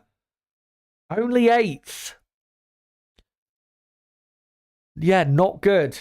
Not good for Ferrari as Valtteri Bottas goes up to 5th for Alfa Romeo, ahead of both Mercedes and both Ferraris as Zhou goes up to 10th. As Tsunoda has come back into the pit lane, Alex Albon doesn't look like he's having a great time out there, but he's still giving it his all as the rear end of the car, stepping out through every possible corner. He's got no grip in that car. Don't know what they've done to it, but it looks nothing like it did in practice 3. He still, though, goes up to 11th place, which is a pretty good position nonetheless. But that car does not really look very balanced, I have to say. But there you go. That's the first runs of Q2 done. And at the moment, on their way into Q3, Verstappen, hold on, Albon saying on the radio, there's no way there's damage or something. Yeah, that car does not look good. On their way into Q3 at the minute is Verstappen, Piastri, Ricciardo. What a lap by him. Perez 4th, Bottas, great lap by him, up in 5th. Russell 6th, Hamilton 7th, Sainz 8th, Leclerc 9th, and Zhou in 10th. Both Alfa Romeos into Q3 would be something. And then on their way out at the minute is Albon 11th, Hülkenberg 12th, Gasly 13th, Alonso 14th, and Yuki Tsunoda came back into the pit lane, and I don't think Tsunoda is going to come back out. Ricciardo is over a second clear of Albon in 11th, so Ricciardo should be fine to make it through to Q3. And a couple of you that said, oh, Ricciardo, I don't think he's going to have a good qualifying. Well, you've just been shown up. Because he is to, what do you call it? To take a baseball term. We were talking about that earlier. He has absolutely struck that one out of the park.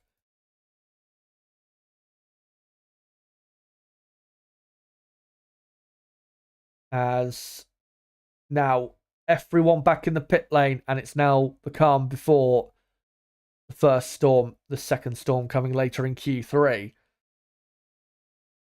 And yeah, Ricciardo, with this level of performance, what is possible for Ricciardo? Could he possibly get a top 5, in qualifying today? Is that possible for AlphaTauri and Daniel Ricciardo?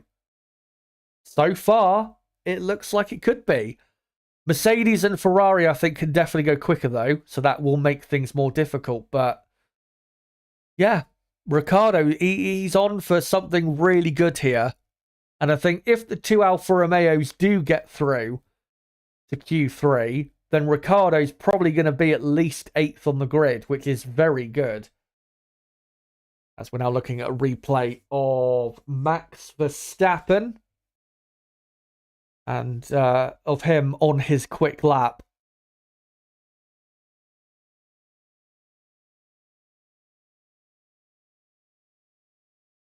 As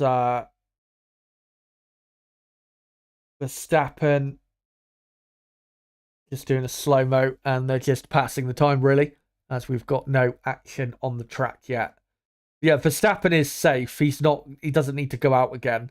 maybe they'll send him out just to do a banker for Q3, but he's absolutely fine. He's what, 1.5 seconds clear of Albon, so there is no chance of Verstappen being knocked out in Q3 here in Q2. Absolutely no way.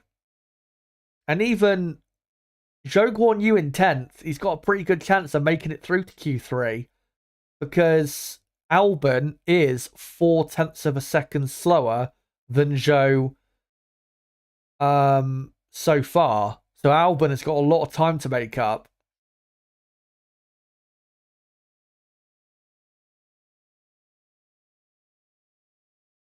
As looks like Alfa Romeo are just about to release the tyre blankets.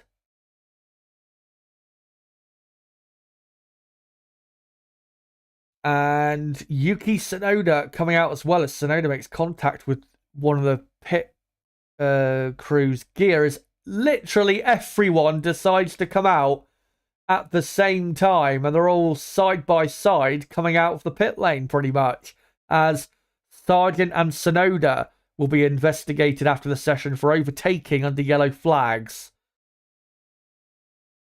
Again, lots to unpack after this session, but Tsunoda, the reason he's out there is to provide a tow, I'm pretty sure, for his teammate Ricciardo.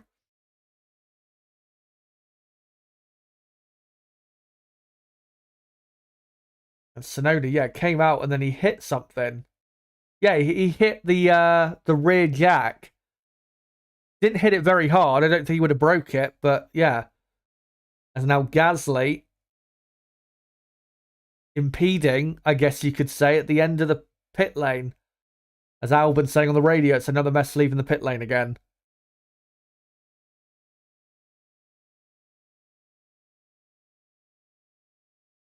And thankfully for Verstappen, he doesn't need to go out in that, and I don't think he will be. And it looks like Sergio Perez is staying in the pits as well.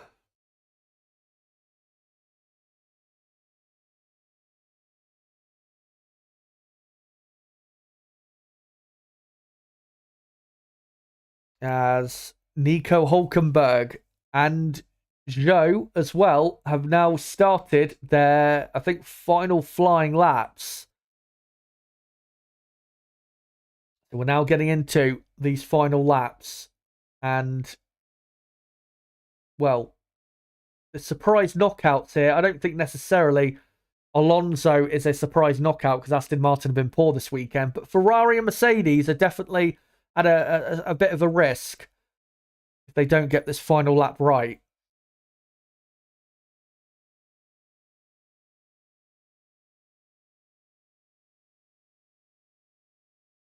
As Sainz now on his flying lap, and he's got the DRS open up to turn 4. And it's a much better first sector, but he locks his inside front and goes a slight bit deeper than ideally he would want to, but that might be a big flat spot now for Carlos Sainz to have to contend with. We will see. As let's now see who makes it through, as Leclerc did a slightly better first sector than Sainz, as Hulkenberg goes up to 10th. Very good final lap. Will that be good enough to get him into Q3? As Carlos Sainz coming through, as he's not done a personal best middle sector, as Alonso only 12th. Alonso out in Q2. Aston Martin struggles continue. Carlos Sainz to the line. Stays in 8th. He could be at risk here. As Leclerc, who's done 2 personal best sectors, he will improve. And he goes up to 3rd. He is through to Q3. So there you go. As Ricciardo goes 2nd. Less than a 10th behind Verstappen. Bottas up to 5th. As Zhou is a 10th and a half up on Hulkenberg after the first 2 sectors. Gasly's on a personal best lap as well, as Russell goes 2nd. Here comes Gasly as Hamilton has a purple middle sector. Gasly goes up to 10th, but I'm not sure it's going to be enough. No, it won't. As Zhou Guan Yu goes up to 10th place for Alfa Romeo, but will he keep it? Alex Albon is still out there. Lewis Hamilton goes quickest for Mercedes by half a tenth over Verstappen. And Albon is up on Zhou. Just got to keep it together in this final sector. And Alex Albon, I think, will make it into Q3 for the first time in a few races. And here he comes, Alex Albon. Yes, he does make it up to 9th place. And Alexander Albon is in to Q3. And he deserves it because he's been on top form. So Williams make it back to the final part of qualifying. Zhou, unfortunately, out despite having a decent session.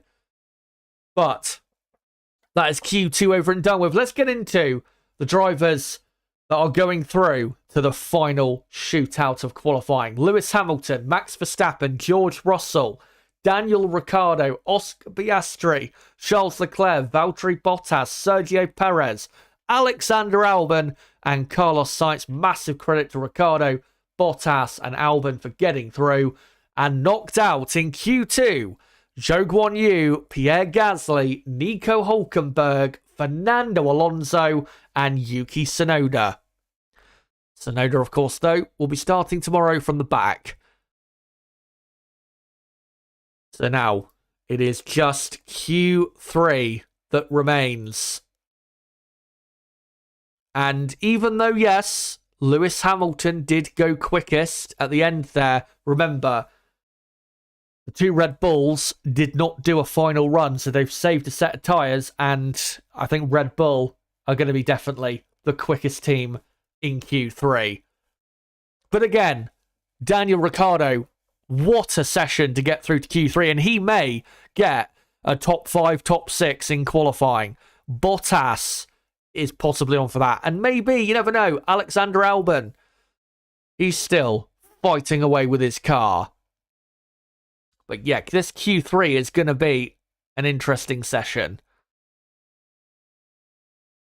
And the poll in the chat is still running. I will let it run for another couple minutes. And then I will finish up the poll in the chat and I will read the results.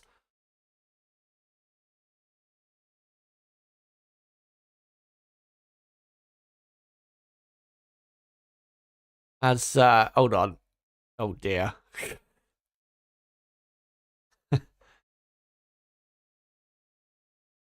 Just saw something on Twitter that I probably shouldn't have seen.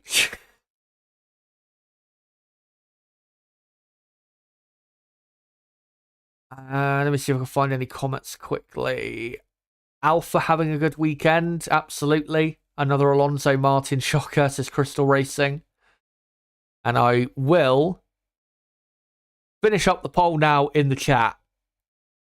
So, 400 votes exactly on the poll where I asked you guys who is most likely to challenge Max Verstappen for pole today at the Mexico City Grand Prix. And winning the poll, even though he can't compete in Q3 because he was knocked out in Q1, was Lando Norris. 40% of the vote. Second, though, was Lewis Hamilton on 36%. Third, Leclerc. Fourth, Russell. So I'm going to take it that Lewis Hamilton is who you think is most likely here in Q3 going to take the fight to Verstappen, which I'm not sure if that's the case, but let's find out. And quickly before we get into Q3, if you are new to the channel, don't forget to subscribe for more content like this because I will be live tomorrow for the race watch along live 2 hours before lights out at 6 PM UK time for the race preview and race watch along as... Oh, Alex out, guys. Breaking news. Alex Albon, his time has been deleted for a track limit violation at turn 2. So Alex Albon has been relegated down to 14th, meaning that both Alfa Romeos have made it through to Q3. That is some late drama for you. As also incident involving Williams equipment noted. Everything is fucking being noted today. Anyway, quickly wanted to say, if you are new to the channel, don't forget to subscribe because we do qualifying and race watch-alongs for every Grand Prix. And again, make sure to join me tomorrow at 6 p.m. UK time, 2 hours before the race starts, for the race preview and the race watch-along. And if you have not hit the like button yet, then make sure to do so. We're at 115 likes. Let's try and get up to, say, 125, 130 likes if we can by the end of the stream. But yeah, Q3 is about to get underway in the next couple minutes. So get ready, guys.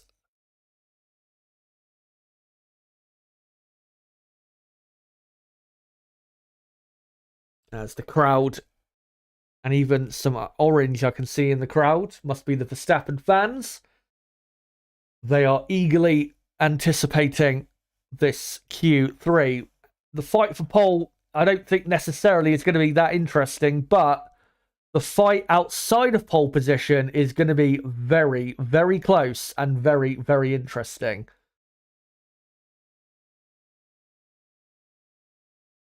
And who will, outside of Red Bull, win the next fight? Will McLaren maybe get onto the front row? Could Mercedes get onto the front row? What about Daniel Ricciardo in the AlphaTauri? What have Ferrari got to offer? And even Alfa Romeo getting both cars into Q3, which they haven't done since the Hungarian Grand Prix at the end of July, which was, what, 3 months ago? As there is Charles Leclerc in the Ferrari garage, who looks like, I'd say, pretty relaxed. I know, what is it? He probably knows that he won't be able to get pole, but I think he knows if he pulls out a good enough lap, he might be able to get a third or a fourth, which is realistically about the best type of result I think Ferrari could get. Yeah, Q3 underway shortly. May even be underway, they just haven't shown on the screen that it is. As Valtteri Bottas there in the Alfa Romeo garage. 12-6.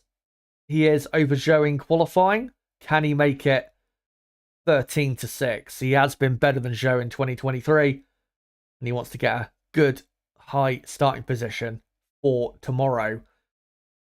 Because, of course, Alfa Romeo still in a very crucial fight in the championship. And, you know, they're not a million miles behind Williams, only 10 points, and you never know what could happen in the final 4 Grand Prix as the green light has gone on, and we are 20 seconds in to Q3. I'll get the timer on screen in about 30 seconds' time.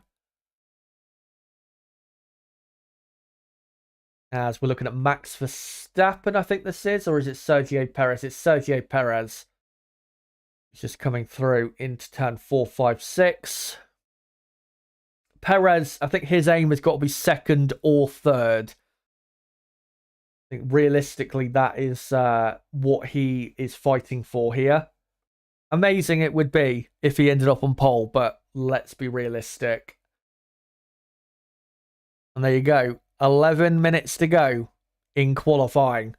Who will take pole in Mexico? Last year, it was Verstappen. The year before, it was Valtteri Bottas. The year before that, in 2019, Leclerc started on pole. And I think, actually, for the last 5... Actually, no, the last... I think every single Mexican or Mexico City Grand Prix, whatever you want to call it, we've had a different person on pole, I believe. Rosberg in 2015, Hamilton 2016, Vettel 2017, Ricciardo 2018, Leclerc 2019, Bottas 2021, and Verstappen last year. So will we get another new person on pole? The only other people that would be a new pole sitter for this Grand Prix would be what? Russell, Piastri, Sainz. Obviously, Zhou would be, but realistically. Not going to happen, is it?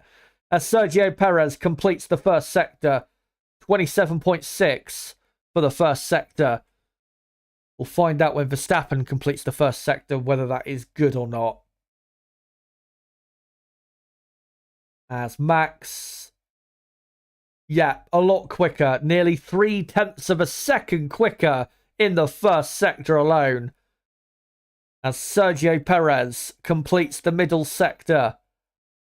And it doesn't feel like a great lap, if I'm being honest, by Sergio Perez. As Perez now, final corner. As, purple sector 1 now for Carlos Sainz. That's good to see. As Perez comes to the line and does a 1:17.7. By far his best lap time of the weekend. Max Verstappen through the final corner. Has he got on provisional pole? Yes, he has, by half a second, but only for now because cars behind are going quick.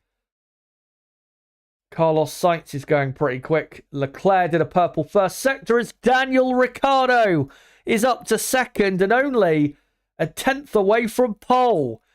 Valtteri Bottas up to 4th behind Perez. Here comes Carlos Sainz. What can he do? He goes on to provisional pole. Carlos Sainz goes on to provisional pole for now. Here comes his teammate.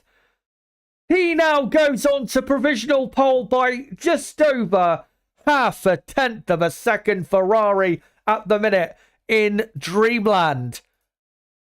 So Leclerc on pole for the moment from Carlos Sainz in second.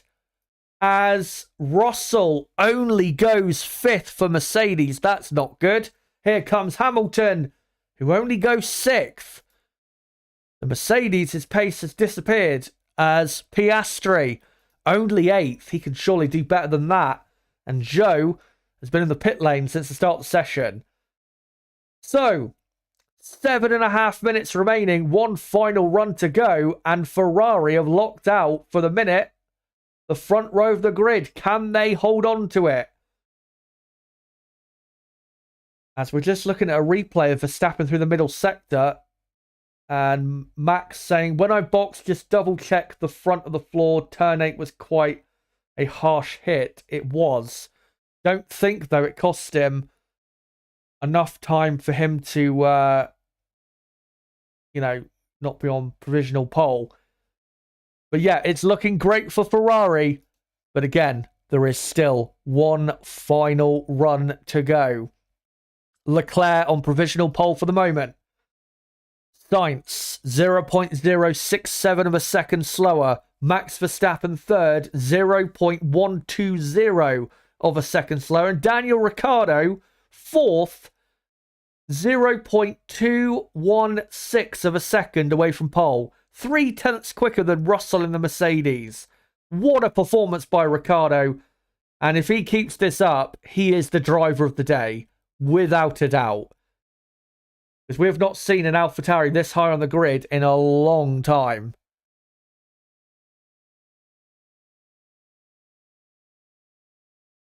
As super chat there from F1 World Racing, can't quite see what the rest of the name says, is for 5, I think, Canadian dollars. Says, Chazza, you're the best F1 on YouTube. Thanks, Raj from Canada. Thank you very much for that, mate. Really appreciate it. But yeah, what do you think, guys? Can they hang on? I will say, if they can hang on for the front row, that makes their chances of winning tomorrow. I know, obviously, Verstappen could easily slipstream past and get past both cars into turn 1 if it was to remain this way at the end of the session. But,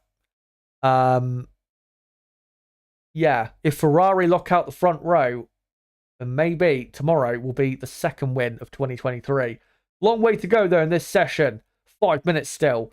As Zhou Guanyu is on a flying lap. And this will presumably be his last lap of qualifying. His teammates in 9th. What can Zhou do? He's been consistently 3 to 4 tenths of a second slower than Bottas this weekend. I'm not expecting anything, really. He's done well enough, really, to get in the top 10 as Zhou. So, yeah, I'm not going to be over the top criticising if he's slower than Bottas. As Zhou. Oh, a bit of a wiggle through turn 9. That wouldn't have helped. As Zhou in the middle sector. 6.5 tenths down on Leclerc. This lap probably going to keep him in 10th place. Unless he has a really great final sector. Let's see. As Zhou comes through the final corner. Bit of a tank slapper through the final corner as well. And no, he goes 9th. He goes 4 thousandths of a second quicker than Bottas up to 9th. So credit to him for just about getting up there. As there is in the Alfa Romeo garage, Teo Porcher, who hopes in 2025 he can be in that car. Which, of course, will have a different livery next year, because next year they won't be Alfa Romeo, they'll be Sauber. As here comes Carlos Sainz in the Ferrari down into turn 1 on his outlap. Both Ferraris on an outlap. Max Verstappen is still in the pit lane. Ricciardo, Perez, and Piastri and Bottas are on outlaps. So Max and the 2 Mercedes are leaving it a bit later than others. And now Max is onto the circuit. And Max will be a bit later in setting his final lap time.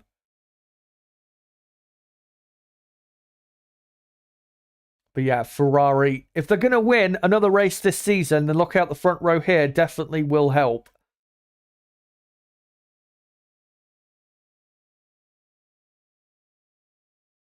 As,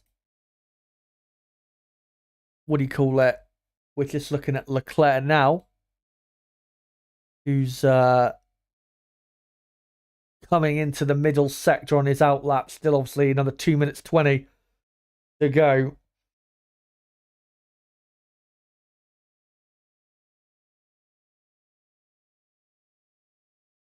As the Ferrari we can see here of Carlos Sainz now coming into the final corner. Carlos Sainz, of course, took Ferrari's only race win so far in 2023. If he's going to do it, or he's going to repeat that heroic effort in Singapore, then this lap has got to be perfect. As he now starts running down into turn 1. And looks okay. Remember, though, he has had a couple little moments here and there, Sainz. I think in Q2 had a moment at turn 4 locking up. Can't afford to happen this time. As he comes to the first sector point, and he is slower than his personal best, but it's not that much slower, so it's not terrible. As Ricciardo does the personal best first sector. As Leclerc does not improve his first sector, as Oscar Piastri only goes up to 5th. Disappointing day for McLaren. As all Sainz slightly out of shape through turn 10. And he's not improving on this lap. This is not going to be quicker than what he did with his first run, unfortunately.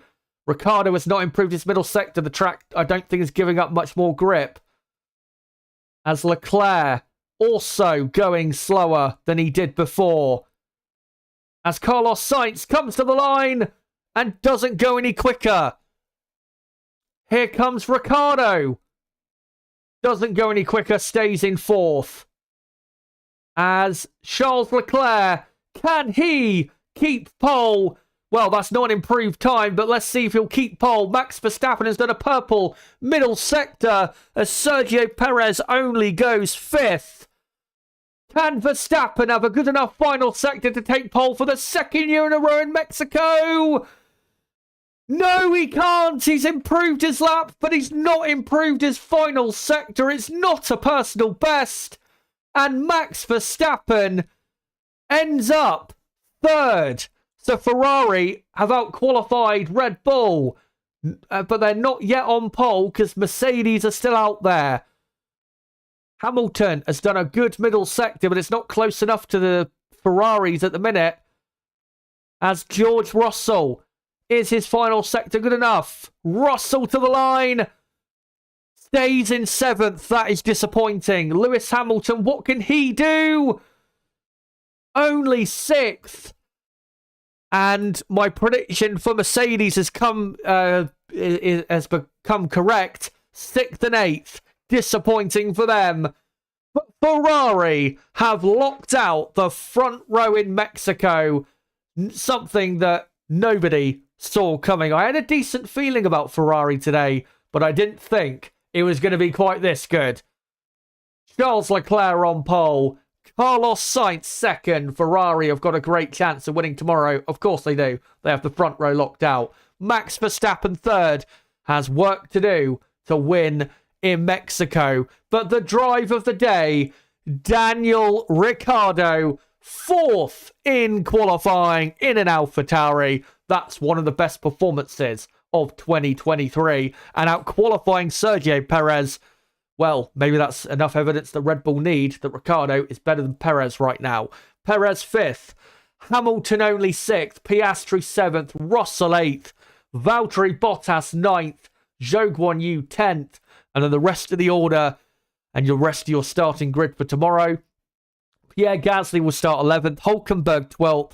Alonso 13th. Albon 14th. And then because of Tsunoda starting from the back, it will be Ocon 15th. Magnussen 16th. Stroll 17th. Norris 18th. Sargent 19th. And Yuki Tsunoda will start from the back. Well, what a qualifying that was, and what a grid we have got for tomorrow's Mexico City Grand Prix. Ferrari locking out the front row and AlphaTauri on the second row. Red Bull only 3rd and 5th. Lando Norris and the McLaren down in 18th. Alonso down in 13th. Plenty of stories to watch out for tomorrow. So make sure, guys, to join me tomorrow, as you can see there, for the race watch-along. Live from 6 p.m. UK time until 10 p.m. And we'll be doing, obviously, a 2-hour build-up and then the watch-along and a reaction afterwards. So make sure to join me for that. And, of course, you can see that the next piece of content after that being for the weekend preview in Sao Paulo. But let me just quickly hide that timer. And just put over. And yeah, I am now going to set up a poll in the chat to see what you guys, who you think the driver of the day is for qualifying. So, who is your driver of the day for qualifying in Mexico? I'd love to hear from Will F1 Gaming right now. He said Ricciardo will flop in qualifying, and he went qualified in 4th. So Leclerc will be obviously an option. Daniel Ricciardo, who is my choice, and I expect Ricciardo will win this vote. And then Valtteri Bottas, I'll put in there. And I'll put Zhou Guanyu as well. So, Zhou Guanyu. Right. So who is your driver of the day? Mine is Ricciardo. Let me know in the chat. And what I'm going to do now is for the next, say, 10, 15 minutes, we're going to read out some of your comments and then come to the end of the stream. I have been live for nearly 5 hours, so I'm pretty knackered. So, yeah, let's get into some of your best comments. Dustin Salinas says, good for Danny Ricciardo, will be passed by 4 drivers in 10 laps at max. Danny Rick, driver of the day. Crystal Racing says, Ferrari perform when it doesn't matter. Yeah, I've always had that feeling over the years. But they have a knack for doing that.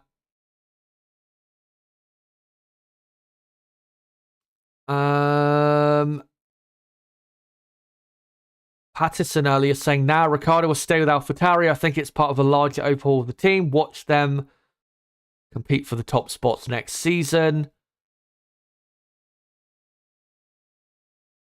Let's find some other comments here if I can. Vince does saying, yeah, Zhou made a solid effort. He did. Good effort. Very good effort from Zhou Guan Yu.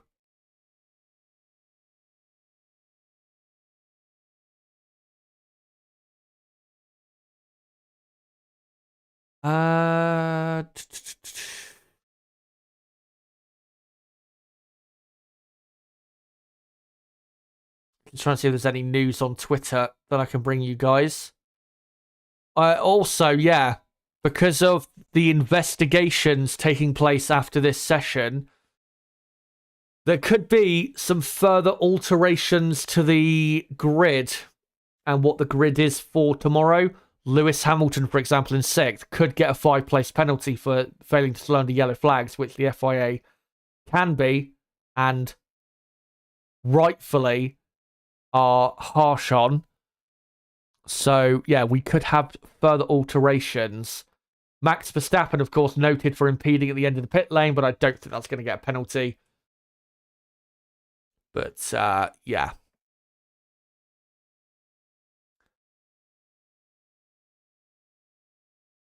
Let's see if there's any other comments I can find.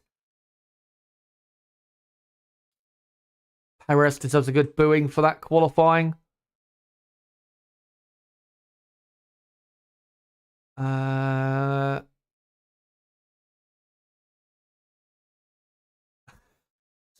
earlier saying Carlos Luckmaster Sainz, or as the Leclerc fans like to call him, Scuderia Santander.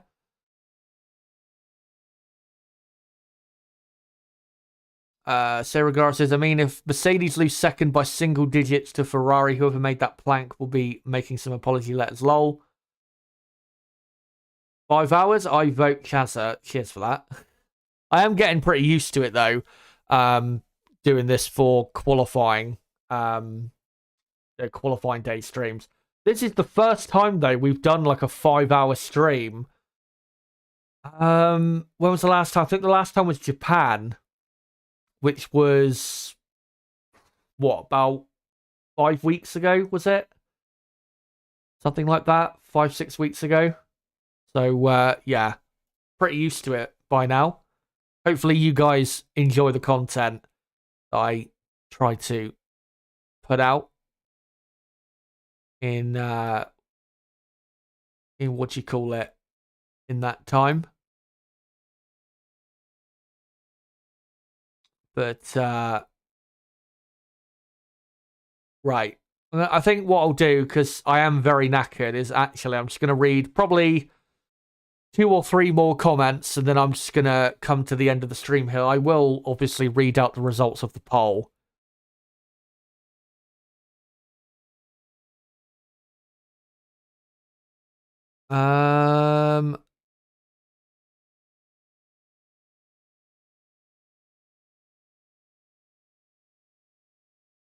Crystal Racing saying press F in the chat for Will. Dustin saying agreed. Ricardo hands down driver of the day for qualifying.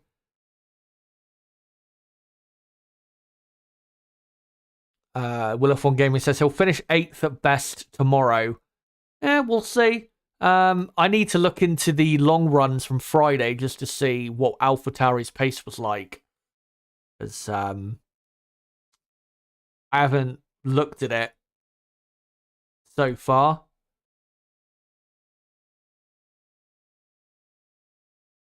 Let me have a quick look, though. I won't reveal what the pace is looking like. Oh, they're not showing it on here. Right. Oh, I'll have to have a deep dive look. But looking at the race pace, yeah, it looks interesting actually, very interesting. But unfortunately, there's a couple cars that, whilst they had good pace in the sprint, or not in the sprint, sorry, what am I about?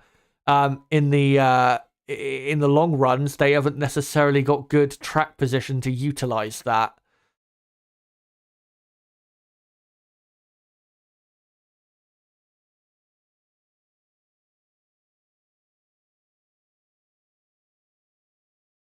But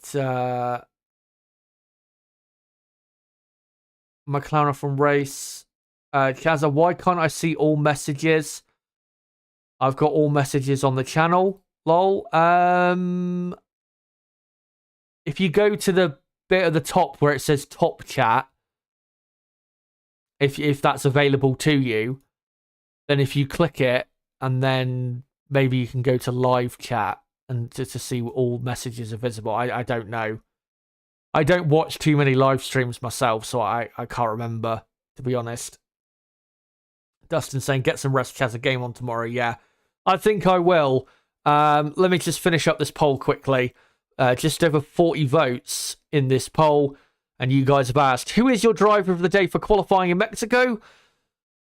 Daniel Ricciardo has won that poll. No surprise. 61% of the vote. Leclerc second, 33%. Zhou, surprisingly, ahead of Bottas in the driver of the day vote. But there you go. That is what you guys had to say. Again, this is what's coming up tomorrow. I will be live from 6 p.m. UK time, 2 hours before the race starts for the race watch-along. And I will be joined by my co-commentator Niblo, who, of course, will be super keen for tomorrow. Because the last time Ricciardo was this high on the grid was at least a couple years ago. So, yeah, I know he'll be super keen for tomorrow's stream. As well, remember, in a few hours, I think actually in about 3 hours from now, the clocks here in the UK go from BST to GMT, and they will go back an hour. So please do remember that. I will schedule the stream after the clocks have done their thing so that you guys can, keep in line with the time in terms of when I start streaming. And hopefully that should be good enough for you guys. So yeah, make sure to join me tomorrow for the race watch along. Before you guys go, if you haven't already, make sure to subscribe to the channel to keep up to date with everything going on in Formula One. Of course, we do, practice, qualifying, race watch alongs for every Grand Prix. Make sure as well, if you haven't already, to smash a like button. Does help a lot in terms of the algorithm, likes on the videos or streams. So make sure to do that. And if you want to keep up to date with content on this channel, make sure to follow me on Twitter. KazzaHD is over there. That's a great place to keep up to date with what I am doing. And then you also have the Discord server, link below in the description, where you can join our community of, I think, just or around 500 members. Great place to Discord for keeping up to date with when I go live, when I upload videos, content updates, stuff like that. As long as you stay active enough in the Discord, then yeah, you should get those updates. But guys, thank you very much for coming along to this qualifying stream. And until tomorrow's main event, the 2023 Mexico City Grand Prix in Mexico. And until my stream beginning at 6 p.m. UK time tomorrow, it has been me, KazzaHD. Goodbye.